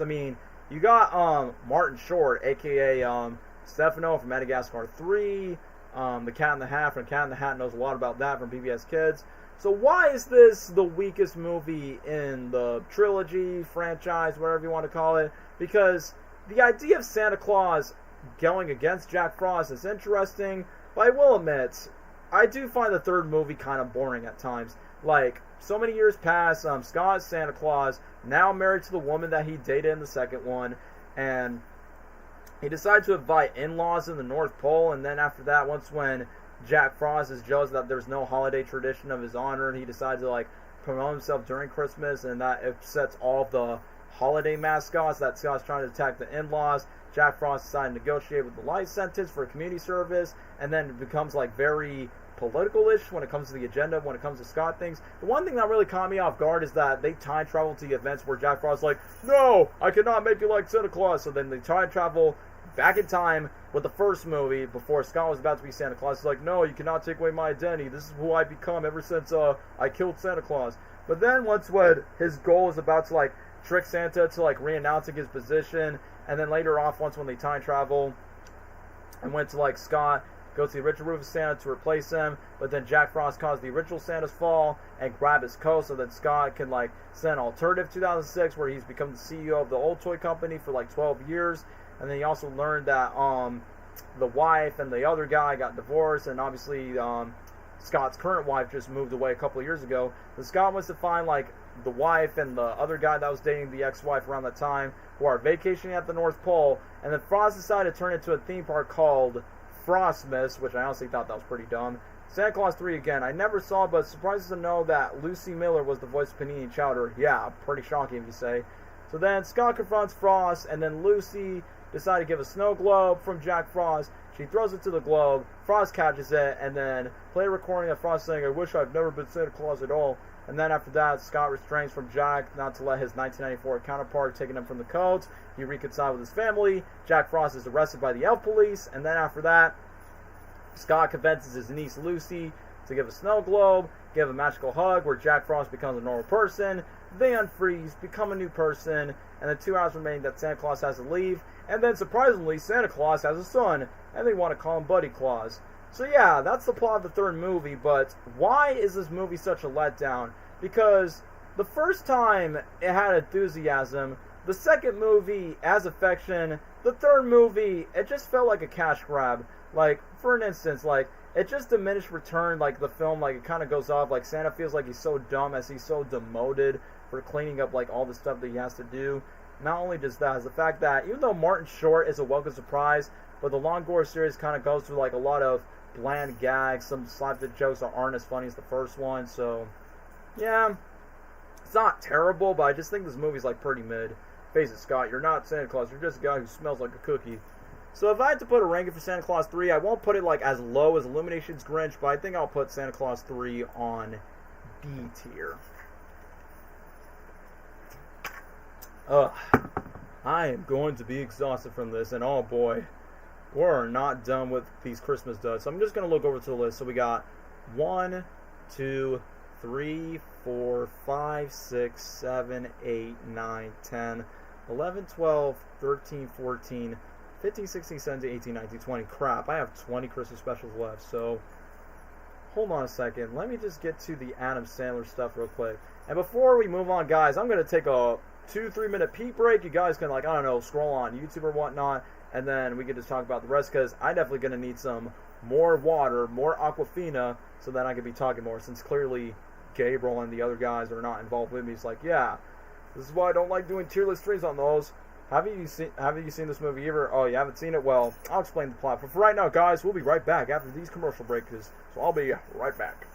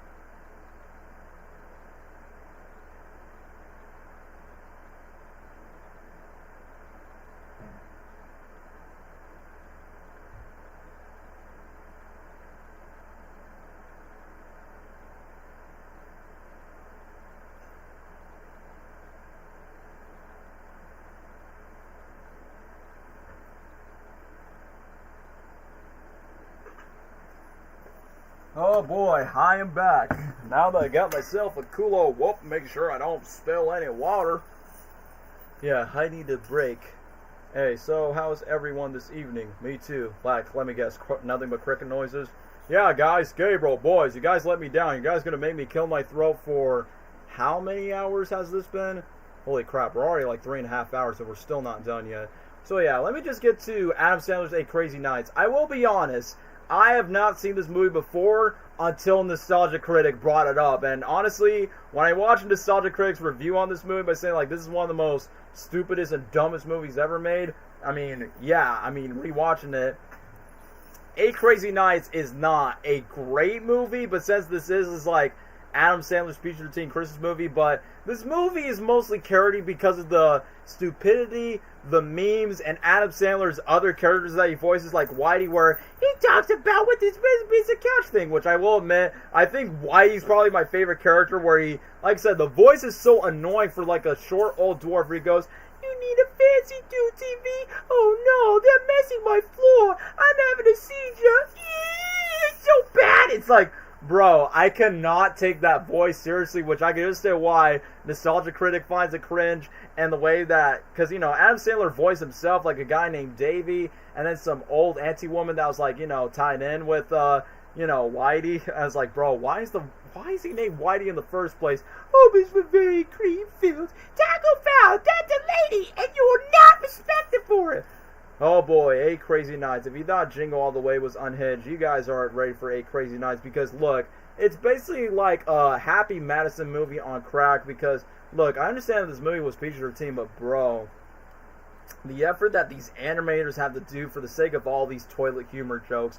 So, Adam Sandler plays this Jewish alcoholic named Davey, who has a criminal record of his hometown, and he happens to be taken on court on the first night of Hanukkah, because, you know, Adam Sandler is Jewish in real life. But man, with the various ice sculptures, but then when Whitey decided to make him to a former basketball league because he was like a referee, I will admit, the joke that cracks me up is like once when Adam Sandler is becoming such a douche is the fact that literally in my mind, the one thing that's honestly really funny is where Adam Sandler goes into this fat boy's like, "Next time you go to my court, I want you to wear a bra." And then Whitey says, "He was just kidding, John. You have very nice boobs." And when I was a kid, I thought he said, "Stop crying, you big boom boom." I don't know. My younger self is just thinking that when it comes to that. But I don't know. It was just so weird just to see some fat kid actually taking it like very seriously. And then once when Davey's childhood crush, Jennifer, who is voiced by Adam Sandler's real-life wife, Jackie Sandler, the fact that he did not recognize her like she's working at the food court. And I will admit, when he decided to become a creep, looking at her butt cheeks like, "Hey, I don't know what type was putting up in the neighborhood. That's kind of sweet." And then Davey goes, "Tactical foul! Tactical foul! That's a lady, and you will not speak of it." It's like, bro, I get that it's an animated movie, but who in society would take an old man with that old voice seriously, man? But then when Whitey decided to make this cheesy musical movie trying to encourage Davey with the spirit of Christmas, like literally, he just treats Whitey so hard that he decided to make him freeze into a porta potty. And what's even more stupid about it is he made like a stupid poop joke by saying, "See you later, poopsicle." And then, look, if you like I said, I know comedy's subjective, but if you're one of those people that finds reindeer licking ice poop hilarious, and then they started like pooping all over their droppings, like, bro, if I'm gonna be honest with you, it wasn't even funny. It was disgusting to look at. It's like, bro, why does that have to be over the teeth? Like, nah. And yes, I know what you're talking about. Bum bay bum bum bitty bitty bum. Got really huge because of the memes, and then I got flashbacks to the movie. They were like PTSD war flashbacks because, bro, look, I know this is not a movie to be not taken seriously, but this movie is so weird, man. Like, the fact that they just went to that song, "Bay bum bum bitty bitty bum." So yeah, and then you're telling me that Davey's like being so like immature and just being like in a way. And the weirdest thing is there's like this weird musical number at the very end of the movie where all these mall mascots are trying to like torment Davey, like have this spirit of Christmas, where they even like start crying out of nowhere, where Davey decided like make himself improve himself, and then Whitey recalls his past. And the weird basketball games where Davey's trying to pick up with this girl is like, "Oh, they make such a good couple together. Don't worry, Gato, Mr. Roboto." It's like, look, this movie, it's funny because it's so stupid, But definitely, it's like one of those movies like with a guilty pleasure where it's like it's nothing but brain rot filler, man. Like, this is not the type of Christmas movie that you want to watch, even though it's not technically a Christmas movie. It's also technically a Hanukkah movie because that was already established from the first couple of minutes of this movie, and the fact that David opens the Hanukkah card, which contains a heartfelt message to not change from who he is, and then it goes to the typical whole, grumpy man, just have a change of heart, and then after that, he finds Whitey at the Star Tower, and then after that, he resolves to move to Florida. How ironic, because I live in that state. And then after that, he arrives with the townspeople abusing and was subjected Whitey throughout his life. Selfless contributions that he's made to the community spot. He leads them to the mall. And then Whitey's with Eleanor, which Adam Sandler happens to voice. And the townspeople thank him for his service. Officially grants him with a patch. And Davey and Jennifer reconcile. Whitey has a seizure again. He's like, this is the happiest seizure of my life. It's like, bro, look, if you like this movie, good for you. But for me, I'm like, I'm sorry, I can't see myself watching it outside of the bitty bitty bum. But you're telling me that Adam Sandler won for favorite Kids' Choice Awards for like best animated movie? Because this movie is not a kids movie. It's literally PG-13. There's a couple of swear words. Some of the jokes are like, man. Anyway, let me just go to this. I thought I got nothing. What's worse, when Whitey was in it, then his sister shows up, and I was like, can we just end this movie right now? I don't know where I want to rank this, man. It's like, I don't want to, like, if I give it an F tier, it'll be too harsh, because I'll be honest, at least 8 Crazy Nights has more. I'll say this, in terms of the jokes, not all of them are good, because there's some disgusting ones, but I will admit there are some jokes that are a tad bit more funnier than the Grinch. Like, I'm not giving 8 Crazy Nights a C tier. I'm going to give you that. Like, it's far from average. It's not a great movie. It's not a good movie. I'm just in a tie. I'm in a tie between D or F. Like, D, probably because the memes kind of, like, save it for me, just because, you know, the movie.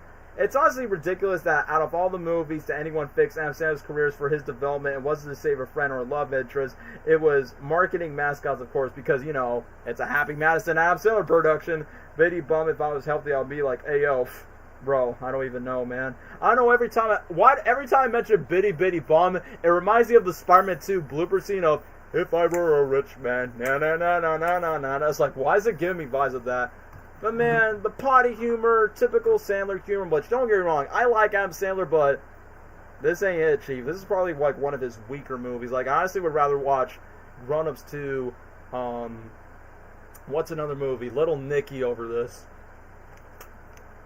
If I have to cringe to Adam Sandler movies. So I guess if I had to make a ranking, so even though, like I said, not as low as Grinch, I'm probably going to put it like in the same tier as, yeah, I probably have to go like on a low F tier. I'm sorry. For those that like this movie, I'm not apologizing for it. So yeah, we talk about mid Christmas movies. Let's talk about good to possibly great Christmas movies. So let's talk about one of the most iconic Christmas movies that's always played for every streaming service, and obviously Will Ferrell's most iconic Christmas movie, Elf. And believe it or not, guys, if you guys are like big film nerds, yeah, Jon Favreau, Happy Hogan from the MCU, the guy who made Mandalorian, bro, this is the same guy who made Iron Man, the Jungle Book remake, and yes, the unfortunate 2019 Lion King remake.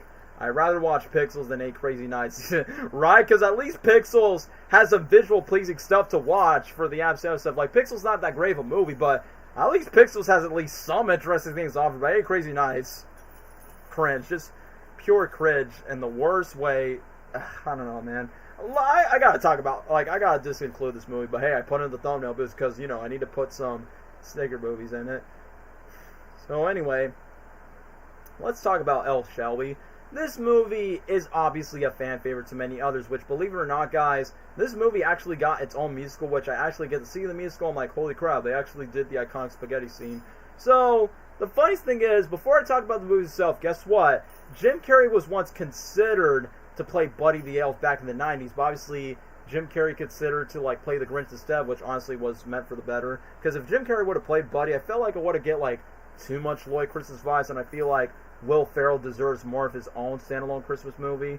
So anyway, I'd rather watch Leo than Eight Crazy Nights. Yeah, surprisingly, Leo and Hotel Transylvania are the much better animated movies.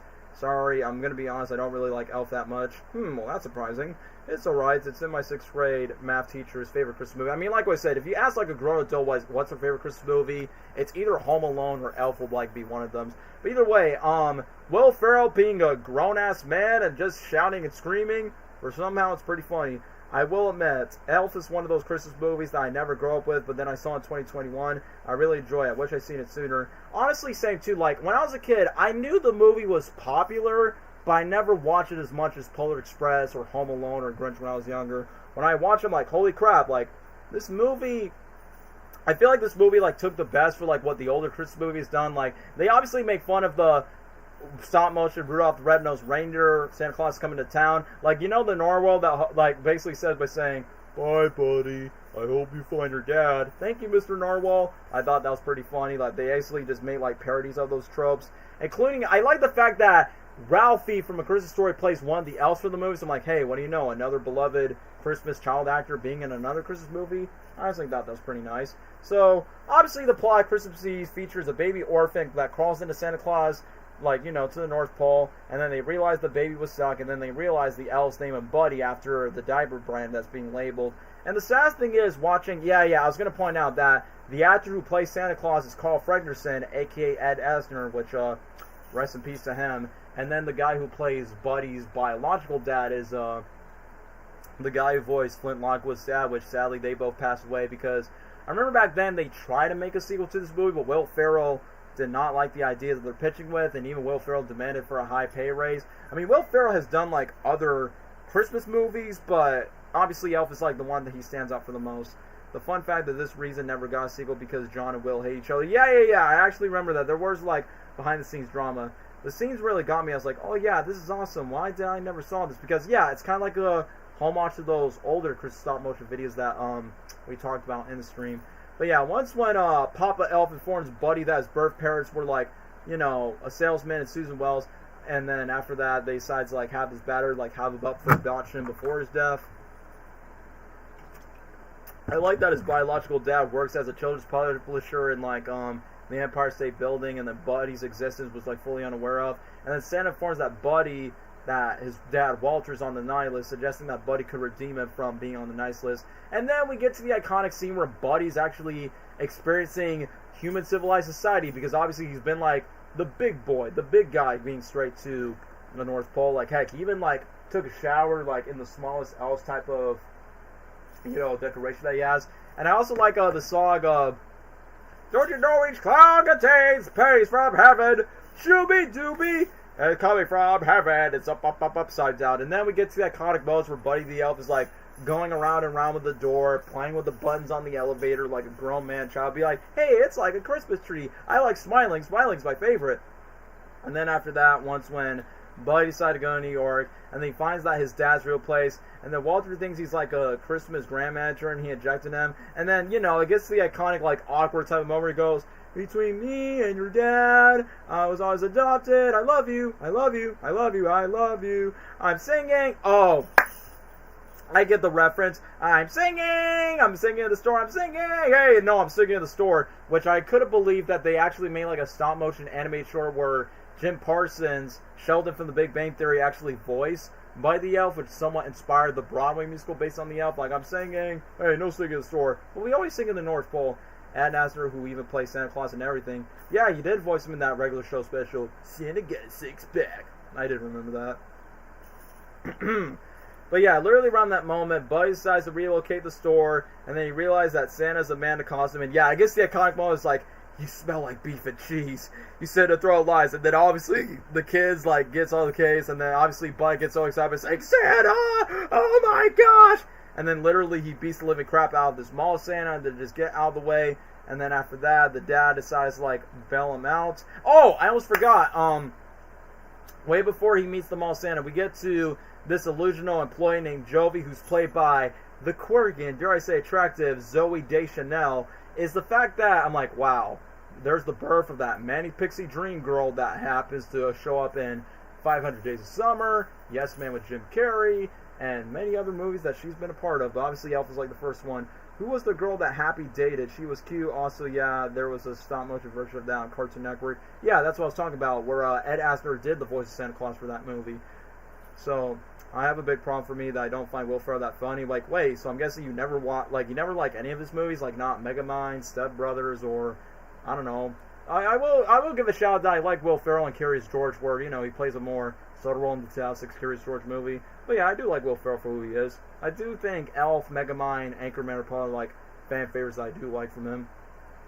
But anyway, let me just get back on topic. So obviously, Buddy's biological dad breaks him out of jail for a DNA test confirming that he is his son. The doctor suggests that they should take him home, and then he meets his stepmother. And I'm surprised that the stepmom is the same woman who plays Clara from Back to the Future Part 3, which was Doc Brown's love interest. And then I realized that Buddy has a half brother named Michael, and there's no very unnerved of Buddy's behavior just because it's very childish. So basically the stepmom was like very insistent that they should take care of him so he can recover his state of mind. So then Michael bonds with Buddy after they beat up a gang of bullies with a snowball fight, which I thought that was nice. And let's not forget the moment where he decides to like hug the Christmas tree and then he just knocks it down, which I thought that was funny. And the one thing that really caught me off guard, which is like one of the most iconic scenes of the movie, is like during the moment is where Cameron, I know you're down bad, but come on, that can't be the only reason why you think this movie's good.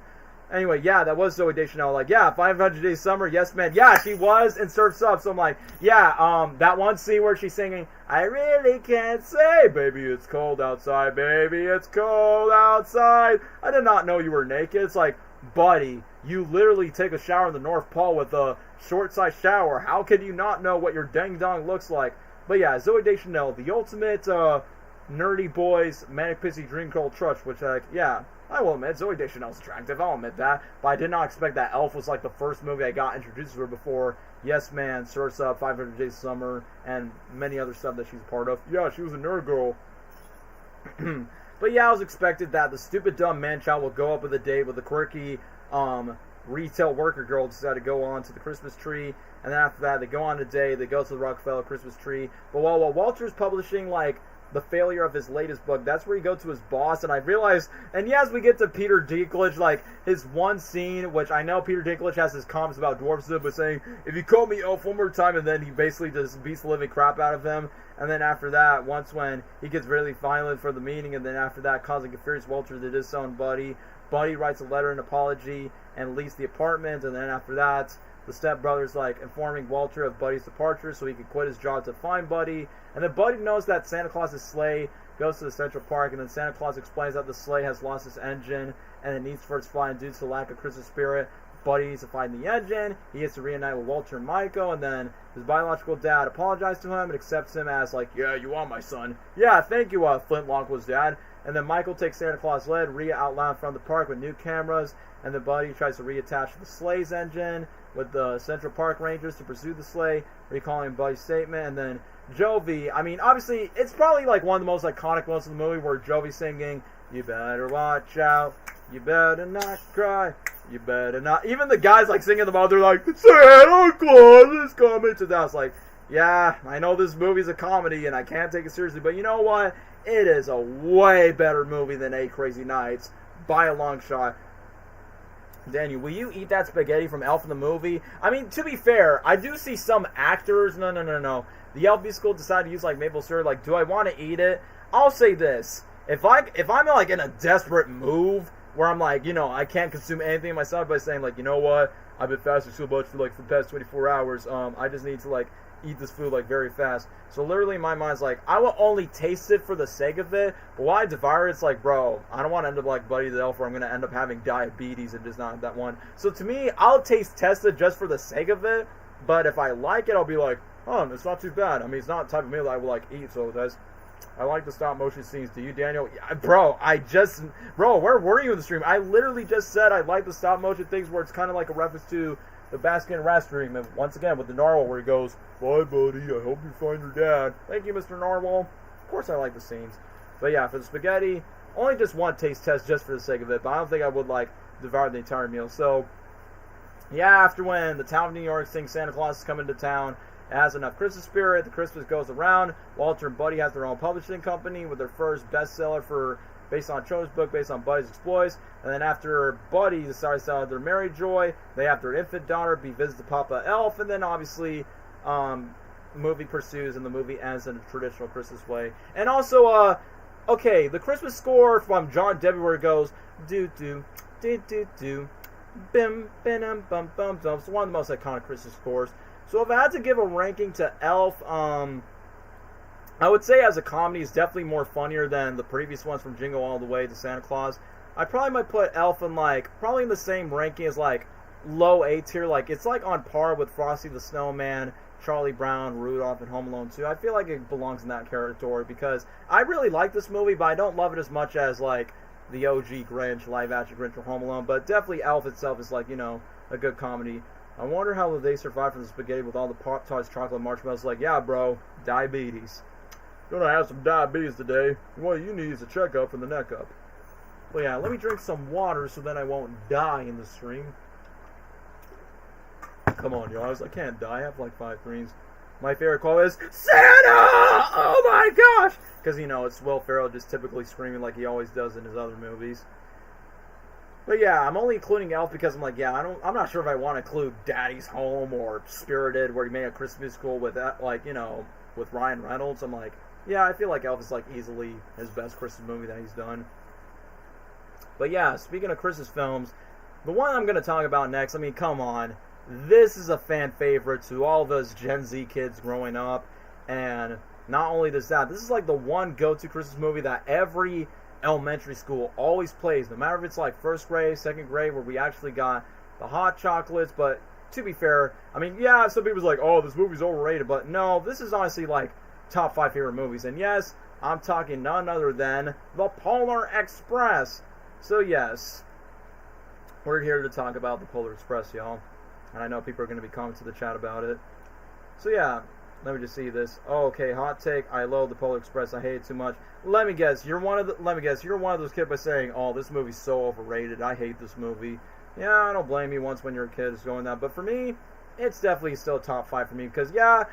Is the animation laughable from the memes, and it doesn't hold up since it's motion capture, but hey, since this is made by legendary director Robert Zemeckis, who gave us the Back to the Future trilogy, Who Framed Roger Rabbit, and no surprise, he worked with 5 movies with Tom Hanks, from Forrest Gump, Castaway, that crappy Pinocchio Disney remake, and Here, which was an underrated movie that came out not too long ago, and obviously the one that we're going to talk about, The Polar Express. So I will be honest, when I watched this movie as a kid, I thought this movie was fully animated, same time as Toy Story. Oh, ironic because you got Woody playing multiple roles to the movie. But I did not know that this film was motion captured throughout the entire movie, so I was kind of impressed that I'm seeing Tom Hanks and a mocap suit playing 5 different characters. He plays the conductor, the narrator, the hero boy's dad, which it's kind of weird that the boy actually never had a name.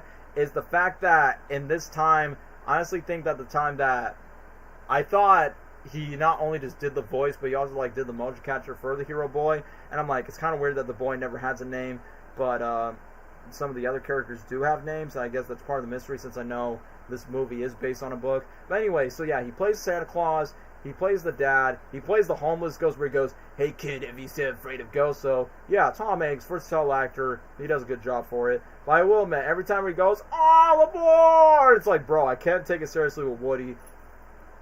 Polar Express is a movie I still enjoy. I don't care. It's still good. Tom Hanks as the conductor is great. I never noticed it was Woody when I was a kid. For me, I did, because when I heard the voice, I just think of, "You are a toy!" So, oh my goodness, I love Polar Express. I read the book, and the nerd character was so annoying. I will be honest, he's annoying, but yeah, he was the funniest character of the movie, because he plays that stereotypical nerd that doesn't know how to shut up whenever he does. "Hey, you, yeah, you know what kind of train this is? You know what kind of train this is? Yeah, it's one of those white tie face. I want all of them." I will be honest with you guys, whenever I go to school, when I see somebody with glasses and has similar hair like the Mr. Know-It-All, that noodle kid, I'm bro, you look like the kid from the Polar Express by saying, bro, can you say the line like, hey, that's offensively, like, Daniel, you're stereotyping, like, being offensive. I'm not that type of nerd. It's like, bro, please do the voice. All right, fine. Hey, you, yeah, you. It's like, bro, I can't take it anymore. But he does fit as a very Robert Zemeckis archetype character that you see from Back to the Future or Who Framed Roger Rabbit, so I honestly find that pretty hilarious. And yeah, one thing I'll not take this movie seriously is, like, you know, the memes that comes out of it from the YouTube poofs and cosplayers dressing up as the kids. That's why I cannot take seriously. But I will be honest, I know it's a fantasy Christmas movie, and I obviously, you know, the hero boy, which I think he's voiced by Josh Hutcherson. I will be honest, I'm surprised that Josh Hutcherson became the voice of that hero boy. So I'm like, wait, so Mike Smith from Five Nights at Freddy's is the lead boy? Just make sure he doesn't go to the train of 87. But anyway, let me just get straight to the point. So you're telling me that this conductor brings all these kids to the Polar Express, but somehow their parents are not aware that their kids are being abducted in a train, which, once again, I don't want to put logic into this, and I get it's meant to be a fantasy Christmas movie, but still, how are the parents not concerned or not being aware that there's a train in the middle of the road? Be like, hey, where's my son? Where's my daughter? Hey, hijacking. The know-it-all kid is definitely really funny. Like, I can't take him seriously. Yeah, it is the same guy who voiced Mandrake for Dexter's Lab, as this character was like Fragley before Fragley. And yeah, trust me, bro, I think we had a conversation by saying, we've met some interesting Fragleys in our school, and I definitely would give credit to the Giant Flippy Kid movies, like, warning these type of quote-unquote stereotypical, annoying, disgusting nerds. I mean, we're nerds too, but those are like the stereotypical ones that you just want to stay away because they don't know how to shut up, y'all. But anyway, let me just continue on. So yeah, kids being abducted, and somehow they know the Polar Express theme song because I don't know, they've been kidnapped on Christmas Eve or somewhat. But then after that, once when the kid meets the main girl, which I forgot, did the main girl had a name? I don't think she actually does. But either way, she was definitely like, you know, the smart one that was actually like, you know, being a part of like, you know, the train when it comes to like the hero boy and the hero girl and the new it all. And the fact where they decided to punch the tickets, like, I don't know, for some reason, when the conductor is trying to, like, you know, try to punch the ticket, it sounds very satisfying where it goes dun dun dun dun dun. And, you know, the same guy who did the music for Back to the Future or did the music for the score, so it's definitely got that. I forgot the girl's name. I don't think she has a name. I think she's just called Hero Girl, which I will admit, it's kind of lazy to, like, not give the kids a names. But I think Billy is, yeah, the kid that was, like, left behind the train, that's the only kid that actually has a name. It's like, okay, that's kind of weird that most of the other kids just don't have ones, but I guess that's a quote-unquote fantasy aspect of it all. Like, I will admit, it was kind of funny that Billy was trying to get to the train, and he was, like, super shy, and he's like, come on, hurry up! And then he literally just fall down to the train, and then literally once when the hero boy pulls the lever, then the nerdy kid's like, ow, that hurts! And then the one thing I really hate about the noodle kid is the fact where it's like, oh, who in the place to pull off the emergency brake? And then this boy decides to be a snitch by saying, he did it! And it's like, bro, I had a classmate that was like that. That was like, oh yeah, I'm a tattletale, he did. It's like, shut the hell up, man. Like, stop trying to be the teacher's pet just to be like, oh yeah, I'm definitely going to be like, getting good grades after that. But yeah, once when the conductor was like losing his steam, like, bro, I cannot help to think of Woody by saying like, what are you talking about? But I will admit, I will give this credit movie for one thing, and what is that one thing I'll give credit for? This movie became the birth of my addiction to hot chocolate. Why? Because of the song. Hot, hot, oh, we got it.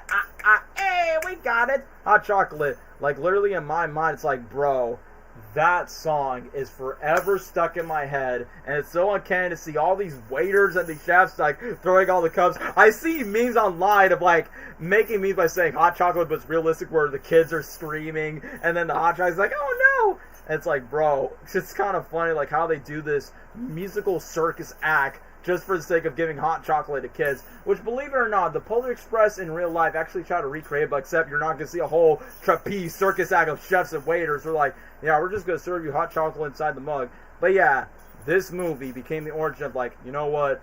Hot chocolate is the best Christmas holiday drink. I mean, I know there's some people that like eggnog and some other drinks, and I'm like, hot chocolate is like the best drink to have during Christmas, and I will give credit to Polar Express for being like the origin of why I got addicted to drinking it. Hot chocolate. Hero Boys actually has two actors. Like, I know Tom Hanks did the mocap of it for the most part, but I know Josh Hutcherson did the voice while his voice was done, but was like dubbed by Judy from Spy Kids. Oh yeah, it is Judy from Spy Kids, so that's why the voice kind of hits me in the way. But anyway, let me just move on to the other stuff. So the one thing that really caught me off guard is that, oh, when the hero girl decides to like not have the ticket, the weirdest thing is that the boy assumed that the conductor's gonna kick the girl out the train, which I'm like, oh, I thought this movie was gonna be family friendly, but I thought it was gonna get dark. But then when the hero boy decides to go with the homeless ghost, and I will admit, the homeless ghost kind of caught me off guard. Oh, you're singing the song, hot, hot, oh, we got it, hot, hot, so we got it, hot, hot, yo, we got it. I was like, whoa, I did not know Woody was Ways in the Hood. My middle school band played that Hot Chocolate for a Christmas concert, and I was so happy. It's like, yeah, bro, like, it's one of my favorite Christmas songs from a Christmas movie, and like I said, every time when I made Hot Chocolate, I just play the song because I'm like, come on, it gets to, like, not only the Christmas spirit, but honestly, it gives me to the good mood. I will, like I said, I'll give the movie credit just for that, just what makes Polar Express stand out to me. But yeah, the funniest thing is once when the boy meets with the Hobill's train, and it's kind of funny that Tom Hanks just went very unhinged, because I know Tom Hanks has done comedy moves before like he went to like drama things, but literally like he goes like so unhinged by saying, "What, Santa Claus?" It goes like this, hey kid, you ever believe in ghosts? Like literally when I was a kid, I thought he was dead. Once when he convinced the boy to jump into the corpse, he goes, jump! Just to have him to like catch up with the girl. It's like, bro. But then I realized he's a ghost that only the boy could see.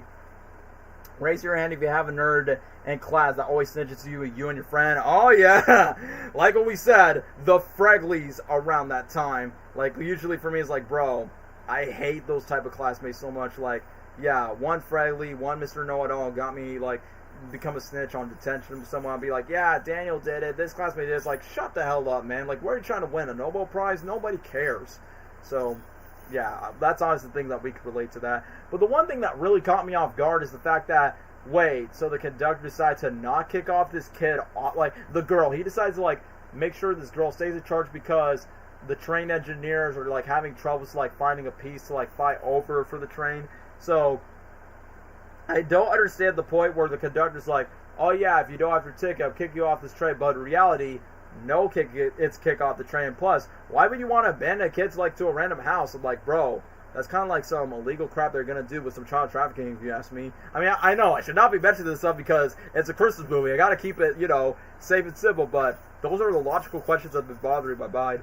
But then I do like this Back to the Future 3 reference where the hero boy decides like pulling the train by saying like, oh, I wanted to do that my whole life. I'm like, hey, nice reference to Back to the Future 3 because, you know, it's the same director that made those movies.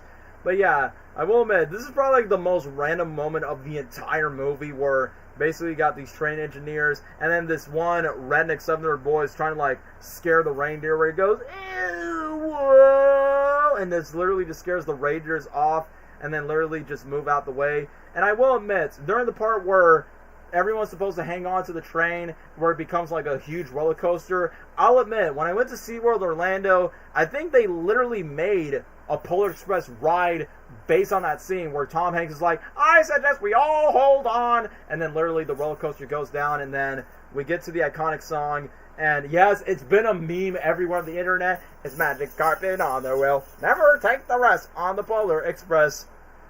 The cosplayer, like, who's the dude that cosplays Mr. Know-It-All? I can't take the meme seriously when I saw it.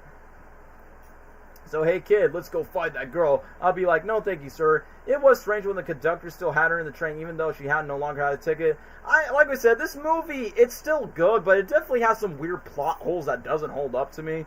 So the scene where the train was on the ice was literally holding on to my chair. It's like, yeah, because you never know that the ice was going to break just because they just lost out the train track. Because, you know, since the movie's literally based on the train. And I will admit, it's kind of funny that the conductor is totally cool of, like, leaving these kids to the North Pole with all these elves that definitely all like with all of the dwarves. And I will admit, during when the main boy, the main girl, and Billy decided to go to, like, to the North Pole, and they went to find like all these gifts, and then they realized all the kids were on the night list. I will admit, you know the scene where there's this kid that goes, I didn't do it! I didn't do it! Like for me and Gabriel when we were kids, we used to quote that out loud just because we thought it was so cringy, but yet it's so funny that this random kid is like, I didn't do it! They did it. It was in 2015. Yeah, I remember, because I think I recalled, went to the SeaWorld in 2014, they actually made like a ride that was kind of like Star Wars, like the Star Tours ride, but they make it like Polar Express. I missed that, which I know they replaced it with just Rudolph the Red-Nosed Reindeer's meet and greets, which is totally fine. But still, to see the kid up, I didn't do it! that was like stuck in my head ever since I watched it like every year.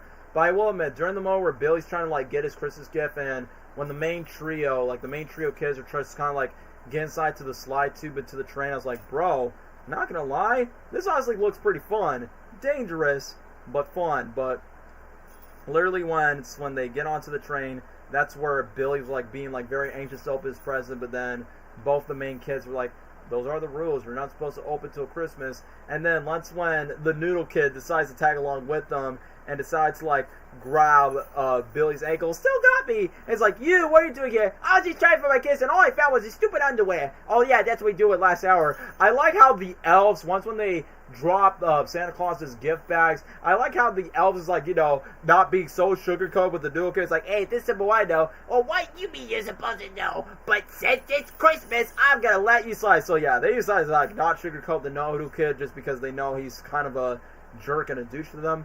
And then the conductor was like fully aware that the main kids were going to be like off in their way before Santa Claus makes it out. And then it gets to the iconic moment where obviously the main boy doesn't know what he wants for Christmas. One of the trade workers choke out the trade part. I feel bad. Oh yeah. Once we was like choking off, and then they were like, oh no. Well, I will admit, the moment where it gets to the iconic, you better watch out, you better not cry, you better not pout, I'm telling you why, Santa Claus coming to town. And then literally when the main boy's like, I can't see, and then when the reindeer was like jumping up and then the bell goes down, it just comes off like quite surprised to me. Like it comes off like with these jingle bells. And then I almost keep forgetting that Tom Hanks voiced Santa Claus. So literally when he approached the hero boy, where he goes, what was that you said? I believe. And you know, that's kind of like the message overall, like seeing is believing. That's quite much the message. Although it's worth mentioning, the movie loves to reuse the same main title theme. Na, na, na, na. Anytime it happens, and it's like, can you play the motif? Like, don't get me wrong, I can't pronounce his last name. Alan Savit, the guy who gave us Back to the Future and the iconic Avengers theme. But yeah, they do play this theme song a lot throughout in this movie, so pretty much is. But I will admit, the moment where this annoying kid, where he's like, me, I want the first gift, is like, bro, can somebody just give this kid like a lump of coal already? And I like that Santa's like out of the world, where it's like, Billy, his name is Billy. And then literally after that, Santa decided to like talk with the hero boys, like, no, what do you want for Christmas? And then literally describe the bell, be like, the first gift of Christmas. And then after that, Polar Express brings the children back home. That's so funny in the way. They just want to see Santa Claus deliver their gifts all the way to the North Pole. And then after that, the elves decide to like party, drink off, kiss each other. And then after that, the boy realized that he lost the bell through the pocket. And it's like, bro, do you realize that your pocket was ripped since the very beginning of the movie? How can you not remember that? And then literally the noodle kid was being like so earnest with it by saying like, yeah, this is too bad, really. And then what's even more caught me off guard is once when the conductor decided to put like every message, like all the kids was like, hey, you saying I don't know how to, oh, it says learn, my mistake, lesson learned. And then leading for the main hero girl, and then put believe for the main hero boy. And then after when the conductor decided to like bring everyone back home, it's kind of surprising that Billy got his gift right away, like once when they got back home to his house. And once again, how are the parents are not aware of the train? How are the parents not aware that their kids have gone missing? This might be saying like, hey, who decided to kidnap you? Who decided to sabotage you? You know you're not supposed to go talk to strangers. What is the matter with you, young man? You get what I mean. It's kind of unrealistic for a movie like this, but it is what it is. It's a Christmas fantasy film. What could I care? And then after that, the conductor decided to let the boy say Merry Christmas. And then after that, the boy finds the bell, finds a note from Santa, and then his sister decides to ring the bell. And then the parents decide to be like, oh, we can't hear the bell. And I realize, oh, I get it. It's a magic Christmas bell, because if you believe that Santa Claus is real, you can listen to the bell. So that means he can listen to it, his sister can listen to it, but not the parents, because obviously they're grown adults, and obviously like, yeah, Santa Claus is not real. And then the boy always just recalls his friends, and then he falls into the bell, like it's all disbelief that's famed for years. But now that he's an adult, it goes to the ring. And then let's not forget, it goes to this nice iconic ending scene where it goes, children sleep. Low key, why does Billy look like young Anakin from Phantom Menace? I know, right? Including the hair that he got is more like, bro, whatever you do not let Billy go to the dark side if he goes to the naughty list, and make sure he doesn't cut off Samuel L. Jackson's limb in the future. You get what I'm saying? So yeah, Obviously, Polar Express is a Christmas classic to me. I mean, I wish I would put on S tier, but like I said, I cannot put on S tier apparently just because of the plot holes that I mentioned that doesn't make any sense, that doesn't hold up, such as like, oh, why are the parents not being self-aware of this, and how come like the kids eventually just go into the train and whatnot. But you know, plot holes aside, it's still a Christmas classic, and they do have some decent song. I mean, I'm not saying, I mean, Hot Chocolate is easily the best song of the entire movie. Christmas Comes to Town was pretty solid, and the end credits of the Believe song from Josh Groban, you know, the guy that sings, "You raise me up, children sleeping." Yeah, like I said, pretty good movie. I mean, like I said, would I rewatch it again? Definitely I would. So, I say Polar Express is like, yeah, I guess it's on par. Like, it's A tier in my book. But now, this is not the only Robert Zemeckis motion capture Christmas movie, and also this is not the only Jim Carrey Christmas movie. So I glazed the crap out of Grinch. What about Jim Carrey's Christmas Carol, made by the same director that made the Polar Express, but also the same animation studio that made the... Well, basically, it's like, alright, so it's basically the Polar Express again, but except it's a Christmas Carol. And yeah, I'm pretty sure you guys are slowly going to notice, like, if you guys are watching my tier list, so we pretty much got, like, the mainline iconic Christmas movies out the way. So now you guys are noticing we're going to the Disney era. I mean, technically we already have with Tim Allen Santa Claus movies, but now we're going to the Disney era of Christmas movies. And then after Disney, we have DreamWorks. I mean, I put Merry Christmas, Drake and Josh for that. Man, I'm sorry. I'm going to be honest. I honestly don't like this movie. I mean, like I said, Christmas Carol, this movie had mixed reviews, not going to lie, pretty much just like Grinch, but I'll get to my honest thoughts review, so your opinion's valid if you don't like this movie. But yeah, the point is, we're going to the Disney era of Christmas specials, and I intentionally added some in case if Gabriel's going to tag along, but I guess for some, I might go show her. So we're definitely going to the Disney, and then soon DreamWorks era, and then some 2 other animated Christmas movies. Yeah, all these Christmas movies are animated except for Drake and Josh and Muppets A Christmas Carol. Those are the only live-action segments. All the rest of these Christmas movies are fully animated in their own ways. But anyway, let's talk about Disney's Christmas Carol. So obviously, as a huge Jim Carrey fan, of course I know performance-wise he's always going to nail out the part. But pretty much since same director, same animation studio, basically the same team that made the Polar Express, except Polar Express was Warner Brothers. This is a Disney movie. And since this is Jim Carrey's one and only Disney movie that he has surprisingly done his career, because, you know, every actor in Hollywood needs to do at least one Disney movie. A Christmas Carol creeped me out, dude. I mean, yeah, I am going to get to that. Like, yeah, for a Disney adaptation, I'm surprised how dark this movie could be. So I'm like, how is this for kids? I mean, Carrey was good from the multiple roles that he has. I do wish he'd do more voiceover roles. Yeah, because the only voiceover roles that he's done his career is Horn Hears a Who and this movie. I'm like, look, as much as I love Jim doing his on-screen performances, I'm like, I wish Jim could take, like, the Robin Williams direction, because at least Robin Williams did both. Like, Robin did live action, but he also did multiple voiceover animated stuff. I kind of wish Jim kind of like, obviously Jim is great with his on-screen performance, don't get me wrong, but he's so good with his voice, kind of like what Robin Williams does. But either way, yeah, I'm just going to talk about, does this movie hold up? It's just this one's the creep, and yeah, that's like a common valid criticism that you guys are giving, like this one gives me the creeps. I think this is Jim Carrey's weakest film next to Dark Crimes. Okay, that's an interesting opinion. I don't think this movie is like bad, but I want to say this movie's like a peak masterpiece in a way. So I'll say this. Definitely when it comes to the Robert Zemeckis Christmas films, it's not as beloved as Polar Express, and I don't love this movie as much as The Grinch, but the motion capture is pretty decent for the most part, and pretty much just like what Tom Hanks did with Polar Express, where Tom Hanks played multiple roles, but now for Jim, he plays Scrooge, he plays the multiple Christmas ghosts, he plays the younger version of Scrooge. But basically, we've already heard this story many times before, pretty much just like The Grinch. I mean, literally, look on the list, guys. We're going to talk about the Muppets version, and then we're going to talk about the Mickey Mouse version. So, I'll say this. I do like the mocap version of Jim Carrey. I do like the Scrooge voice where he goes, "Spirit, back away, Paddock. Haunt me no longer. I'm the ghost of Christmas Christ. I'm the ghost of Christmas present, silly." So I'm like, I can easily tell that's his voice. So you're telling me, like, when Jim Carrey says if he would have done a Grinch sequel, he would have said, I like to do mocap. I'm like, but Jim, you already did a Christmas movie with mocap. And honestly, I mean, I already said this before, like, why do I don't want it? Like, the reason why I mentioned I don't want a Grinch sequel, because one, I don't think a sequel's really needed. And secondly, if you do the mocap direction, that's going to diminish, like, the Oscar-winning makeup. I mean, despite the makeup torture, but the live-action Grinch won an Oscar because of that makeup. So, Christmas movie is obviously like an over-expensive movie.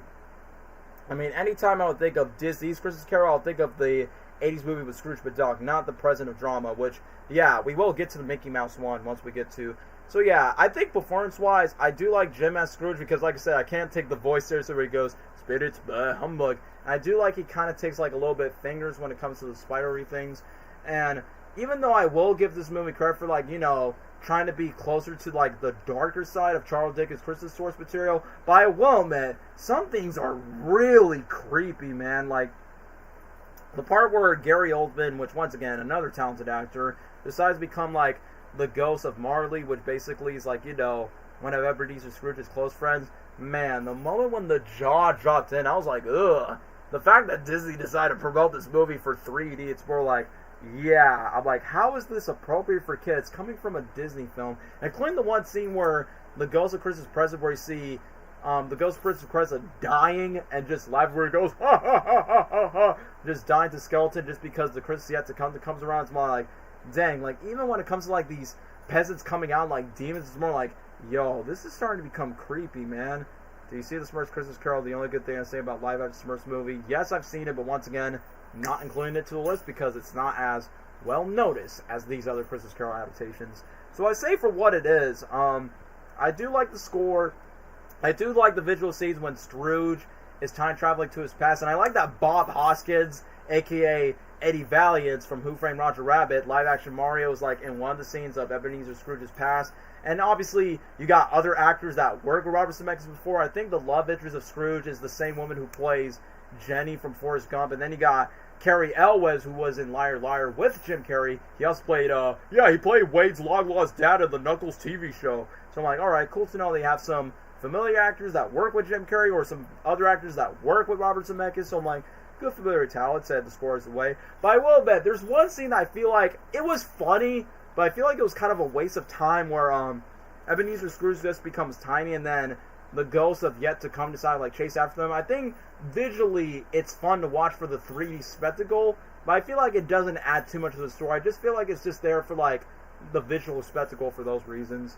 And I'll admit, during the scene where Scrooge goes to his grave, it was pretty dark and serious, but in a way it's more like, well, we know how the story goes for Christmas Carol if we know in a way. So yeah, I mean, I will give this movie props for like the mocap, Jim Carrey's performance, and you know, trying his best to be like the darker roots of the source material. But I will admit, I feel like this one goes a little too far when it comes to the crease, where it starts to feel like a horror movie. And yeah, Cameron definitely just like says right here that definitely feels like the horror movie in some ways. It's like, bro, from the present becoming a skeleton and Jacob's dead body.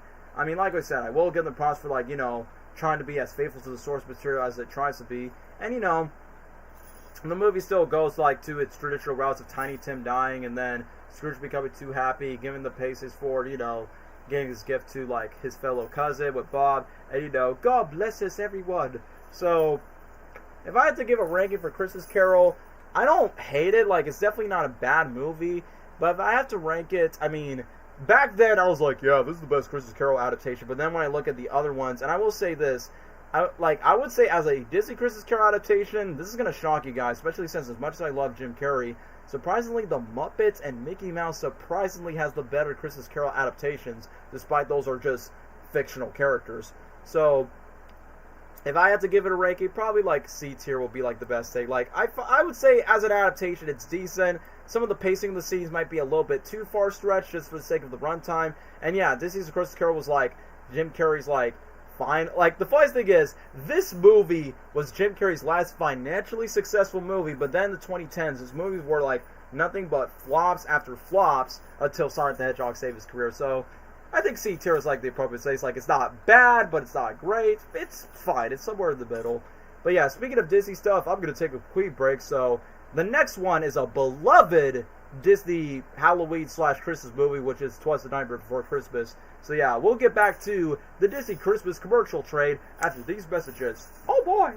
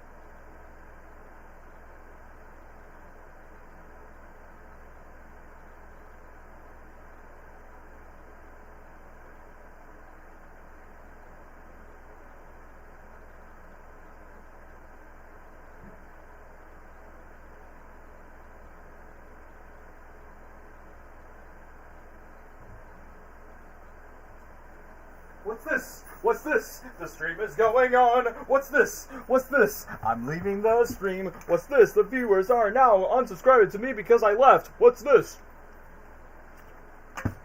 Yeah, we're about to talk about a holiday cult classic. Whether you consider this a Halloween movie or a Christmas movie. What's this? Yeah, literally, someone put in the comments, what's this? What's this?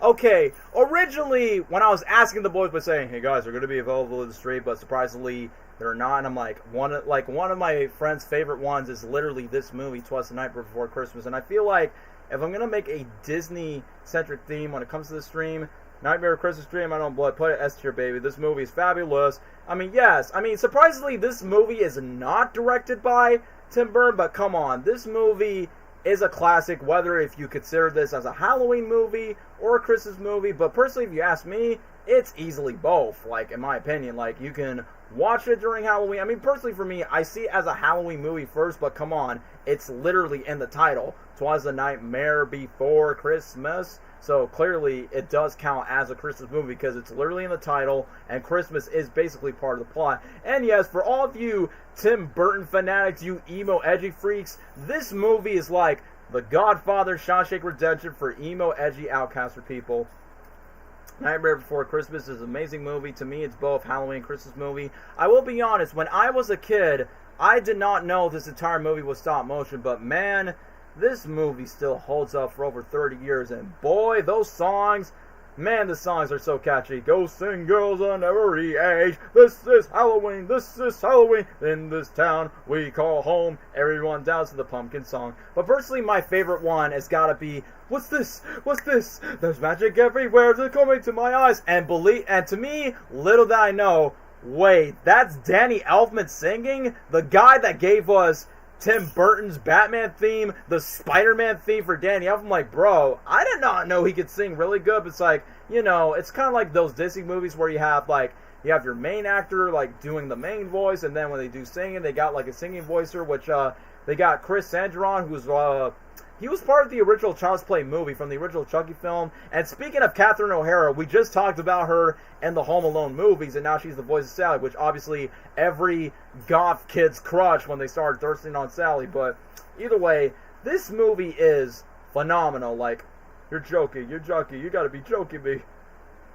This movie is top notch for many reasons. Number one, the stop motion. Number two, the voice acting. Number three, the music. And number four, just the vibes as a whole. Like, this movie is like a work of art. And obviously, even though as much as I love Grinch more, and yeah, I personally prefer Grinch as a holiday hijacker, but Jack Skellington is like the Beetlejuice, or in this case, the basically the more kind-hearted Beetlejuice in the Disney universe.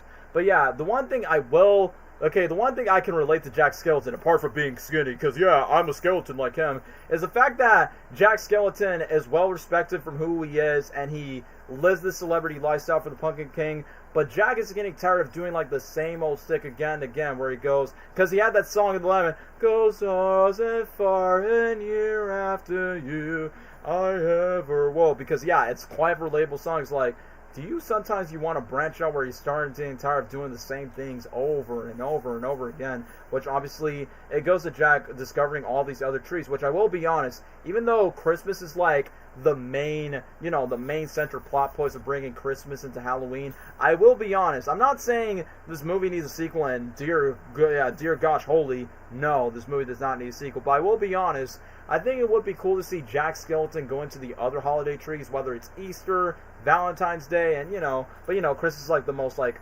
more popular holiday of them all. Fun fact, Disney was originally going to release it, but they thought it was too scary for the kids, so they put the CHUMS picture banner. Because, yeah, that was kind of like a side studio where Disney was like, yeah, this is not entirely PG safe for the kids, but, it's something like, we could put this for the brand. And then, this movie's fully embraced from the Disney theme parks and the merchandise. And every single girl I met on the planet, no matter if you're an emo freak or not, loves the crap out of this movie, that they have nothing but Jack Skellington merch, Oogie Boogie, Salad merch. It's like, yeah, any girl I talk to throughout my entire life, they love the crap out of this movie, y'all.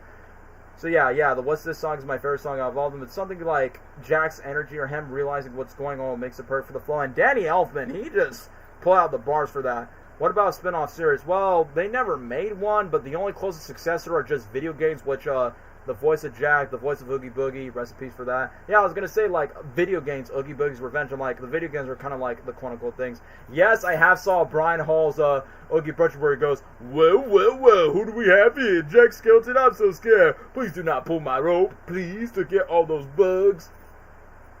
But yeah, we'll talk about Oogie Boogie like he's a great, like, you know, not a great villain, but obviously rest in peace to his voice actor. But given the fact that Jack goes to, like, you know, Christmas Town and finds the discovery and gets to explain, like, all the Halloween creatures, like, what they mean about Christmas. And I will admit, it becomes a little creepy where he goes up to the camera, he goes, and they call him Santa Claus. And it's kind of cool, like, how Jack used all of his experience, like, knowing to understand, like, what does Christmas mean. I almost forgot about the mayor. And I honestly, I don't know if you guys get this joke. If you are a Batman fan, the mayor is a two-faced politician. Like Two-Face Harvey Dent from the Batman franchise. I don't know. That just caught me off guard by saying, like, well, if you're a Batman fan, that's kind of like a nice inside joke to that, even though it's not intentional. I like that the mayor just fainted from happy to frightened. Like, Jack, where are you, Jack? Please answer me. Then he just falls down. Alright, handing out Mickey Mouse Carol's S, Once Upon a Time's B, Twice Upon a Time C, Toy Story is Terra B. Yeah, you're just ranking, like, all the Disney stuff, so thanks for stopping by to the stream, Cameron. For me, I'm not doing a part 2. I'm just going to make my throats pass out so I can wrap up all the Disney/DreamWorks and just all the animated projects since I've been running for 4.5 hours. But anyway, I'm going to tell you this. Luckily, I have a female friend who wears Jack Skellington suits in my high school, and I thought it was the coolest thing here. I was like, yeah, bro, this movie, this is like the ultimate fantasy dream for any women that they like. For, like, no matter if it's a Tim Burton film or Night Before Christmas, that's like in the pinnacle of, like, you know, on their Hot Topic trends. But yeah, I like the fact that, you know, it's funny that, you know, obviously Sally has feelings for Jack, and I like the fact that her quote-unquote creator is, like, you know, somewhat, you know, strict against her, but yeah, you know, she's like half Frankenstein that she could easily escape with the hands or legs or anything. So technically Sally cannot die because she can easily create herself, but then Sally knows, like, you know, the idea, like, if Jack takes over Christmas over Halloween, it could destroy the Halloween spirit for everyone else, and she tries to warn him because, you know, it's kind of like, no, Jack, you're supposed to be the Pumpkin King, you're just going to ruin the Christmas spirit. But obviously, Jack is, like, so enthusiast for, like, being this whole holiday spirit that he let, like, what were the kids' name? I think they were, like, Lock, Shock, and Barrel, when they adopt Santa Claus, and they go, kidnap the Santa Claus, throw him in the bag. And we will talk about Oogie Boogie once when they kidnap Santa Claus, and once when Jack puts, like, Santa Claus away that he'll take place at Christmas. Boy, I'll admit, once we get to Oogie Boogie, bro, crying. I will admit, during the moment where, literally when Oogie Boogie comes around, I will admit, that character did scare me when I was a kid, where he goes, you're joking, the Oogie Boogie man, woo. Like, literally when it shows, like, all these, like, stop motion bats and snakes, it did freak me out when I was young. And then literally, I think someone made a joke by saying, yeah, this is what happens when you take Jesus out of Christmas and you let a demon take over. That's what the holiday would have looked like. It's like, bro, I honestly thought it would be the same way too. And I like when Santa Claus was, like, once kidnapped by Oogie, you don't really get to see a skeleton. And I was like, yeah, that's honestly quite a dark shedding what it is. I get it. I'm a Batman fan. I also like that Jack Skellington is a nice dude, but yeah, he seems to be scary, that he treats everyone like a friend, and even Kingdom Hearts, he's a very underrated Disney protagonist. I mean, he's often, like, cosplay, but like I said, just like how the Grinch gets sells back at, you know, like, you know, Grinch is often sold a lot during Christmas. Jack Skellington is, like, the same way that he gets sold a lot during Halloween, so yeah, it is what it is. I'm back. Cameron, I thought you were gonna leave, but I don't know. But anyway, getting back to Night Before Christmas, I mean, rest in peace to Ken Page, who did the voice of Oogie Boogie, but yeah, he did scare me when I was younger, especially the scene where Jack decides to, like, take Oogie down, and then, you know, where he gets to take off, like, the string, and then it goes off his skin, he goes, no, what have you done? My bugs. I'm like, bro, like, once when I hear the cockroach, like, my bugs, and when Santa Claus switched, I'm like, yeah, it scared the living crap out of me. Hey, what's up, Drowsiest? You decided came around the Disney section of things. So yeah, Oogie Boogie, his death did scare me when I was a kid, but yeah, you know, he was quite an intriguing villain with how the way he placed the toy traps, and then Santa Claus decided to tell Jack by saying, yeah, you know, without this holiday, I've been listening to her, because, you know, Sally's, like, the only logical character that knows, like, the consequences, which I almost forgot. So I forgot to bring up this scene where Jack, quote-unquote, replaces, he didn't steal Christmas like the Grinch, but he's somewhat, like, you know, yeah, I changed my mind. I need to talk Disney, which, yeah, bro, I guess you're going to stick around till Toy Story, because I don't think I include Prep Atlanta because, you know, a certain someone just requested me to that, but let's just wrap up The Night Before Christmas. So Jack didn't steal Christmas, he just replaces it with Halloween. And I like that the first boy, you know the first boy where he assumed that he got Jack Skellington as Santa Claus? The boy who voiced him is the same kid who voiced Andy from the Toy Story franchise, and it's the kid that has, like, the shrunken head that the mom and dad were, like, scared about, and then you got police, like, they're flying skeletons up in the air, and then once when the military decided to shoot him down, and then Jack's like, Merry Christmas to all, good nights, and then everyone in Halloween Town thought that Jack was scared, and then Jack has, like, his reprise of I'm Jack the Pumpkin Ting, where he accepts his identity, so he gets to fix Christmas, fix Halloween, save Santa Claus, save the girl of his life, and then after that, it's Christmas spirits being sent around during Halloween.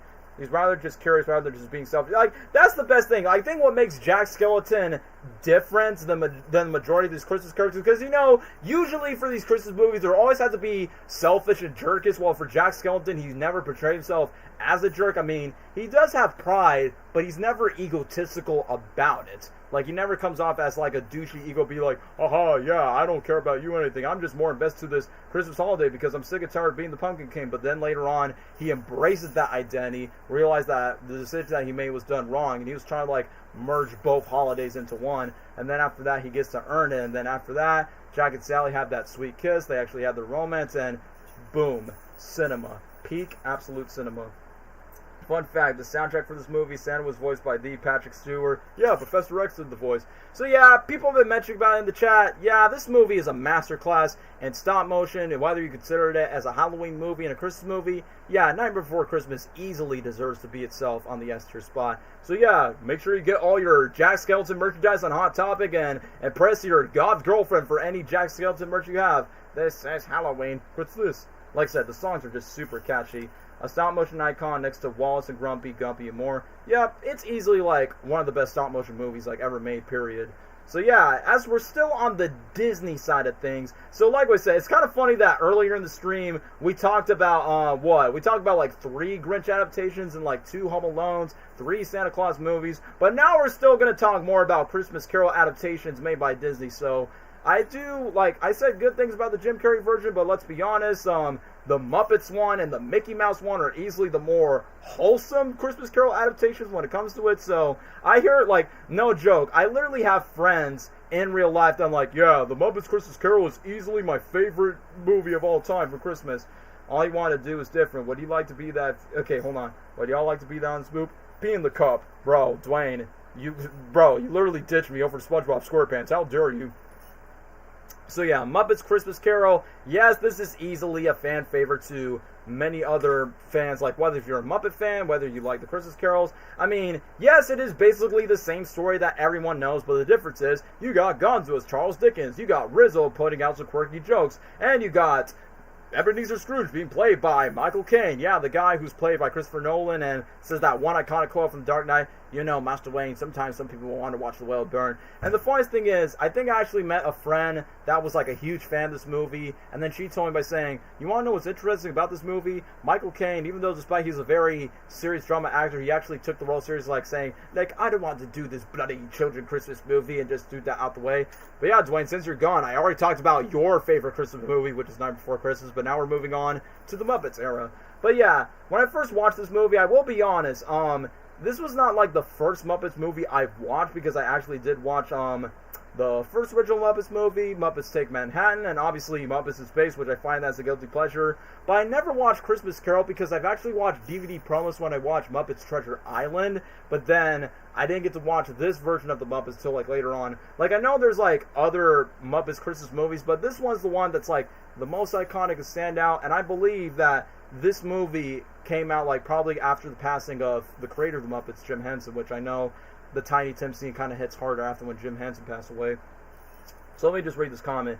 Muppets Christmas Carol is great. I liked it. My high school English teacher told me that Michael Caine treated the Muppets like if he was working with one of the best actors in the industry. You know the meme by saying like, oh, put like one actor and put them in the scene with the Muppets, like one actor and make them a whole movie with the Muppets. For me, when I was a kid, I was like, I want to see Jim Carrey interact with the Muppets in the Looney Tunes. The closest thing I got was Sesame Street, but it's not like Kermit, Miss Piggy, and Gonzo. But you know, Muppets are like the best characters that you can use for like not just for any story brand or any adaptation. They're just like the best characters you can use for like modern and any iterations for any topic. Like, we literally saw Miss Piggy and Ralph the dog at the Game Awards show talking about Discord, online chats, and Mario and all that. So that's how you know the Muppets are trying themselves to like be relevant for each decade. But anyway, for what makes this one really stand out is like not only one, Michael Caine's performance as Scrooge, is the fact that, you know, you see the Muppets like Kermit being his Bob, being the humble employee, trying to get the bookers in the case, and you get the funny moments where the rats are coming off to like bring their own self-meta humor, and then you see all the Muppets like being into the ghosts of Christmas past and present. And I like that Fozzie has his own rubber chicken factory because, you know, he's the typical waka waka with the bear.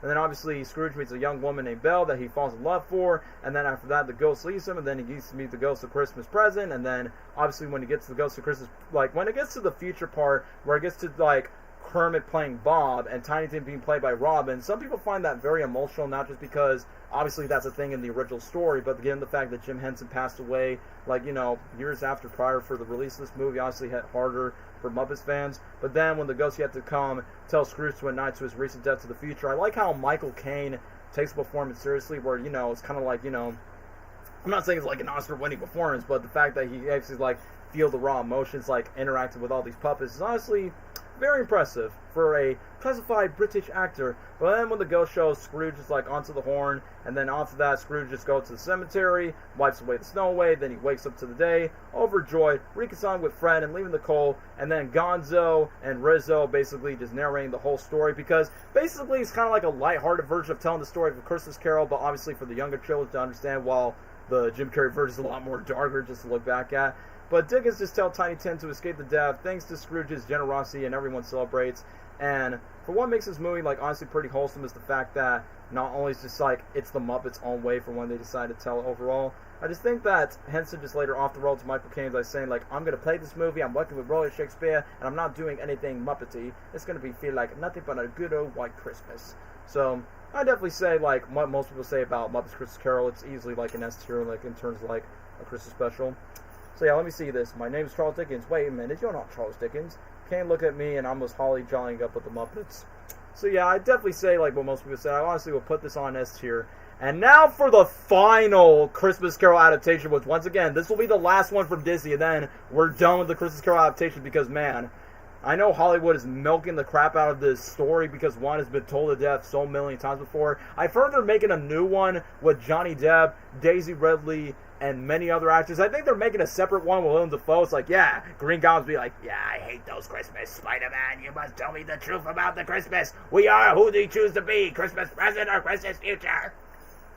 Like, I don't know, man. They're just going to keep on milking that story to death. But, you know, the older ones, like the Mickey Mouse one, the Muppets ones, those are like the best ones. But anyway, let's talk about the Mickey Mouse one, which, when Gabriel was here not too long ago, he actually sent me a reel of the Tiny Tim scene from the Mickey Mouse version, and then he's like, man, I miss when Disney actually put so much heart, which, yeah, I mean, yes, there are some rare sections from modern Disney, but let's be honest, it's not going to be as peak as the golden era from Mickey Mouse. But yeah, believe it or not, guys, Christmas Carol is like the most milked franchise for Christmas content. That next to Home Alone. Home Alone's in second place, and yeah, as much for me for being a Grinch fan, yes, Grinch obviously gets milked a lot, or just any Santa Claus movie, whether it's a family movie, an R-rated movie. But yeah, Christmas Carol is like the number one most milked franchise next to Home Alone, in my opinion. The big return for classic Disney characters, which, yeah, pretty much this is going to be a very Disney-centric story when it comes to that. Believe it or not, guys, this is literally the first Christmas Carol adaptation that actually got introduced in the first place. Like, for me, I didn't watch the Muppets version. I didn't watch the Jim Carrey version later on. Like, the Mickey Mouse one was technically, like, the first one. Now, this is a Disney Christmas Carol. It's kind of funny that it's literally Scrooge McDuck playing Ebenezer Scrooge. Like, literally, in my mind, I thought Ebenezer Scrooge was inspired by Scrooge McDuck, but that story was, like, existed, like, in the 19th century. But, yeah, I feel like out of all the Christmas carols, I'm going to be pretty biased about this because this is the first Christmas Carol adaptation that I saw. Yeah, this is easily my favorite of them all. So, sorry, Jim Carrey, I love you, but I feel like the Mickey Mouse one is, like, easily my favorite one. Why is it that? Because, first of all, the animation, like, even though Yao was made in the 80s, and then we got, iconic voice actors that were part of, like, my favorite Mickey Mouse voice actor, rest in peace, Yeah, fun fact, I think this is Wayne's first Mickey appearance. I'm like, yeah, that's why I like that. I mean, Wayne was like the Mickey Mouse voice that we grew up, hot dog, Meeska, Mooska, Mickey Mouse. Which obviously that's my Mickey voice that I grew up in the 2000s era, which, rest in peace to Wayne. But other than that, of course you got Clarence Nash, who was like the OG voice of Donald Duck, and we didn't even got Bill Farmer voicing Goofy, but given the fact that you got Scrooge McDuck, like obviously playing Ebenezer Scrooge, and then it shows like the animation of Joy to na na na na na na, and then Mickey Mouse playing the role of Bob. Honestly, I like Goofy playing the character of Jacob Marley, where he keeps on falling down, where he goes, Ebenezer, when I was alive, farewell, don't forget to watch your step. This was a full circle moment that the story is what inspired Scrooge McDuck to be made in the comics back the first day. And yeah, and like I was going to say, if you know your Disney lore and Christmas Carol lore, that's became the inspiration. I will be honest, I thought Jiminy Cricket was like an original Mickey Mouse character, but I feel like Jiminy Cricket has become so popular like Tinkerbell that Tinkerbell can show up in like any other Disney media, that even Jiminy Cricket, like, yes, he originated from Pinocchio, but it's honestly pretty nice that he decided to become the first Ghost of Christmas Past, where Scrooge is visiting then, and then after that he's visited by his old boss, who's played by Mr. Toad, and then he falls in love with Isabel, which I kind of find it funny that it's Daisy Duck being the girlfriend rather than just Donald Duck, but since, you know, it is an adaptation, that's why they can just change the lore with the Disney characters that they got, which there are some Disney cameos that I mentioned. So Jiminy Cricket's one, Mr. Toad is one, and I like that Willie the Giant from Mickey Mouse and the Beanstalk perfectly plays as the present, like the Christmas present, you know? Let me read this. I do find it funny that it was sort of referenced in the DuckTales reboot. Yeah, I believe it was when I saw it like on social media not too long ago. So, since Scrooge was having fun with the Christmas Ghost, and Dude was going back in time to meet his mom since when she was a kid, yeah, it's where Sonic's name could have been Turbo. Minnie play Emily, yeah, you guys are getting catch up with your Christmas Carol Disney world when it comes to that. But I feel like Willie was like the perfect casting to play the Ghost of Christmas Present, because he actually has like the face and the look for him. It's like, hey, look, it's the giant from Mickey Mouse and the Beanstalk. I used to watch that a lot when I was a kid. And then literally when it gets to like Scrooge to Mickey Mouse's house, and knowing that Mickey's family was going off for dinner, and then you see Tiny Tim by saying, coming father, like with a small little like, you know, since, you know, in the story that he got like sick and he's technically ill, and then Scrooge talks about his fate, and then when it goes to the Ghost of Christmas Future, because, you know, usually for most Ghost of Christmas Futures, usually they don't talk for some reason, because, you know, that's basically like the mystery when it comes to the dark story. But you know what? It makes perfect sense for Pete, you know, the main big bad of the Mickey Mouse franchise, being the Ghost of Christmas Future, taking Scrooge to the cemetery once when Tiny Tim passed away, and then after that when it shows the grave for you, Ebenezer, and then you see the two grave diggers that looks like the weasels from Who Framed Roger Rabbit, taking them down, and even the animation when Scrooge falls down to the cemetery is like, no, I can change, let me out, I'm back and I'm alive. I mean, I can't even do a Scrooge voice impression, but that's the way that he was acting once when he waked up. And like I said, the animation looks really great when Scrooge wished Donald Duck a Merry Christmas. And believe it or not, guys, I feel like this was the same special where Mark Hamill was inspired by Clarence Nash's voice as Donald Duck from this special, when Mark Hamill started his quote-unquote motivation to start voice acting after Star Wars. So I feel like that was a nice little nod that I decided to bring that up. The irony, because Mark Hamill's in the new SpongeBob movie. But anyway, let me just get back on topic. So, yes, as you expect from every Christmas Carol adaptation, where Scrooge McDuck spreads joy and happiness, and then obviously goes to the Gentleman's Charity, reconcile with Fred, and then go to Mickey Mouse's house. Scrooge goes to prom to friends, and then gives the toys to Tiny Tim, and then obviously he says the phrase, God blesses everyone. So, overall, I just feel like, out of all the Christmas Carol adaptations from Disney, this one's easily my favorite. So, obviously, once again, another S tier. Like, when Disney knows how to cook a good Christmas special, you know it definitely belongs in the S tier category. Yeah, I kind of like the fact that half of the S tier is either half of his Disney, 2 Grinches in the first Home Alone, while the stop motion ones are like all in the A tier. But that's not the only Mickey Mouse special, because like we said, guys, we're still in the Disney section of Christmas. Like, we're done with the Christmas Carol adaptation, thankfully, but we're still in the Disney section, since we got like 4 Disney, 1 Nickelodeon, 5 DreamWorks, 1 Sony Armin one, and then 1 from Netflix, which I did watch Klaus not too long ago, which would take another hour for me to speak out. So everyone, have your midnight snacks, grab your popcorn, grab your hot chocolate, because we're going to be here for like maybe like another hour and a half talking about more of these animated Christmas stuff. And like we said, the only non-animated Christmas movie we have to talk about is Drake and Josh, but you know, somebody requested me that, but like, alright, I guess I'll consider that. But yeah, Mickey's Once Upon a Christmas, which shout outs to Brian Hull. I actually watched his video by saying, oh yeah, why is Mickey's Once Upon a Christmas the best Christmas movie ever? For me, that's subjective, but it is a nostalgia classic that I watched in my childhood days. And yeah, I definitely see Cameron in the chat giving this movie like a B tier, so that's definitely fair for him. Because I will be honest, when I was a kid, I did not watch... Okay, let me try to remember. I saw Twice Upon a Christmas first, before Once Upon a Christmas, and I did not know Twice was a sequel to Once. I'm like, oh, because Once was made in 1991. The sequel was made in the 2000s, where everything was going CG and 3D. A-Rest here has a great message for everyone needs to understand what Christmas is all about. You're talking for the Christmas Carol one or the Mickey Mouse one? Oh man, the nostalgia for Mickey Mouse Christmas movies. I mean, I have to, bro. I mean, look, whether you like Disney or not nowadays, you cannot deny that these specials were like a big part of our childhoods growing up. So that's why I had to include them into the list. But anyway, Mickey's Once Upon a Christmas. I like that we have varieties of different plots, but being like meshed onto one. Like we have one with Donald Duck, the nephews, and like basically the Duck family of the Disney side. We got Goofy and Max, and also we got one with Mickey Mouse and Minnie Mouse. So I like that we got like 3 different stories, and then somehow it all kind of like communicates and obviously kind of like concludes all of it to the very end. I do like it, but Dawn's story kind of brings it down. Because I will be honest, I would say the Dawn story is probably the silliest, but it's probably the weakest story out of the 3, because at least the Mickey Mouse one, the Goofy one, is definitely like, you know, the most heartfelt one. Okay, you're saying that for Once Upon a Christmas. Alright, that's a pretty good ranking for that.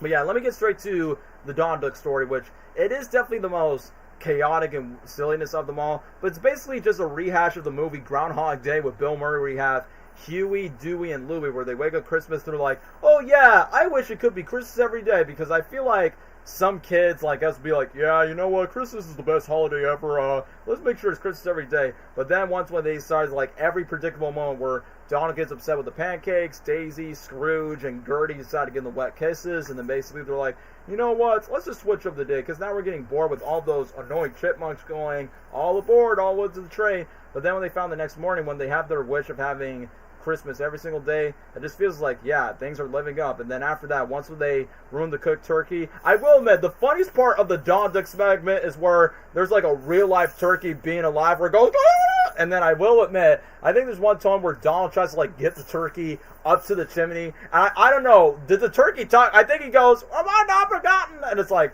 bro, I cannot understand that if the turkey's talking or not. And I think it's kind of funny, like, once when the boys, the nephew side to fix it up, they switched the turkey into ham, and even the turkey was in the table going, so I'm like, wait, so that I mean, it's obviously the turkey's not a cannibal, but you are eating a different animal. It's like, you're a bird, you're not supposed to be eating those stuff. But whatever, it's a Disney animated movie. This movie was made by Disney Toontown Studio that made all those pointless direct-to-DVD sequels and spin-offs. I mean, yes, for the better or worse, we have those in that era, but let's be honest, we'd rather take those than the majority of the live-action remakes that modern Disney's doing right now. The only thing I remember from Once Upon a Time is the Dewey, Louie, and Huey thing, and the other thing was with Max and Goofy trying to catch a picture of Santa. I guess you don't remember the Mickey Mouse subplot, which is the final story of the entire special of Once Upon a Christmas.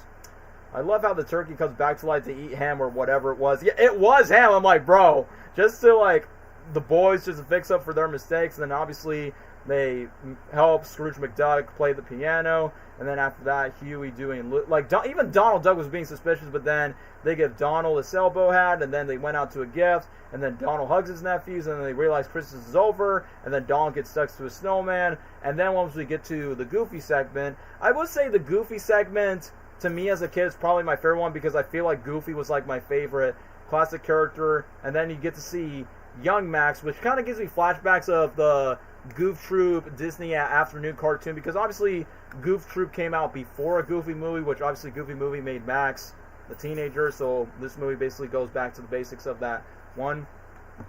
Mickey was the best one of them all, which, yeah, I would say, like, as I got older, I feel like the Mickey Mouse one is the best one, but I feel like when I was a kid, I enjoyed Goofy's more, but as I got older, when I rewatched by saying, I feel like the Mickey Mouse one is probably like the most, I mean, yes, it's Disney, but I feel like the Mickey Mouse one is like the most realistic one once when you get older, of like trying to find a gift for your beloved one, but then you have to make sacrifice for what both Mickey and Minnie make the sacrifice for. But on the topic of Goofy's one, I do enjoy that one a lot, mainly because obviously Max is trying to get a letter to Santa Claus, but then Goofy caused mail shenanigans where he just threw him over like a Christmas tree ornament, where he knocked down one of the employees, and then this woman's like, I want to have a big bowl. Ooh, I'll take it. And then after that, when Goofy crashes to like this mail, was like, already sent for the North Pole. And then literally afterward, Max is trying to believe that he's trying to think that Santa Claus is quote-unquote real. But then when Goofy decided to invite some family members and try to pose as Santa Claus, and then once when one of the kids decided to pull off the beard by saying, Dad, you were Santa Claus? How could you? And then Goofy's like, don't worry, everybody, I'll be right back. So obviously Max is disappointed that his childhood expectation by saying Santa Claus never was real. And I will admit, the one thing that did kind of make me laugh is where Goofy decided to make this childish like voice with the tape who goes, you better watch out, you better not cry, Santa Claus is coming to town. No, he's not. Like, no, he's not. Yes, he is. Which obviously, thanks to this whole like, this whole myth of Santa Claus real, obviously divided the relationship between Goofy and Max. That even Pete, because Pete's always like the rival and neighbor that always like triggers Max's expectations along with Goofy's expectations. So then, when Goofy needs to prove that to Max that Santa exists, he actually stays up to the house all night long on Christmas Eve to keep an eye out just to get a picture. And then when Max decided to move on and wishes for Goofy to do the same, after mistaking a Beagle Boy taking down Santa Claus, which I will be honest, when the Beagle Boy was trying to rob this other house, I thought it was Pete all along when I was a kid. Like, literally in that moment was like, oh yeah, you put your hands up, your house surrounded. And then Pete's like, what in the name is going on around here? Like, I thought it was Pete in disguise as Santa, but I'm like, oh wait, it's a Beagle Boy, because that's a common villain in the Mickey Mouse universe, I guess.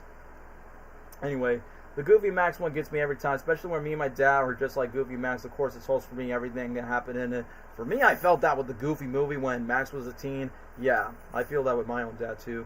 Yeah, sorry, the Mickey Mouse one is the one I remember, even though it's called Mickey's Once Upon a Time. Why I say Once Upon a Time? Mickey's Once Upon a Christmas. I mean, yeah, even though it's literally in the title, despite it's the final story. But anyway, let me conclude Goofy's story. Like, Goofy gives up hope. Obviously, Goofy's depressed. I will give props for Bill Farmer's voice performance, where you can definitely tell he sounds depressed and tired. Like, hey, Dad, I make some cookies.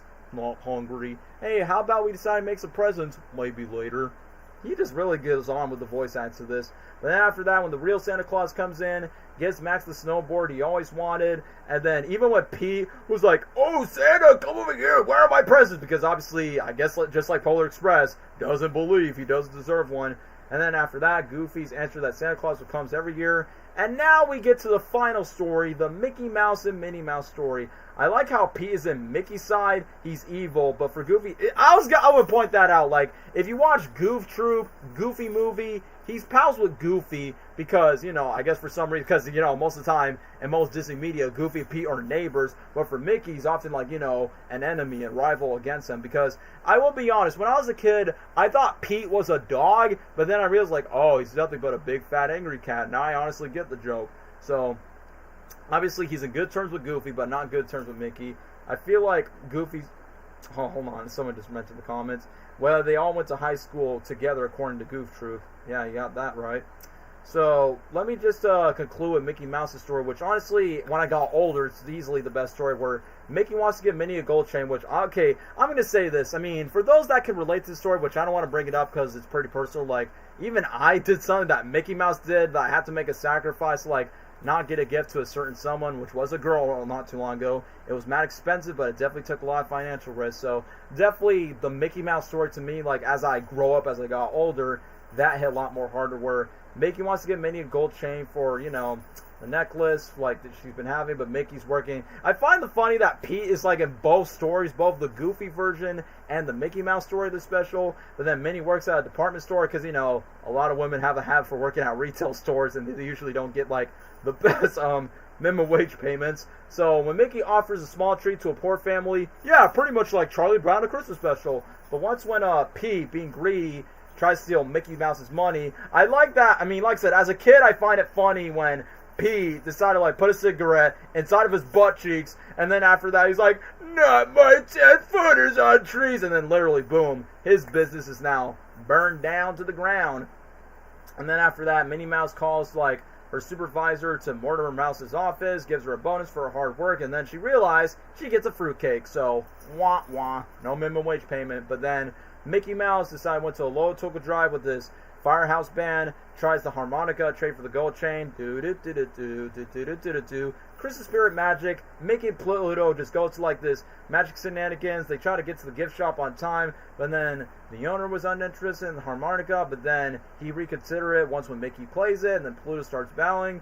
And then back at Minnie's house, Mickey gets the chain for her watch, but then she trades the soul for Mickey to buy the case for his harmonica. And the message that's really loud occurs where Mickey and Minnie see how far they want to profess their love and their content for the fact that they all want to celebrate a happy Christmas. And then it shows all of the main Disney characters singing Jingle Bells, Deck the Halls, We Wish We Merry Christmas. And I think there's like this song, okay guys, correct me if I'm wrong, there's like this maybe Disney Channel female artist that sings "To Be Jolly, fa la la la la la." I remember that was the song that was playing in the end credits. I'm like, this is honestly a pretty good one.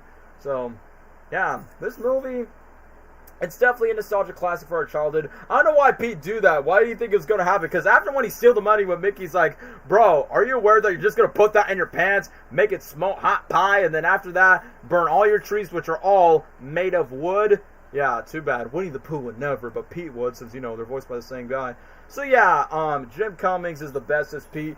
Not my 10-footers, yeah, hold on. No. Mickey's Once Upon a Christmas does not deserve to be on D tier. Once again, it's another S tier when it comes to Disney specials, but now we're going to conclude with the final Mickey Mouse Christmas special, but it's not the last Disney special since we got, like, 2 more after this. But like I said before, guys, I've watched Twice Upon a Christmas first before I watched Once Upon a Christmas, so it's kind of weird that I've watched the second one over the first. So I'm like, well, it is what it is, because I actually got Twice Upon a Christmas when I got it on DVD when I was a kid. So I'm like, well, that's at least close enough for what I can at least remember.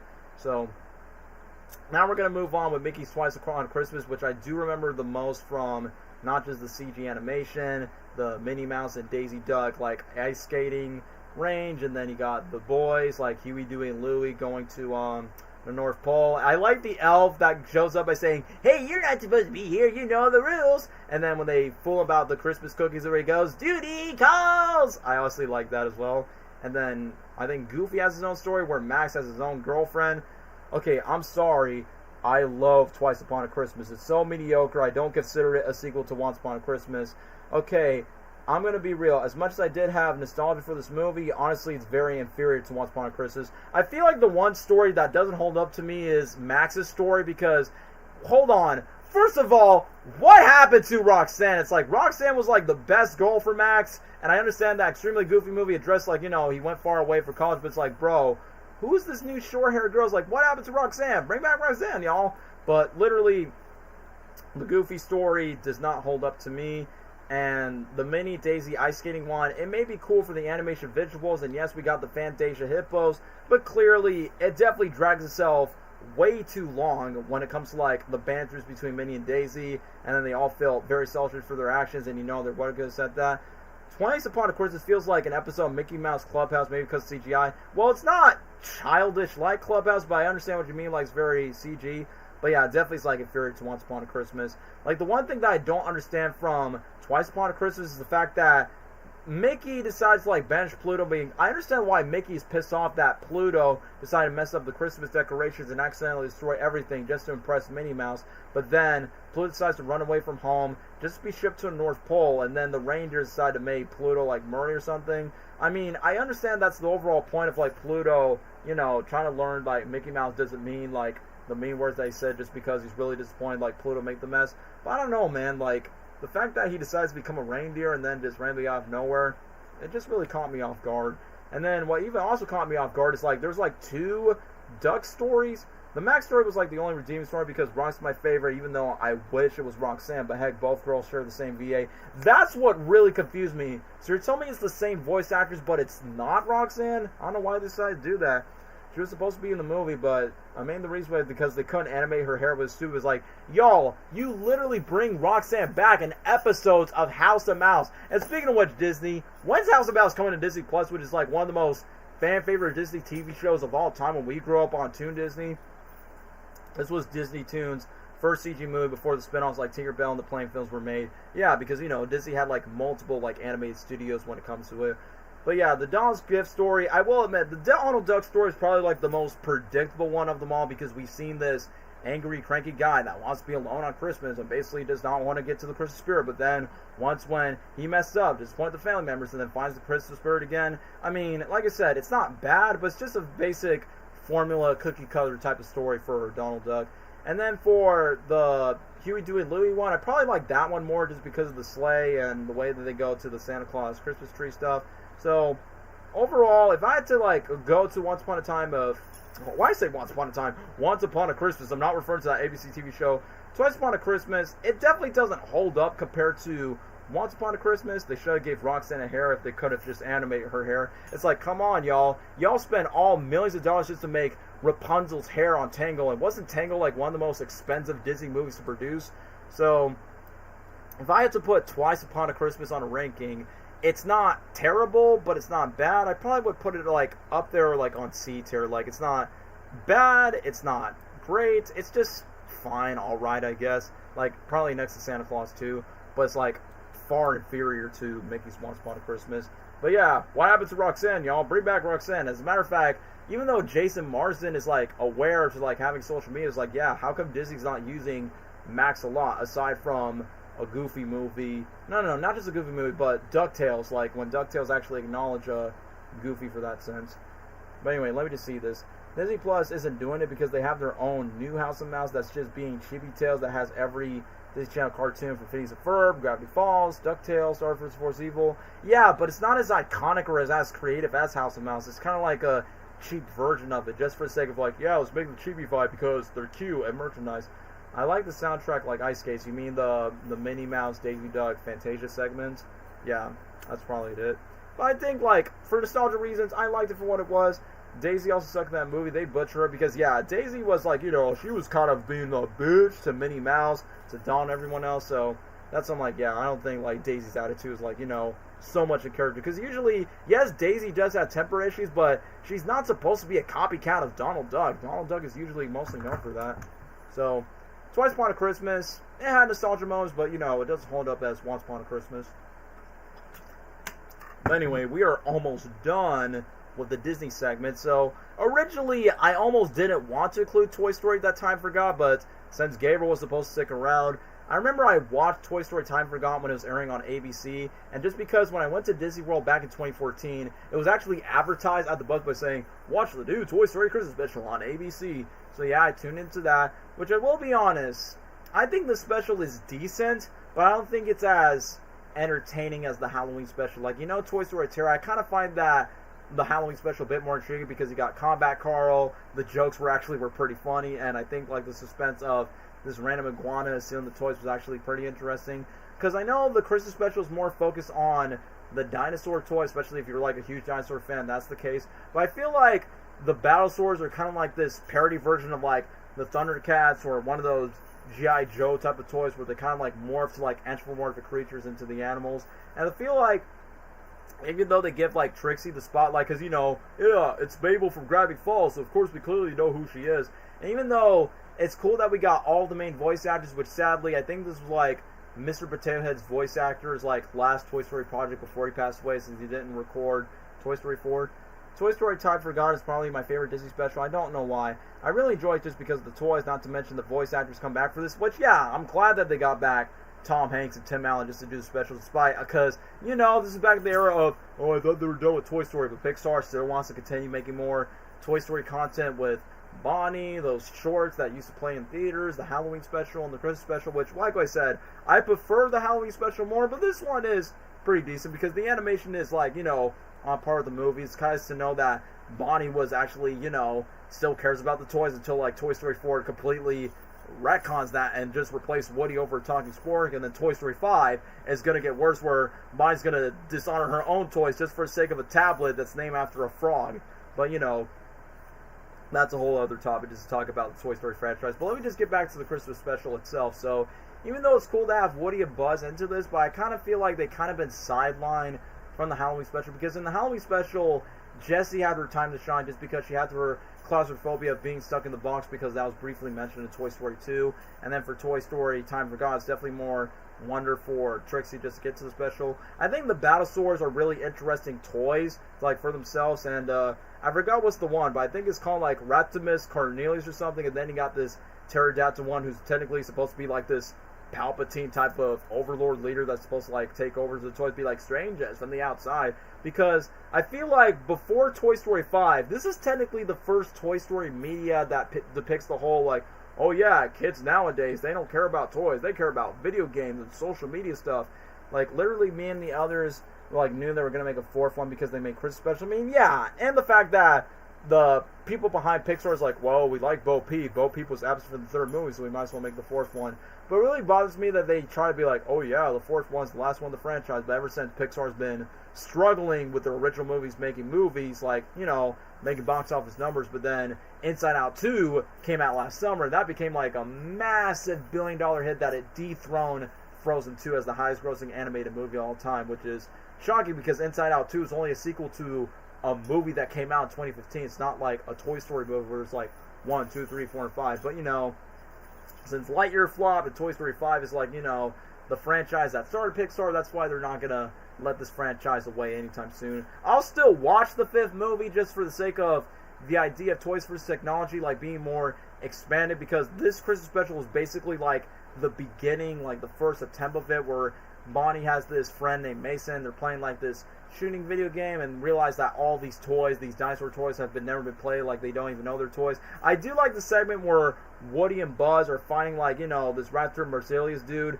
and I think it's honestly pretty funny that where Buzz is like, you have a crayon? And then literally once when Woody and Buzz are having in this gladiator type of fight where Retimus is trying to like take him down, and I will admit, like, Tom Hanks still got it with the voice where it goes, ah, and then literally it goes to the boys of Buzz, Lightyear to the rescue. And then there's like this giant, I don't know what's the name of this dinosaur, but this giant dinosaur toy decides like chomp Woody and Buzz up. It's like, oh wait, they're toys, they cannot die.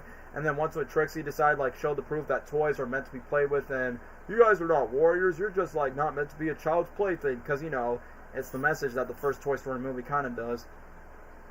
Although it is worth bringing up 5, that's going to be a Toy vs. Technology, and this is the first time they already done it, so it's like, why are we doing it again? And that's what I'm thinking, like, this special did it first, and I'm like, wait, how come the Toys vs. Technology thing was not a thing in Toy Story 4, despite the fourth movie came out in 2019, and the whole giving a kid an iPad and they're no longer interested in toys already happened ever since tablets and iPads first existed in the first place, so that kind of caught me off guard for that sense. But either way, I do like the message where Trixie's like, you know, like, you have to be there for your kid. It's not all about this. It's all about being surrendered. And then Mason finally got the chance to, like, goes to understand that his toy is actually more valuable, because he's definitely, like, one of those spoiled rich kids that never plays. But then Bonnie, back then when Bonnie was meant to be a good character until the fourth movie decided to mess that up, is where Bonnie convinced Mason to play with all the toys, and then Woody, Buzz, Rex, and all the other characters. Okay, I like the fact that when Woody and Buzz were about to quote-unquote get shredded by this AC, yeah, I also like the quote, they don't even know that they're toys. Incredible, isn't it? And then when the Reptilius guy's like, whoa, you bought a crayon? And then literally just throws a crayon at him. I thought that was funny.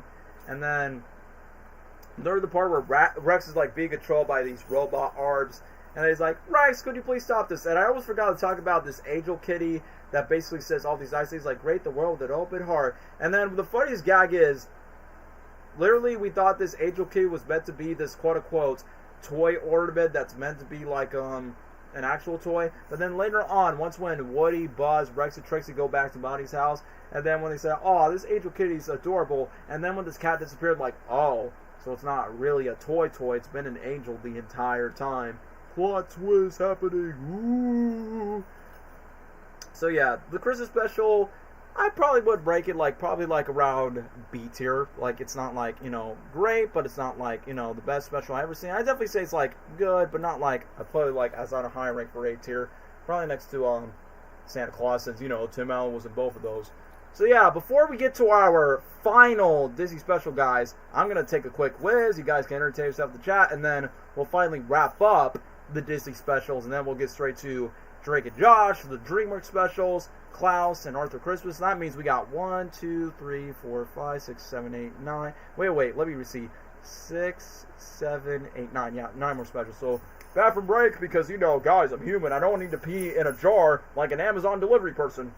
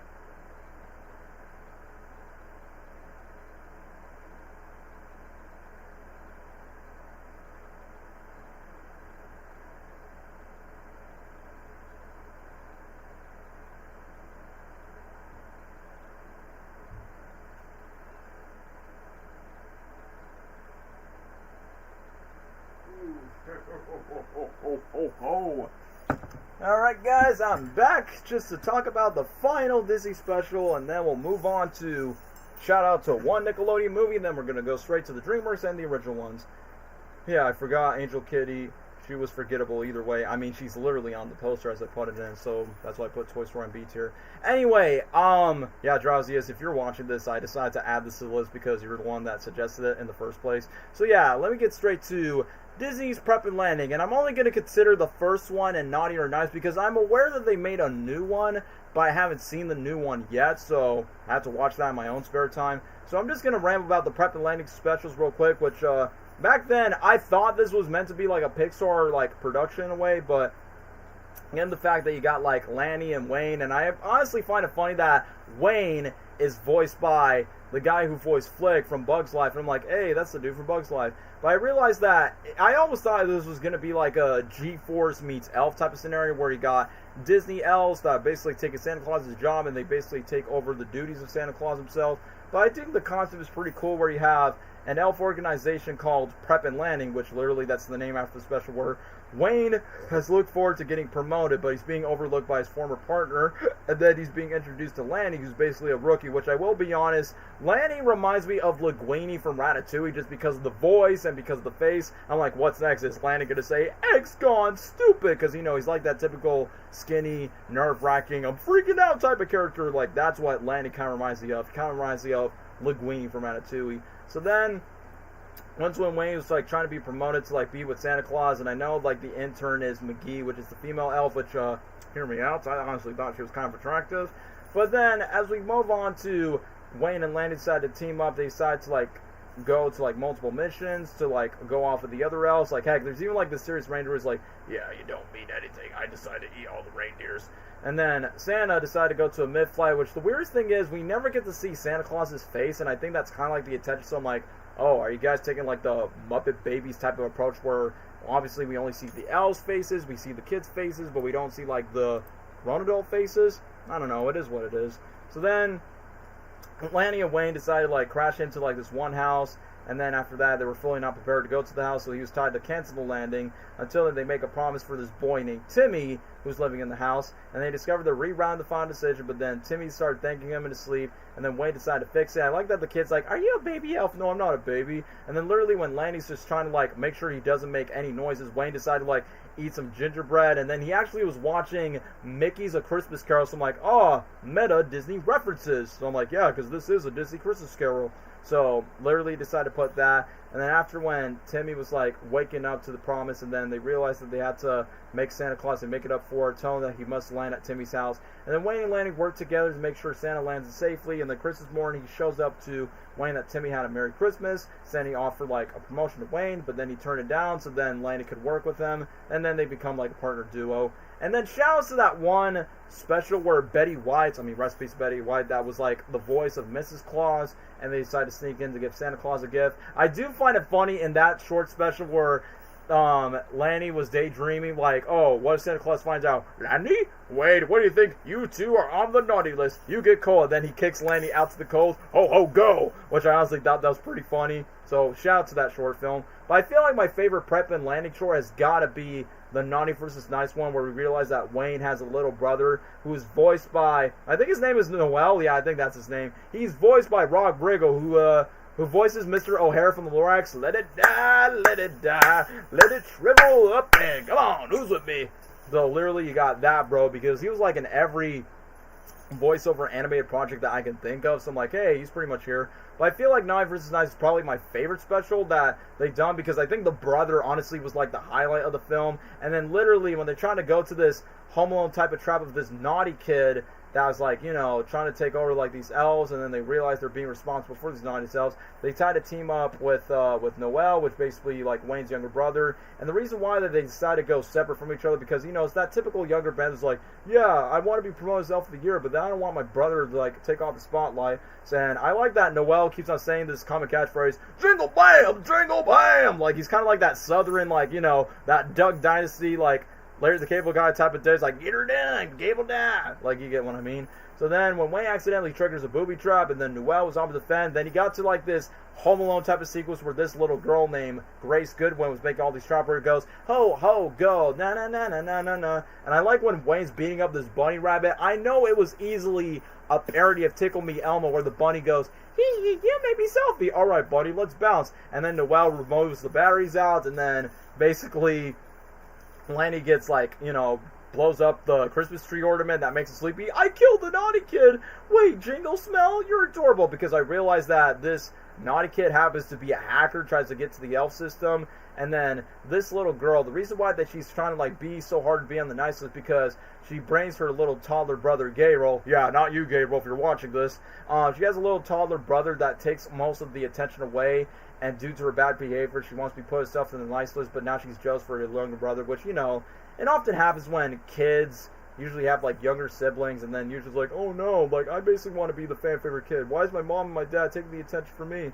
So, literally, she tries to manage to, like, put the device, but then Noel decided to cover the device, and then he was angry at being shown, but then Wayne, other than when Noel decides to, like, rediscover the device, and then Wayne's like, Elf of the Year, great news. Is there something with you, brother? I gotta find. I tell you what's wrong with me. I wish I never had a brother. And then when they stop the snowball fight, that's where Noel's like, I know you didn't mean that. Tell me you didn't mean it. Well, once when I started to look up with you, you were my hero. Now you have to say Merry Christmas. And then once when Wayne decided to apologize with his brother reconcile, they decide to like give each other the gift that Wayne always wanted when he was a kid, which was a sleigh. The device malfunctions where every kid will become naughty. Oh yeah, if this becomes on Christmas Eve, Christmas will be ruined. And then once when the device malfunctions, Wayne and Noel post off a Jerry mission to save Christmas. Then after that, they were saved, and then this nerdy elf guy's like, things are going back to normal, baby. And then he kisses McGee, and I'm like, yo, that should have been me, not him, me. So the specials are pretty nice, and then at the very end, once they were saving Christmas, they all became Elf of the Year, and then it becomes like a nice happy ending. So yeah, so honestly, if you're watching, yeah, this is my message to you. Prep and Landing, I probably would easily put this on A tier. Yeah, A tier for Prep and Landing. There we go. Alright, I originally was not going to consider Merry Christmas, Drake and Josh, but like I said, I blame the boys for not being a part of the stream because, you know, they're not my real friends. Basically, I was originally going to add this because I thought they were going to be a part of Merry Christmas, Drake and Josh, but I'm just going to keep it short. So, yes, Merry Christmas, Drake and Josh is basically the quote-unquote finale of the Drake and Josh series, because I realized when I watched all 4 seasons of Drake and Josh, I'm like, holy crap, I realized they never had a Christmas special. So that's where, I'm not going to mention the creator because, he's a creep. But basically, it's a Christmas special where Drake and Josh, this Christmas, nobody knows. It, not only it serves as the conclusion to the series, it was, the most viewed TV movie cable after High School Musical 2 and Wizards of Waverly Place, the movie, which was placed on, Disney Channel. But as Christmas approaches, Drake and Josh's parents are going to a vacation. Drake, Josh, and Megan. I realized that Miranda Cosgrove did not have a lot of screen time for this movie just because she was more busy working on iCarly around that same year, so that's why Megan is not involved. So then, basically, Josh's boss, Helen, goes to the condition that he decides to let Drake, where's the Santa? I like the moment where Josh tells Santa, Santa Claus is not to be starting to kissing women, which I know Drake Bell's obviously a pimp when it comes to kissing girls, because obviously he's a rock star. And secondly, because, Mommy sees the Santa Claus and I'm going to tell my dad. But then Drake accidentally makes a promise to a little girl named Mary Alice, who's played by Bailey Madison, to give the family the best Christmas ever. And I like that, Jerry Trainer, aka Crazy Steve's don't worry, Santa's going to give you all the gifts. And then some random person comes in and then he goes, I'm talking to children! Which I honestly thought that was very hilarious of, I feel like Jerry Trainer was easily the best part of this movie where he goes, oh, this is my wood chipper. Oh, that's a nice thing. Gee! Yeah, it definitely shoots things like a baby. My head is full of pretty lumps. Though Crazy Steve was the best character in this movie, I swear. My head is full of pretty lumps. I like the Drake and Josh Christmas special. I like the opening with the balloon getting cut off and Josh just trying to get it. I know, right, bro? And I almost forgot that the party was uninvited when Josh decided to call the cops, but then Josh got arrested. He bonds with a cellmate named Bludge. He pretends to, beat up Josh to maintain his tough guy image in front of the convicts, but then, knowing he must fulfill his promise after Mary Alice telling him about his, I don't know, I think it was about her sick foster mom and busy foster dad, I think. And then Drake attempts to break out of Josh out of jail. The irony. Getting caught, getting arrested, acting as Drake and Josh's lawyer. Helen affirms the judge in front of Drake to promise Mary Alice to decide if they will not be sent to jail as they fulfill it. Afterwards, we get this bald crew polar officer, Perry Gilbert, which, the moment where Crazy Steve touches bald head's bro, I honestly was Crazy Steve was saying, bro, I want to touch someone's bald head so badly without insulting them or making them feeling uncomfortable, because I don't know, it'll be kind of funny in a way. So I thought that Crazy Steve did that to that Perry guy. Perry the Platypus? No. So, anyway, he will take a vote from Mary Alice's foster family if they have the best Christmas ever, but if they have the no, Drake and Josh go back to jail. So, it's definitely a ticking bomb throughout the plot, and it's honestly really good. So the duo meets up with Mary Alice's foster home family, and it features all these kids, and then after that, Perry Gilbert sabotages Drake and Josh's attempt to Mary Alice's family to having the best Christmas ever. So Drake brides with Megan, his friend Trevor, with their rare Royal Smith old passed down to his grandfather. Megan agrees, but denies upon discovering that it was fake. So then this Perry guy was getting more tickers and realized the brothers that he always wanted a pet chimpanzee, which I remember one of the episodes that Drake and Josh was looking over a chimpanzee and literally over that, hey, unless you're watching it, hello, cops! The scene with Josh and Santa kissing with Santa's hey! And then get a nerdy girl, I want to kiss Santa too! And then Josh tries to run away, so we're yeah, bro, we know exactly how that feels. It's a very Very Odd Parents of boys yeah, I want to take the baddie, but then you got the ugly nerdy girl just off in the way. But after when they got the tickets, they want the chimpanzee that this guy, this bald corporate guy, wants when he was a kid. But then when he finally got one, it attacked and arrayed him fleeing around, causing him to hate Christmas in the first place. The reason why this dude hates Christmas is because a freaking chimpanzee ruined the vibe for him. The complete opposite for what live-action Grinch has gone to from the live-action Grinch movie. So then, the Christmas parade, Drake was stunned earlier, and the parade was going on. And then after that, this pair dude tricks Josh's co-worker, Crazy Steve, into loudly reminding him to keep their promise or else they'll be arrested, believing Drake and Josh would be being nice to avoid the punishment. Then Mary Alice, her family leaves heartbroken, still determined where Drake and Josh want to borrow Crazy Steve's wood chipper, Sally. To make it into snow, so Mary Alice's house will be put into ice machine. But afterwards, she uses large chunks across the neighborhood, causing great damage, and makes the machine stop and the brothers unconscious, bought by home by Gilbert's. It was gifted as a nice chimpanzee, but then after that, it was by Josh, and then after that, the main villain starts loving Christmas again. Then the brothers enter the living room to the next morning. Mary Alice surprises them by learning the truth from Perry Gilbert that everyone votes a yes. Drake and Josh are no longer arrested. And then this bulge guy was dressed as Santa Claus, and then he comes on delivery, giving it to Royal Smith for Megan. Then Walter and Audrey went back home, and they went to a small dispute that blew a hut away in a tropical storm, which I did remember that. And then Steve gets down to make snow into hard cheese, and everyone's going to enjoy Christmas by playing cheese snow now, because let's not forget, this takes place in California, and you know California doesn't snow, and it doesn't really snow here in Florida as well, so yeah, let's have some string cheese in the snow. And let's not forget Drake Bell's cover of Jingle Bells, Jingle, Jingle, Jingle All the Way.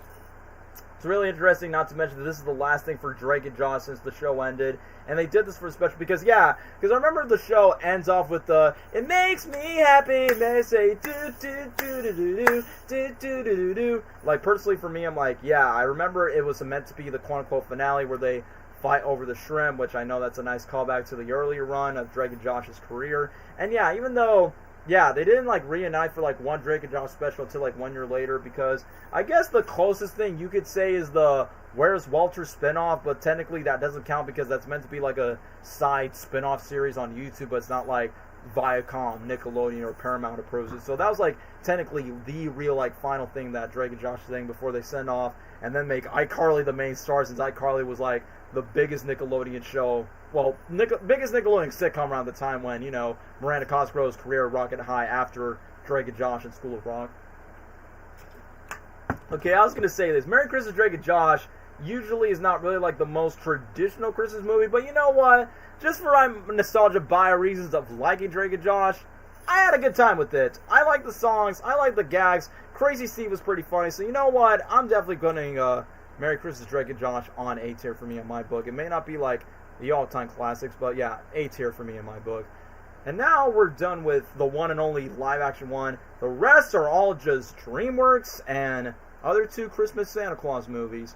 So yeah, this is definitely going to be a 6-hour live stream, but hey, it'll be worth it since it's like the final live stream. And thank gosh my throat's not killing me because I'm taking bathroom breaks and stretching and drinking some water. But now we're going to the DreamWorks era of this. 12 Days of Christmas covers fire. Yeah, I remember that from the Nickelodeon bumpers around that time. So yeah, as we're done with Drake and Josh, let's get to the DreamWorks side, which I know Shrek the Halls literally came out after Shrek the Third. Yeah, I know, the worst Shrek movie, the weakest one that killed the franchise. But you know, this is during the time when DreamWorks wants to milk the living crap out of Shrek. But I will say this, it's definitely a much bigger improvement than Shrek the Third, even though it's just a holiday special. And I told you guys earlier in the stream, for those that stick around, I watched Shrek the Halls first, and then I watched the 1966 Grinch cartoon next on ABC when I was a kid, and that's where I noticed, like, oh wait, there's another green angry guy that's not just Shrek. So let me just start off. So yes, somewhat the events of the third movie, Shrek is living his quiet life in the swamp, and obviously his 3 kids that are not voiced by Zendaya or Jimmy Olsen from James Gunn's Superman are living their lives. And then Donkey, being Donkey as always, like, he sees you when you're sleeping. What are you doing, Donkey? I'm talking about Santa Claus. Obviously, as always, in the Shrek movies, Shrek wants some peacetime, Donkey wants to annoy him, it's like, oh, sweet potatoes on nothing. But then after, when Shrek doesn't give a crap about Christmas, and obviously Fiona celebrates Christmas, no matter if she celebrated around when she was locked in the tower in the original Shrek films, since obviously Shrek basically clap cheeks with Fiona, and they have like 3 baby ogres. That's where Shrek obviously starts giving a crap about the holidays. And the one thing I found pretty funny is, like, once when Donkey's like, what do you say about Christmas? And then once when Shrek goes across the snow, and yes, if Gabriel was here in the chat, like, yeah, this joke's pretty funny. Hold the teas ready. We'll get to that joke later on. Shrek the Halls is funny. Like, how they made somewhat enjoyable after Shrek the Third is beyond me. Anywho, I like how Shrek tried to get things perfect for his family, which I think that's a relatable thing that dads have to go through when it comes to the holidays, especially if you're like a dad that already is like starting to become a father despite it's an anime film. But anyway, I like the snow montage where it shows, you know, Mike Myers, Cameron Diaz, Antonio Banderas, where it goes, it's Christmas time! Ha, ha, ha, ha. And then literally when Shrek's trying to open the snow, he's like, oh, good, you're still open. And then you got this retail worker, supposedly retail workers, like, oh, no, we're closing now. And then literally this shopkeeper woman decided to give Shrek Christmas for Village Idiots, which is funny that when I went to the Gaylord Palms Hotel in Florida, they used to do DreamWorks events. Like, they used to do Shrek the Halls on Ice, Merry Madagascar on Ice. And back then, funny enough, they actually acknowledged the Christopher Village Idiots book, which is like a step-by-side celebrating the holidays. And then literally when Shrek stepped outside, the villagers said the exact same thing that Donkey tried by saying, like, oh, what about the marshmallows, sweet potatoes, or nothing about marshmallows, by saying, holy crap, how does Donkey know about this? Because obviously Donkey's a very happy-go-lucky thing. Like, come on, Shrek, you gotta celebrate Christmas.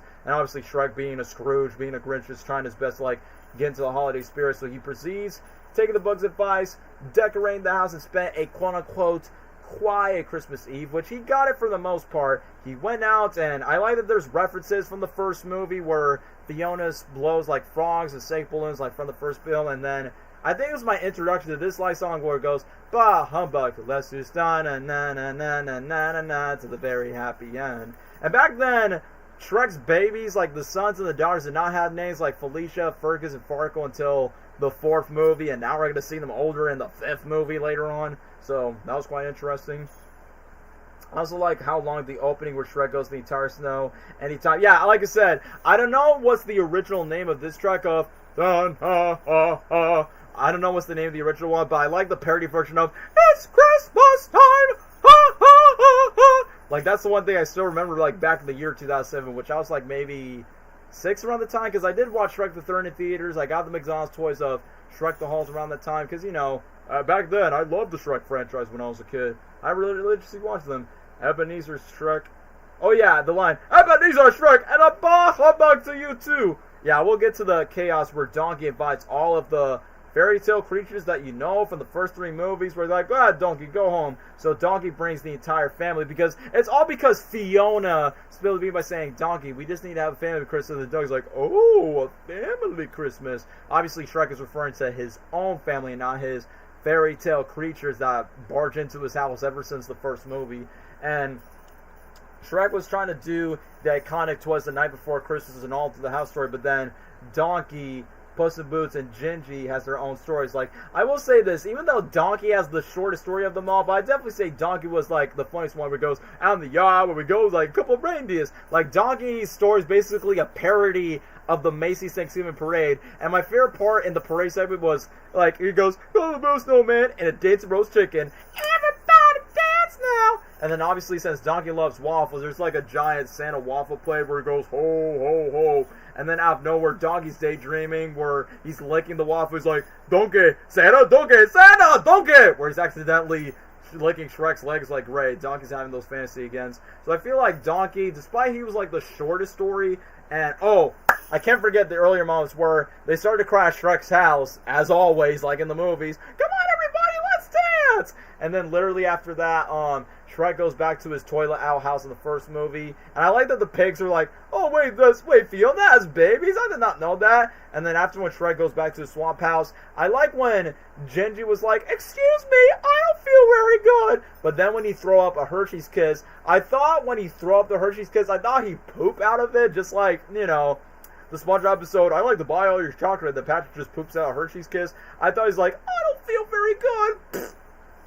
Yeah, I will get the Gingy story like later on as I'm talking about the character.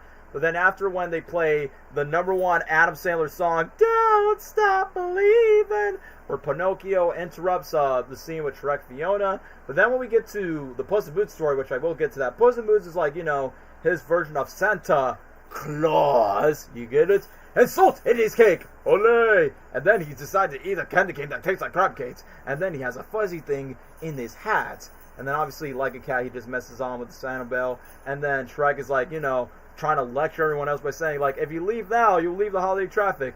And that was, you mentioned in the Gingy story, it's so good, but it's a horror story how Santa Claus ate his girlfriend. I'm like, how is this jaw? I mean, I guess that's pretty much the joke about, I don't know, King Kong and Godzilla, because, you know, he's a cookie, which, I'll be honest, it goes more weirder in the Halloween Scared Shrekless special where Gingy's girlfriend that he created, his Frankenstein girlfriend, voiced by Mabel from Gravity Falls, was too obsessed with him, which I was like, Gingy's biggest mistake that he's done. But it's like, man, why is Gingy's love life has a habit for, like, you know, girlfriends that are either dead just because they're eaten, or the fact that you have gingerbread girlfriends that wants to kill them. It's like, bro, I mean, I know there's this one joke in Shrek the Third where Gingy just goes flashback of his entire life. It's like, bro, I do not want to question a gingerbread's love life. Like, the funniest thing is, like, oh, they found a crew, come here, you! And then when Santa Claus is acting like this Godzilla archetype, and just go, and he goes, Susie, no! And then Doug, he's like, that's the most ridiculous story I ever heard. You weren't there! And then I feel like, to me as a kid, and I think somebody mentioned it, yeah, King David mentioned it in the chat not too long ago, this is one of the funniest segments in the special once when Shrek is like getting over the bug and then one of the pigs were choking, and then after that starts hitting the mice, and after that once when Shrek's butt's on fire, drop on roll Shrek! Oh Shrek, everything's going out of control. My favorite joke of the entire special is when Shrek is getting pissed off and then you hear a kettle teapot is going loud, like you see Shrek getting angry, and then literally the pigs are like, what, the tea's ready? Bro, that joke got me rolling just because we thought it was coming from Shrek's ears, but the tea's like, oh, the tea's ready. And then Shrek kicks everyone out. I'll give you a present now. Oh, you want to give me a present? Then go away. That's all I ever wanted. Oh, you have yourself a Merry Christmas. Ebenezer, Shrek, and a bah humbug to you too. And then, obviously, the fairy tale creature's going away, and then Fiona decides to tell Shrek by saying, you kick everyone on Christmas. Fiona, they lit me on fire, and they ruined my Christmas. Yeah, for you and the babies. And then Fiona decides to remind Shrek, it's like, Christmas is not about us or me, it's like everyone that cares about it. Now I'm going to apologize to our friends. And you know, the Shrek franchise usually has their habit when it comes to the soundtrack. Like, I know you guys heard of the band Eels, like, you know in Shrek 2, I need some sleep.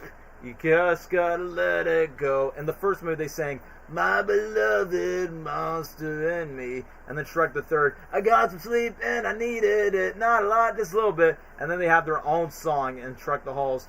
It's not where you going from, it's where you go to. And yeah, they do that. And then Shrek has his apology in front of everyone, just being stubborn, mean that he's been resourceful in what he's done, apologizing for lashing out since ogres don't, like, literally, the one thing that caught me off guard is where Shrek says ogres don't celebrate anything, but it's like, but Shrek, don't you like Halloween? Since literally it was like address and scare Shrek list that you like this holiday. So if ogres don't celebrate anything, then what does Halloween mean to them? So yeah, after when Shrek apologizes for disturbing him, Donkey did a snowball, and then his wife decided to put it in the snow. And once again, when they decide to have a slumber party, and then Big Bad Wolf moves Pinocchio, and then the three pigs, I'll be honest, I didn't get this joke when I was a kid where the pigs were like, so, yeah, pigs, it's a blanket, yeah, so, this is funny, right? Yeah, this is funny. I'm like, oh, I get it, pigs on a blanket, which is why they mentioned that joke in Shrek 2. So then, after that, Shrek finally gets to tell his own story of Twas the Night Before Christmas, but it's obviously Ogre Claus, and obviously he's telling him of, like, making the swamp very stinky, and then basically gives his kids a bottle of swingy swamp juice, gives his wife a kiss, and just go on to Smelly Christmas to all, and to all, a gross night. And then after that, Santa Claus comes around, Gingy gets scared, like, no, not Santa! And then the ears on the moon become Shrek ears, and then you got this random short cover of Shrek the Halls with Puss and Donkey, la la la la la la. So yeah, Shrek the Halls, surprisingly better than Shrek the Third, which is saying much, so I would say Shrek the Third is easily A tier onto the list. I say it's like on par with Merry Christmas, Drake and Josh. And now we get to another fan favorite Christmas special, which I was expecting more people in the chat for this. So yeah, we got like 4 more DreamWorks specials, and 2 more Christmas animated movies, and then we'll be done for this 6-hour 2025 stream, which I'm surprised you guys are still up, but you know, it's the weekend, and then tomorrow I'll wake up for Sonic 3 post-dumping on social media as always. I'll get to that later on. But anyway, without further ado, let me read this comment for King David. I know we're not talking about Home Alone, but if I have every nickel for every Home Alone to tell the same story with the mom screaming Kevin, I have nickels. What you saying a lot? Yeah, I get it, the Doofus reference. But now that we already talked about Shrek's Christmas special, let's get to the Madagascar side of things, which, yeah, even though they have their own Valentine's Day special. So, Merry Madagascar. This movie, not movie. This special is fun to watch, whether if you watch the first 2 movies. But I kind of find it funny that Merry Madagascar takes place after the first movie, but Madly Madagascar, the Valentine's Day special, takes place after the second movie. So I'm like, Kind of disappointed that the third movie has no holiday special after the third. Because, you know, it's just the penguins and the lemurs. Yeah, that's what's left for the franchise. But either way, okay, here's an interesting story, guys.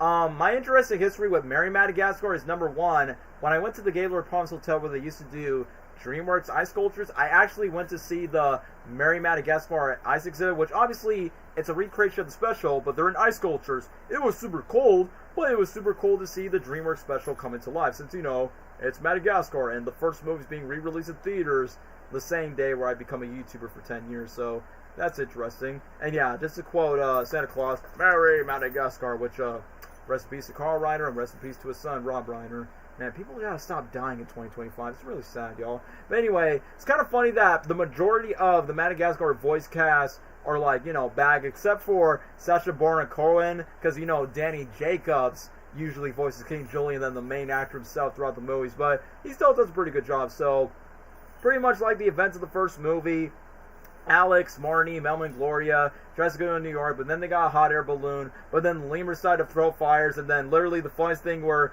Mammal's like, Cannibals! Cannibals! Where? Julian! Like, basically, King Julian who's his daughter, they were like cannibals, and they thought they were going to be taken down, but then after that, I think the leaders were just screaming out, the Marine Redneck Goblin! The Marine Redneck Goblin! And they think that King Julian thinks this Goblin King is basically like their enemy. Like, Santa Claus has been throwing coal at the lemurs in the first place because, you know, King Julian is like selfish in the first place, where he's like, I got you, Goblin King! Ah ha ha! And then literally once when Alex shoot downs the Goblin, that's where basically the Madagascar game where Marty's like, candy canes? Presents? These rocks taste like cool. And obviously, the reason why these all coals are being, like, on the lumps in Madagascar, because obviously King Julian is on the naughty list, despite he doesn't even know who King, like, obviously he doesn't know what the naughty list is.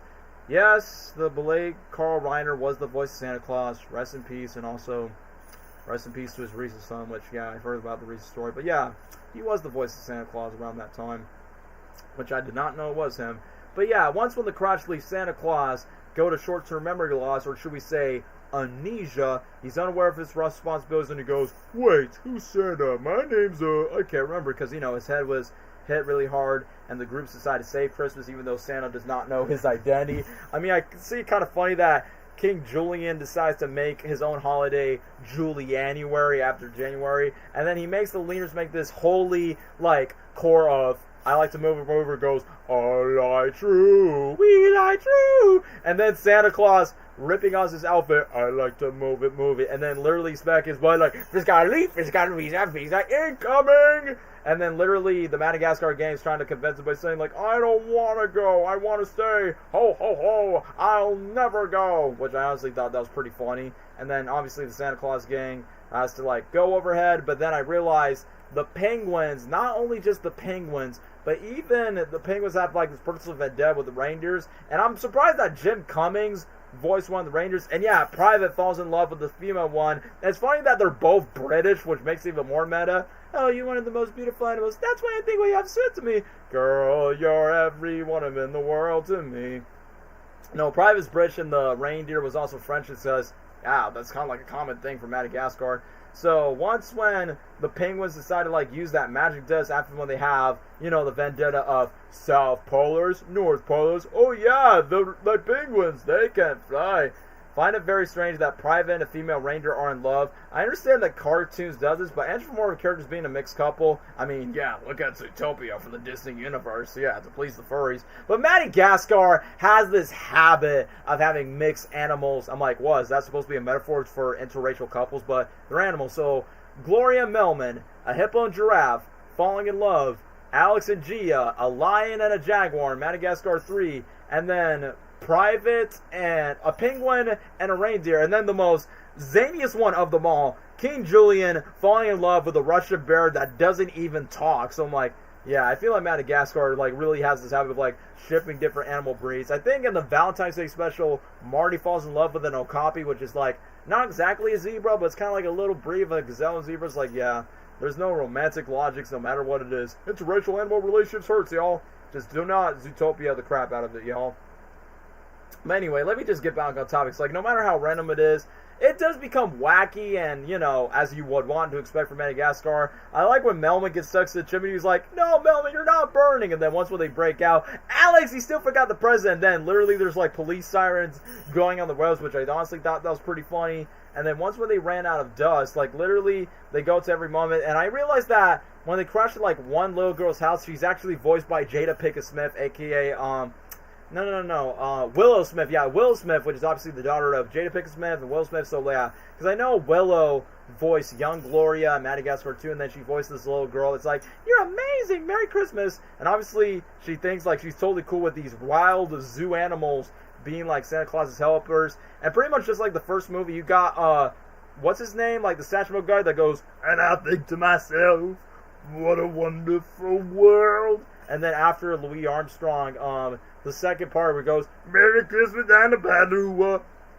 And once when the Madagascar gang travels around the world, Alex goes, Skipper, progress report, only 50-something presents left. And then Alex was like so freaking tired of delivering all these presents. He's like, no, we're going to throw this to the river. And then once when Gloria realized it's all the gifts, like obviously Gloria gets a pool thing, Marty gets some food, Melman gets a neck massager, and Alex gets a snow globe from New York. And it's like, yeah, Santa has not forget us. I'm like, wow, I can't believe Santa actually delivers gifts to wild zoo animals. But, it's DreamWorks. They can just do whatever they want.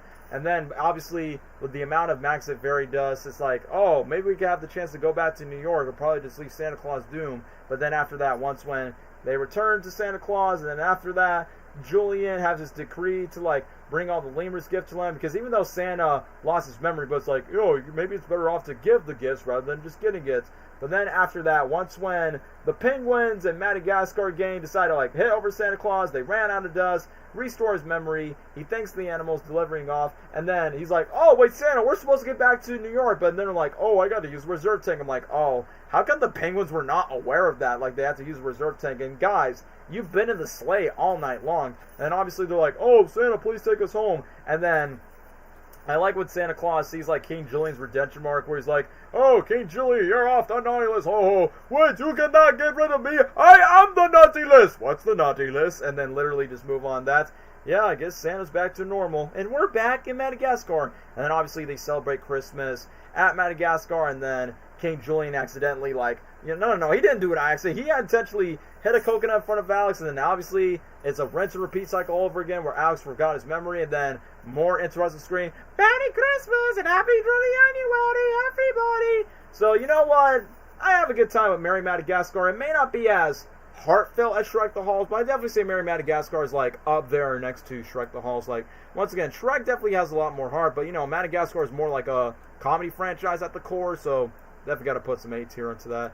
And speaking of which, this is not the only Madagascar Christmas special, because, Madagascar has a habit of milking the penguins a lot, whether it's TV specials, short films, and even a feature-length movie. Yeah, they just milk the crap out of the penguins, even though King Julian is, like, the much more funnier character than the penguins, but, the penguins are mostly known for, like, haha, funny memes.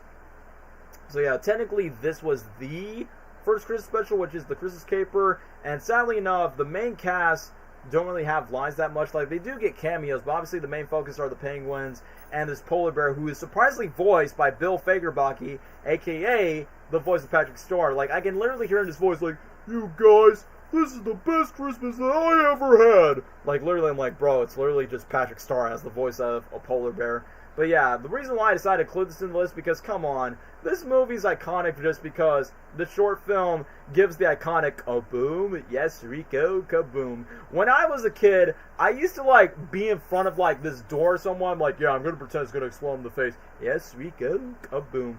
So obviously, everyone in New York's having a good time, but then Private's feeling bad for the polar bear. Like, oh no, he looks so sad. And then literally when Rico's trying to chug up the eggnog, like, I did not know what eggnog was, where he goes, eggnog, chug, chug, chug. And then once when Private decides to escape, I like when Skipper decided to, like, bring this polar bear. He's like, you, what have you done with Private, Skipper? I will deal with you later. And then Skipper, Kowalski, and Rico decide to find a way to escape, and then we get to see that same old nanny that was a part of the first movie, and she's like, come back, this is our door squeaker, now that's a good squeaker. And then he literally just squeaks Private, and it's like, bro, this woman has, like, no subtlety. Be like, hey, stupid taxi, and then literally just punch off the dude in front of the hotel, which I thought that was funny.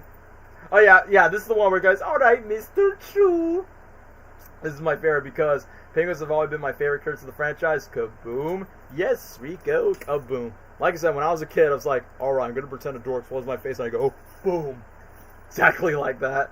But yeah, this special is like honestly peak comedy just because when I get to know that small little dog toy, and the fact that this nanny just assumes that this is going to be a new toy for Mr. True. This dog was like so off innocent, but then he just ripped off that Alex the Lion plush toy by saying like, yeah, it's a good thing that Alex is not involved in this. And then once when Nana mistakes his pride for a new True toy, I like where Skipper, Kowalski, and Rico decided to escape from these vents. And I remember Madagascar 2005, you actually used the TV spot and used that clip from the Christmas Caper. I'm like, but wait, that's meant to be a short special. And once when the Nana decides to like use the key and like lock it up, when Skipper decides to like smooth his egg, is like, bro, I thought he cracked his neck, but he's like, shiitake mushrooms, which I almost thought that was like a PG rated cuss word a bit. So once when Mr. Chu decided like eat the living crap out of Private, and then when Private's being sucked down, I was surprised that Nana's like so distracted of the football game that literally like once when Private was being slung onto the Christmas tree and slung onto the good tree, goes getting slinged down, and then once when Mr. True's like being down to the stock, he's like, Kowalski, status bar, and then literally Rico has to throw up like all these peppermints just to go onto this before leaving Skipper, at least to detonate the door, and then obviously we get to the yes Rico kaboom, because you know Rico just literally can just eat anything and just throw up, and then after that Nana's like, what is this going on, Mr. True? This is all your fault, bad dog, you're in the big timeout.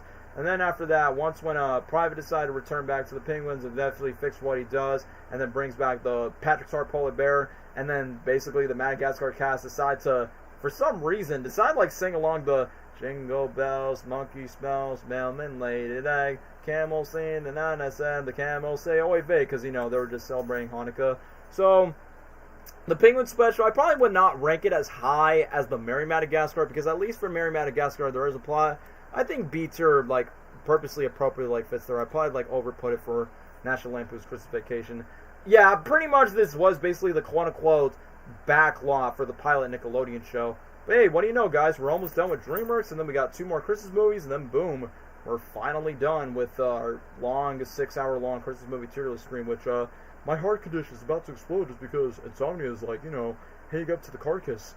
And, you know, I gotta post Sonic 3 stuff tomorrow. But anyway, let's go to my home break on Fu Panda. I mean, for those that watch my DreamWorks, like the DreamWorks tier list stream that I did earlier this year, I love the Kung Fu Panda franchise. And given the fact that this special, like, came out, like, it was before Kung Fu Panda 2, which obviously Kung Fu Panda 2 is, like, my favorite one in the franchise. And when I was a kid, I was, like, massively obsessed with the first film. But I would say Kung Fu Panda Holiday takes that similar approach like Madagascar, like specifically Merry Madagascar, where it takes place after the first movie and then just move on to that. Because I know Kung Fu Panda has their own specials, like obviously they got the Secrets of the Furious 5, Secrets of the Masters, and then they have like other specials, but this is like the only quote-unquote holiday special, because Shrek had like Christmas and Halloween. Monster vs. Alien surprisingly has Halloween, like 2 of them. Madagascar had like Christmas and Valentine's Day. I know How to Train Your Dragon had like another one, but I'm just only putting Gift of the Night Fairy because it's like the most well-known one that I remember the most of. But let's talk about Kung Fu Panda Holiday, because you know it's my homie Poe. So what I really like about it is, similar like the first movie, we got the 2D art style at the very beginning, but instead of just like post fantasy, it's Ping's dream, and then you got the iconic Hans Zimmer score, where we're seeing Poe and Ping basically just use their noodles, cutting the radishes, and be like, beats! No beats, but I like beats. And I will be honest, ever since the original Kung Fu Panda movie and that opening 2D montage sequence, y'all, I cannot be like down obsessed with ramen noodles, because that special where it goes to the beginning where this bunny goes, 1 noodle soup, so delicious, like, bro, I'm that bunny whenever I taste ramen noodles, be like, so delicious. And then literally goes to the dream sequence where Poe's being up Tai Lung, that's not voiced by Ian McShane, where he goes, Tai Lung, I thought you were dead. And then Ping is trying to offer the fake Tai Lung by saying, so delicious, don't worry, Dad, I got this through. And then Poe becomes giant, takes down Tai Lung, and then Ping realizes that he's having a dream by saying, son, I thought we were supposed to have the noodle dream. Sorry, Dad, China doesn't need to serve a holiday, neither do I. No, son, I need you. Is this the one where Poe does his duties but then wants to spend time with his dad, where this rabbit wants to kill, like, try to get his revenge on Poe? No, this rabbit wants to, quote-unquote, end his life. And you want to know what's funny? This rabbit is voiced by Jack McBrayer. Yes, that guy who voiced Wander Over Yonder on Disney XD, Fix-It Felix Jr. from the Wreck-It Ralph movies. Yeah, he's the voice of that bunny that wants to quote-unquote cut his head off and try to get his revenge on Poe. I thought it was so random when I watched when I was a kid by saying, why does this bro want to end his life so desperately? That really caught me off guard. But yeah, once when Ping woke up from his dream by saying like, Poe, I was supposed to have a noodle dream and then you left me. And then Poe's trying to remember the holiday spirit. But then once when Shifu's tasking Poe to host this winter festival at the Jade Palace, that's where Ping feels left out, that Poe has to do, like, you know, not just Dragon Warrior stuff, but, you know, beat the traditions for this winter feast that's supposed to happen. So Poe and the Furious Five fights off a group of bandits in usual Kung Fu Panda fashion. Shifu explains the traditional gestures and responsibilities that he's trying to get involved with the winter feast, and then burning Poe, and the Poe purposes his father, Mr. Ping, that Shifu reveals that guests are not permitted, so he can't invite his father, even though Poe wants to spend time with his adopted dad, but Shifu reminds by saying, no, you're the Dragon Warrior, Poe. Guests are prohibited for being part of this. So Poe decides to spend time with Ping, of having his father cater at the event, so then he rejected his finest chefs in China. Yeah, which I honestly thought that was a funny montage. I think there's one time where this random goose was singing, which I honestly thought that was like a funny running gag. And then literally, once when Ping was having this quote-unquote empty nest syndrome that he was suffering through, he stays at the restaurant to serve the town people for like having some dinner auctioning things, and Poe tries to cook the feast by himself, but he's overwhelmed by the various responsibilities, including this rabbit chef who's voiced by Jack McBrayer, who was accidentally disgraced by the interference that he made a comment about Kung Fu being unstable to solve his starring mysteries, that Poe tried to enlist the five in preparation for the foes, while this bunny tries to like help him but also try to quote-unquote end his life, where he's like, yeah, I'm laying down the Furious Five, Shifu, my dad, and me. I'm not dead yet. Kung Fu Panda are probably the reasons why I'm so obsessed with ramen as a teenager in high school. I mean, yeah, it's kind of funny that Naruto made a collab with How to Train Your Dragon, which I would understand because, you know, the creatures in Naruto are very, like, mystical and fantastical creatures. But in my mind, it's like, why not Kung Fu Panda? That honestly would make the most sense because they, you know, put representation of Asian culture, but also ramen as well. Anyway, oh my gosh, he actually did try to end his life because of Poe after accidentally rejecting him. Like, he literally just said, and me. I'm not dead yet. It's like, well, Wander Over Yonder, you're supposed to be happy and joyful. You're supposed to fix it, Felix Jr. But yeah, after when that happens, the preparation, Poe sets out to the village to find some more flake jasmine, because, you know, it's rice. He gazes to the awe display of the snow, the lanterns, because, you know, Chinese Christmas culture, and then he pauses morosely where he witnessed the fun of families and friends being together. And during the feast, he cannot help but to enjoy the Kung Fu Master going in. Like, even, it's kind of funny that the Kung Fu Master kind of like intimidate Poe with, like, mimic him with the chopping sticks and decide to throw them away. And then once when Poe decides to, like, abandon the winter festival, and then Chief is, like, so confused by saying, come on, anyone say something, and then that random goose, and then this iconic moment where Poe gets to reunite with Ping, like, you know, realize that it's unfair, that he apologizes, like, letting go of his responsibilities, and he feels guilty as a son. And you want to know what they do? They make themselves the perfect noodle soup that basically his dad was dreaming about. And then literally, it plays that iconic score from the first movie.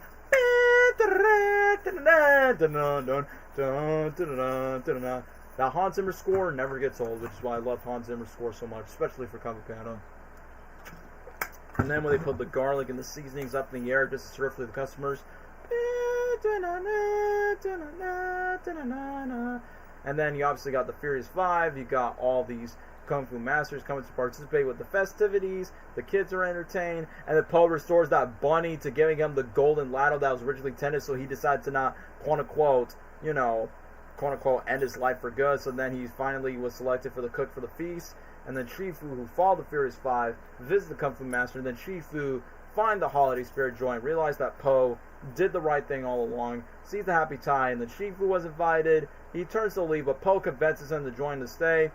And then an artist decided to make a painting of the Jade Palace, paints everyone in the picture. Mr. Ping, won the five. I mean, like I said, the Kung Fu Panda holiday may not be as iconic as the Shrek special or Madagascar special, but once again, another fan favorite DreamWorks installment that is still a banger in my book. And also, you know, definitely a fan favorite. So, okay, I think if I'm going to talk about the Gift of the Night Fury, I think my ranking for How to Train Your Dragon is going to be no different from the others. So, we're definitely going to get to that. But I'll say this, guys. I'll talk about dragons one more. I'll get to the dragon stuff real quick. But then after DreamWorks, I'll make one last bathroom break. I promise for those who are sticking around. After this, one more bathroom break, and then we're going to talk about the last two animated Christmas movies, and then we're definitely going to end off these quote-unquote DreamWorks. Why am I talking about DreamWorks? Christmas thing is good because holy crap, guys, we've already went to the 6-hour mark. But I want to get ramble to How to Train Your Dragon Gift of the Night Fury because, you know, once again, just like Kung Fu Panda, another fan favorite franchise I love, and because, you know, the bond with Hiccup and Toothless is like the heart and soul of the franchise, and the fact that it does remind me of my relationship with my first dog, Tango, including my current one with Roxy as well. So honestly, and once again, no different from Madagascar, no different from Kung Fu Panda. You got the same voice cast. It takes place from the first movie, and it's kind of like, you know, how do the Vikings celebrate for Christmas? And you want to know what recap my memory of this Christmas special? Shouts with Cooking with Fred, where he make a recipe of the yak nog made from this Christmas special. I'm like, oh yeah, I remember yak nog was a drink, and I remember what was his name? Tough Nut? Yeah, Tough Nut, which was like the male twin, got disgusted by that, but then Cooking with Fred actually make it really delicious. So, even though, yeah, like the other DreamWorks specials, takes place after the first movie, they celebrate this holiday of Snoggletog, where all the dragons of Berk unexpectedly depart, which leaves all the Vikings, except for Toothless, who cannot fly out of himself, out of compassion. So, Hiccup built him a new automatic tail, which was kind of teased from the first movie to show him independent flight, gifting him for his freedom, and then he flies off, and then after that, the other dragons, Meatlug, Fish-Legs Dragon, whom has secretly chain escapes, which I keep forgetting that Meatlug is a female, so I'm like, oh yeah, I forgot, it was a female ever since it was confirmed from the third movie where she decided to have babies. It's a good thing you didn't include the Trolls Holiday Special, because who even gives a crap, because yeah, for those that watch the DreamWorks tier list stream, yeah, who even cares about the Trolls franchise? We're only talking about the best ones, Shrek, Dragons, Kung Fu Panda, Madagascar, but anyway, back to the Dragon Special. So, Meatlug takes him to the island, to the hot springs with Hiccup, where all the dragons, except Toothless, are found out of nowhere where there have been hatching eggs. But then Astrid and the other teams discover that the dragon's eggs and Meatlug's nest, they scatter around in Berk, lifting hopes and villager spirits up, and the plan backfires where the dragons, no joke, the eggs explode. So then Isle of Berk is damaged in the process, leaving Stoic very upset and alarmed. But then on the Dragon's Island, Hiccup finds Stormfly as his dragon, and then finds Hookfane, Snotlout's dragon, and they find their new hatched babies, asking for a ride. If he accidentally triggers the dragons return for their migration, because, you know, it's like animals, they migrate to the north to the south. So then Hiccup quickly decides to use a nearby wreck ship to carry the baby dragons, who cannot fly as far as Berk. But then the Berkians, overjoyed their dragons return and the new babies, though Hiccup is still distraught of Toothless not showing up. But then during the Snoggletog celebration, Toothless returned, but Hiccup's long lost helmet, like, even though it was gross where it falls down to Hiccup's head where it's nothing but slobber, but you know, it's wholesome and sweet where Toothless find Hiccup's helmet where it was lost, dropped in the sea earlier, and then obviously Hiccup and Toothless had their heartfelt reunion, and it was like a nice Christmas get-together with the Vikings and the dragons. And then the next morning, similar like the ending of the first movie basically, but except it's with snow and Christmas. Next morning, Toothless discards new tail, being Hiccup, to put the old Tafflin in and fly with him, and then opposed to him giving the flying. So then Hiccup was like the better gift with Toothless. It's not just the idea of the tail, or in this case having independent flight, it's all about friendship and companionship. So yeah, it's wholesome, it's sweet, not as well known as the other ones, but like Kung Fu Panda, the heart never stays in the franchise. If you're like a fan of the franchise of all these 4 DreamWorks movies, then you're definitely falling in for a treat. But yeah, guys, we are almost done. If you guys can stick around for like maybe 10, 15, I probably won't have to make it too long. Another 10, 15 minutes, then we'll possibly go. But for right now, one more final bathroom break, I promise, and then you guys can go to bed, scroll, get ready for Christmas, repost Sonic 3, whatever you want, and then for me, just make sure I go to sleep later on. But for right now, one more un momento baño, por favor, for one more bathroom break, and then I'll talk about the last 2 Santa Claus Christmas movies. Arthur Christmas, because fans actually requested it, and then Klaus, because I recently watched Klaus in my spare time. So then after that, I'll be right back one last time for one more bathroom break, and then 2 more Santa Claus movies to talk about.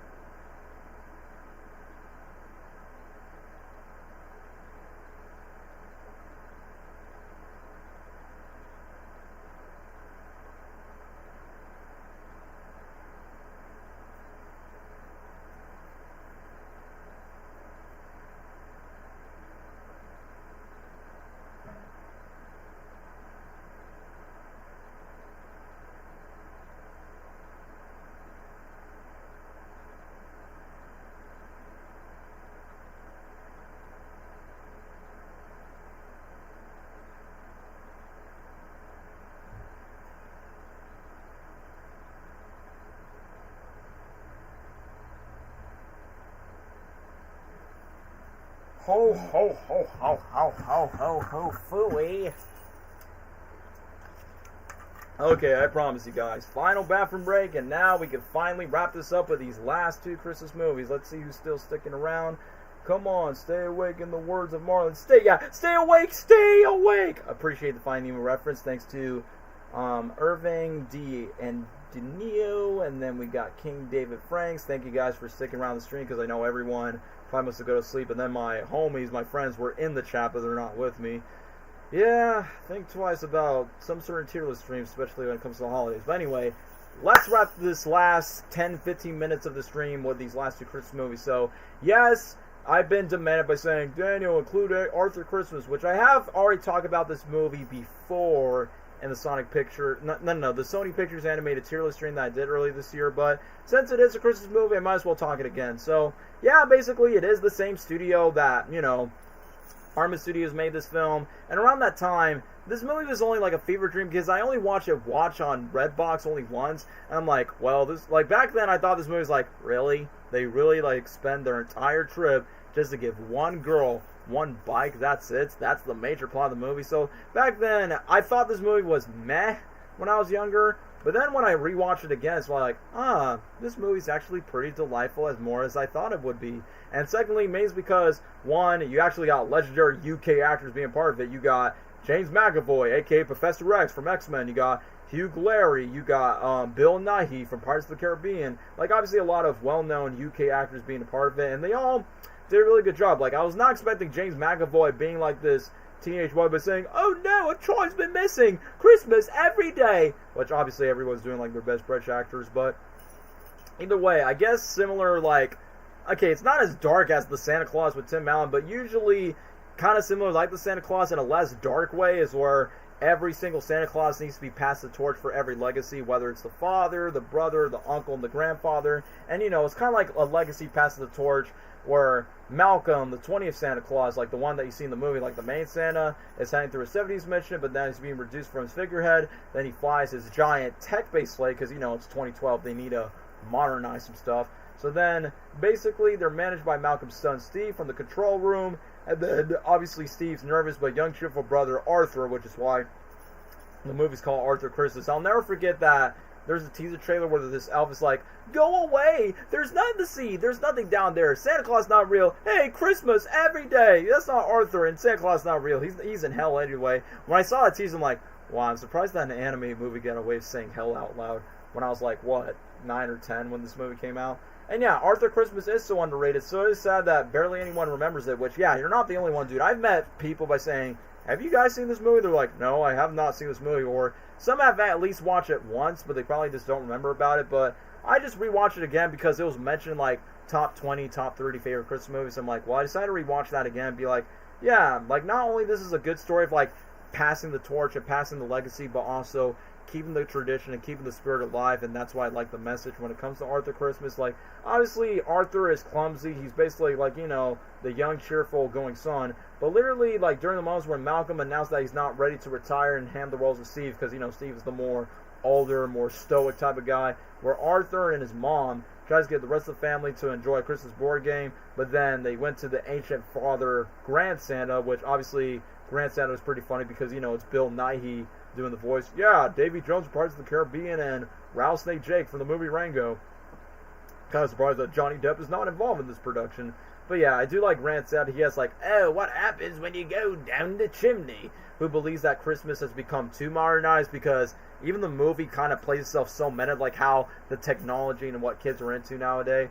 But then when they find out that an elf named Baroy finds out they're a lost present, that's where he's 4 or 5, where this girl named Gwen, no, there's this little girl from Cornwall who's like, oh no, a child's been missing, we have to return the bike or else Christmas would be ruined. But then Steve convinces Malcolm to get that one gift out of the bill, to be like, come on, it's only just one era. But then when Grand Santa hears Arthur that he's trying to take the old magic sleigh and decided to take it out the way, he secretly hid it from being scrapped using magic dust. And then after that, Grand Santa Arthur went on to deliver the present, and then the elf steals away with them, and then the trio causes mishaps where they find a few reindeers that accidentally arrive in Mexico nearby a military incident, which, yeah, I feel like even though this movie is oh yeah, it's more targeted for the kids, but I do like the inside adult jokes, which Armin is usually known for that for their movies, whether it's animated or stop motion. So, like the clever witty humor there, bloke.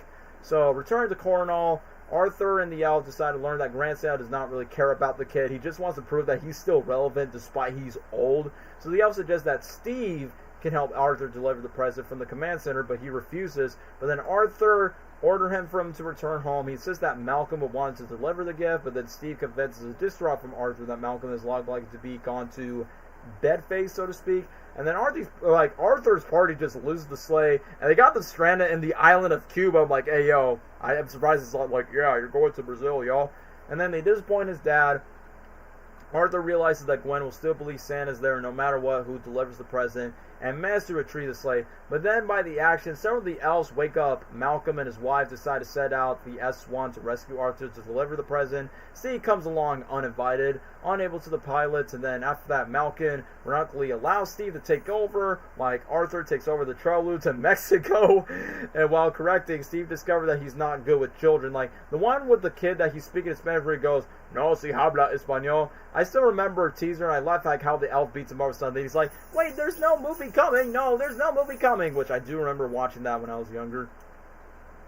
But yeah, Steve turns out that he's not really that friendly to kid. He's definitely more on the naughty list. But then, when Arthur and Grand Santa went to the remaining reindeer, they decide to go to a jet opens fire to them on England, and they go to bed. Which that kind of reminds me of the scene of Nightmare Before Christmas when Jack Skellington's slave was taken down by the military, which I honestly thought that was kind of reminds me of that. But then once they have their arguments who delivers the gift on time, noticing that Arthur truly cares about the kid, so Malcolm allows him to do it, and then the Claus family watches nearby from the closet from Gwen, and then basically when she opens the gift, prompted by Malcolm, Steve acknowledges that Arthur is the true worthy Santa Claus that brings on to passing the legacy to bring that offer. Then after that, Malcolm retires to become a Grand Santa's wife. Steve becomes Arthur's chief representing officer, and then the elf is being promoted as vice president. Kind of like Prep and Landing in the way, but they kind of expand that a lot more in a feature-length movie rather than that.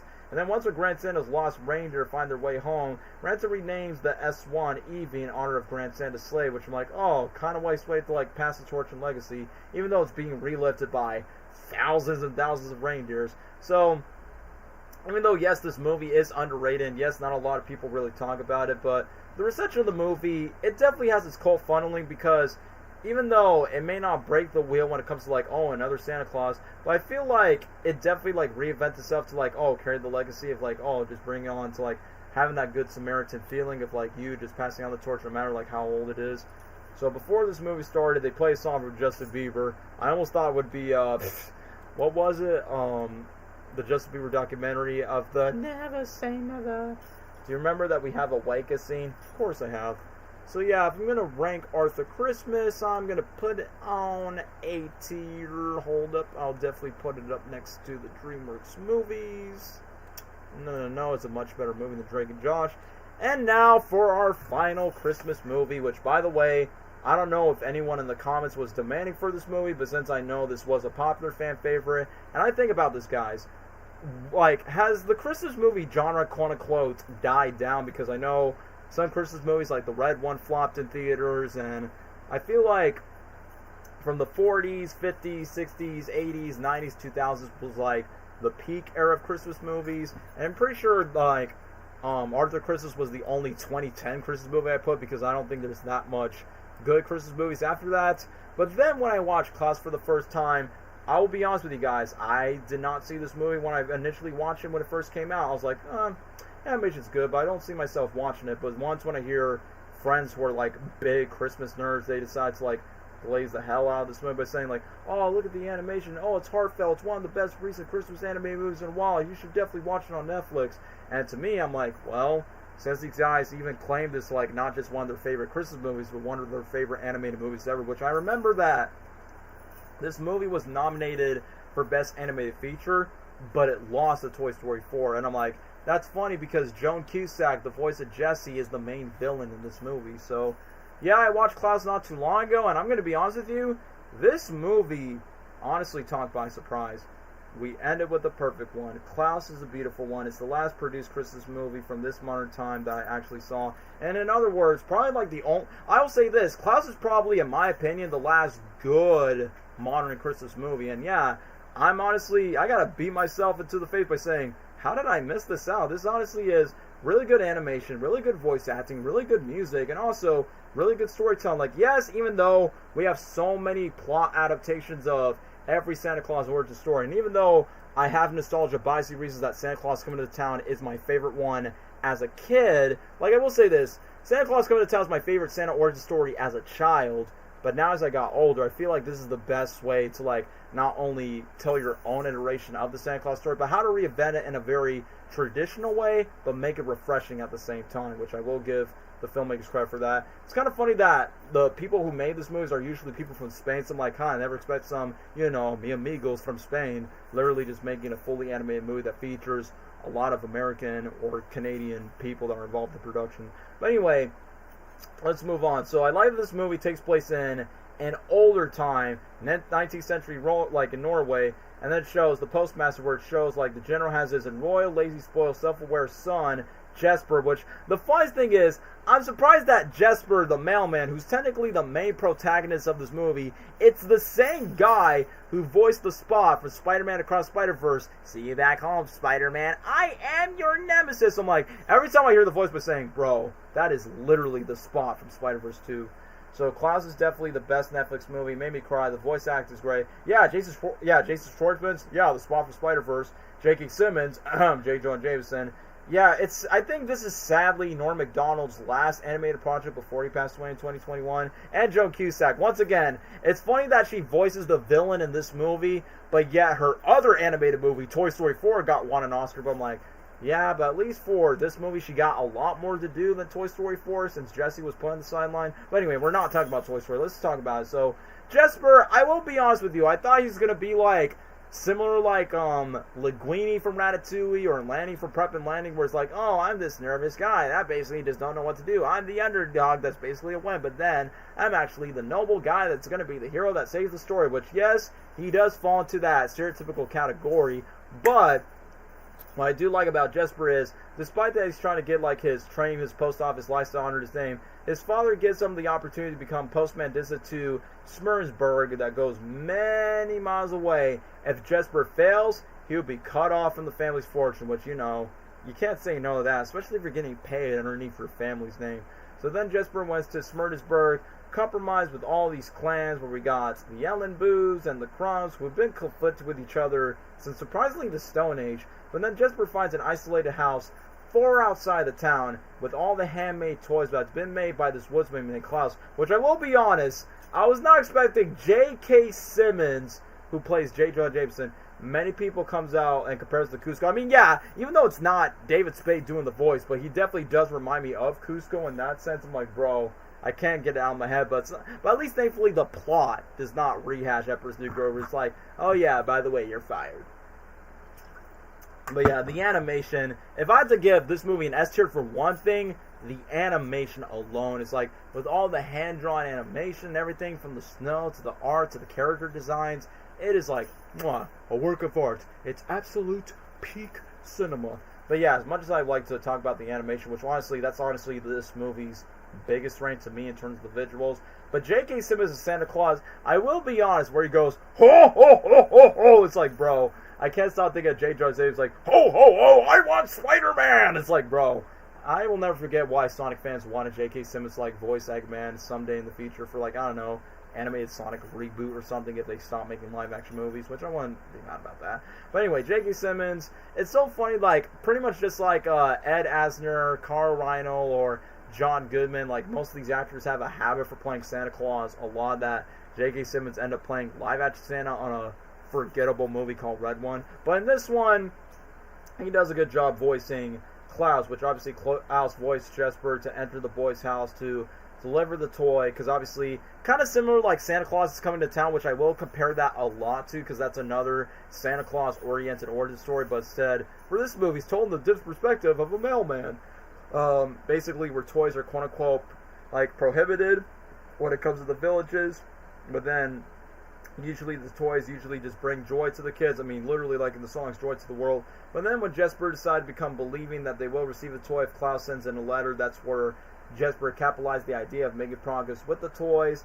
and provided that they operate on the night, then he delivers all the toys, including with all the even the bully that doesn't deserve it. He just gets nothing but a lump of coal. I like that he intimidates the boy by saying, yeah, he has a list, that naughty list. I'm like, yeah, you got that bully boy for what you got to deserve. And I almost forgot, like, yeah, the animation chef's kiss, 100% for sure. I wish this came out in theaters because the 2D animation is too beautiful to look at. I mean, if Netflix capitalized K-pop Demon Hunters, but that's like Sony's work for Spider-Verse, but you know, Klaus is like very 2D, but also in its own indie studio. Like I said, the animation for itself is like perfect, like 10 out of 10, no notes. But I almost forgot that we got this moody teacher named Alva, which basically is the same woman who voiced Cindy Lou Who's mom from the Illumination Grinch movie. And yeah, you can clearly tell that she's not happy with her job of like being a teacher, but thanks to the postman and the budget that's being kept for. I mean, first of all, it was expected that they were going to be in love either way, despite they're very different, which kind of reminds me of Jovi and Buddy the Elf from Elf in a Way, where it's like, you know, moody girl and happy guy just gets together, and they actually have kids at the end, which I honestly thought that was surprising. But either way, after the whole delivery where the kids are, like, indeed, where Jesper's doing all the job for Klaus for delivering all the gifts, like, the word of the toy delivers spread to the other children, the fact that literally it just becomes more wholesome where the kids become more excited because, like, yeah, it kind of gets like that nostalgic comfort joy to the kid. Like, basically, Jesper tells the boy who really recur him that Klaus knows that he misbehaves again the toys of good children, and the promise of children performs the act of kindness, which gradually inspired the rest of the townsfolk to end their ancient dispute and make Smeesburg a happy town, and the children as bitter teacher Alva to teach them how to read and write and send letters, and then her face restored, so she escaped for her savings to reopen her school, and then noticing that Klaus's toy supply is running out, so then Jesper persuades Klaus to make more toys time for Christmas, which, yeah, they decide to invent a workshop together because, you know, it'd be like Santa's Healthy Helpers. And I like that in this version, it's not like elves, like stereotypical, like, mythical features, like very Norwegian people where they only have to speak Norway. And for me, I'm like, they never hesitate putting subtitles most of the time, so it's like, how the heck are we going to understand for what they're saying? So I honestly thought that was pretty interesting. Like, you know, it's set in Norway and they have like Norwegian people just help out with Santa's workshop. If I'm a loser, then yeah, you're too far, you're going. The only time that I felt it was strange was the insert rap song. Yeah. I honestly thought, I was like, what do you do when you mess with the postman? Yeah, you don't want to throw that. I will be honest, that feel like a little out of date where it's more like, bro, I didn't expect the music to like pop in like at the very end. It's more like, yeah, that's quite unsettling if you ask me. So then after that, it was motivated by Joan Cusack's villain who cannot even write or speak or Norwegian, but then Jesper decides to work with Alva to fight this little girl that was like try to like keep up with the Santa Claus thing even though she cannot speak a Norwegian language, and then starts to write a letter for the sleigh, seeing Jesper's effort. Klaus just reclines with them, and then the two finish upon delivering it to Margot's joy, and then Jesper is genuinely moved where Klaus revealed that he makes the toys for the children, and Lydia would have hoped that he would have not conceived, but then she grew sick, and then she died, and then he agrees to the Christmas plan where this little girl rides with the rest of her people as a time that Jesper's relationship with Alva clearly just flourished as expected, and then Jesper finds himself conflicted either to leave Smersburg or just go back to his home. But when the elders, such as Alskin and Tammy, come from a temporary truce to stop Jesper and Klaus from their families to resume their feud, they discover that Jesper's initial motives were they forced themselves to mean well for the target, and then his dad actually appeared on Christmas Eve just to congratulate his son, revealing that Jesper schemes to his friends just before they leave the town. That's where the dad decided to have a private talk with them, and then Jesper agrees to stay, try to stop the elders and their angry mom from destroying the Christmas toys, which is a lot more conflicted than Santa Claus Coming to Town, because I feel like Santa Claus Coming to Town kind of sugarcoated it, but for Claus kind of went more in depth with, like, you know, these Christmas haters trying to take all these toys away. But then after that, once when they went to the resulting during the chase, where Tammy's son falls in love with the daughter of the main villain, which I thought that it was random, but it was kind of funny to say.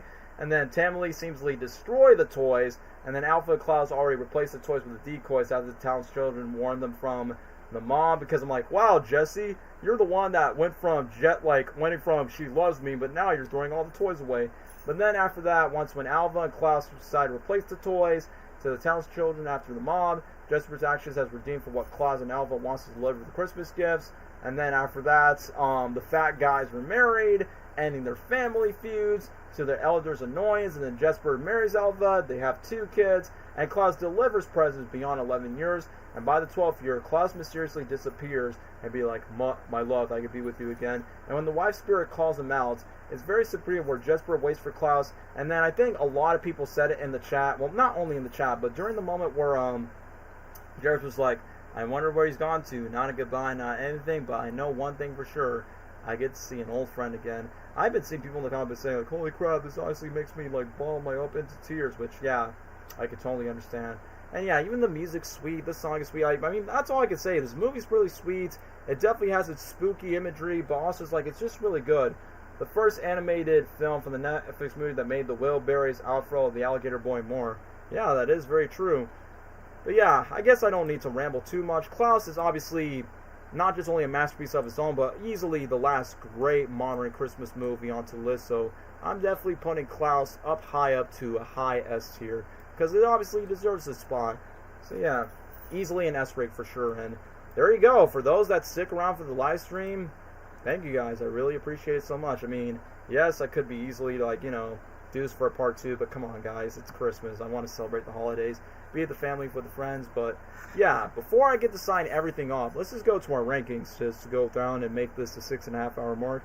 So we got live action Grinch, Klaus, Home Alone, Nightmare Before Christmas, 66 Grinch, Mickey's Christmas Carol, Mickey's Once Upon a Christmas, Muppet's Christmas Carol.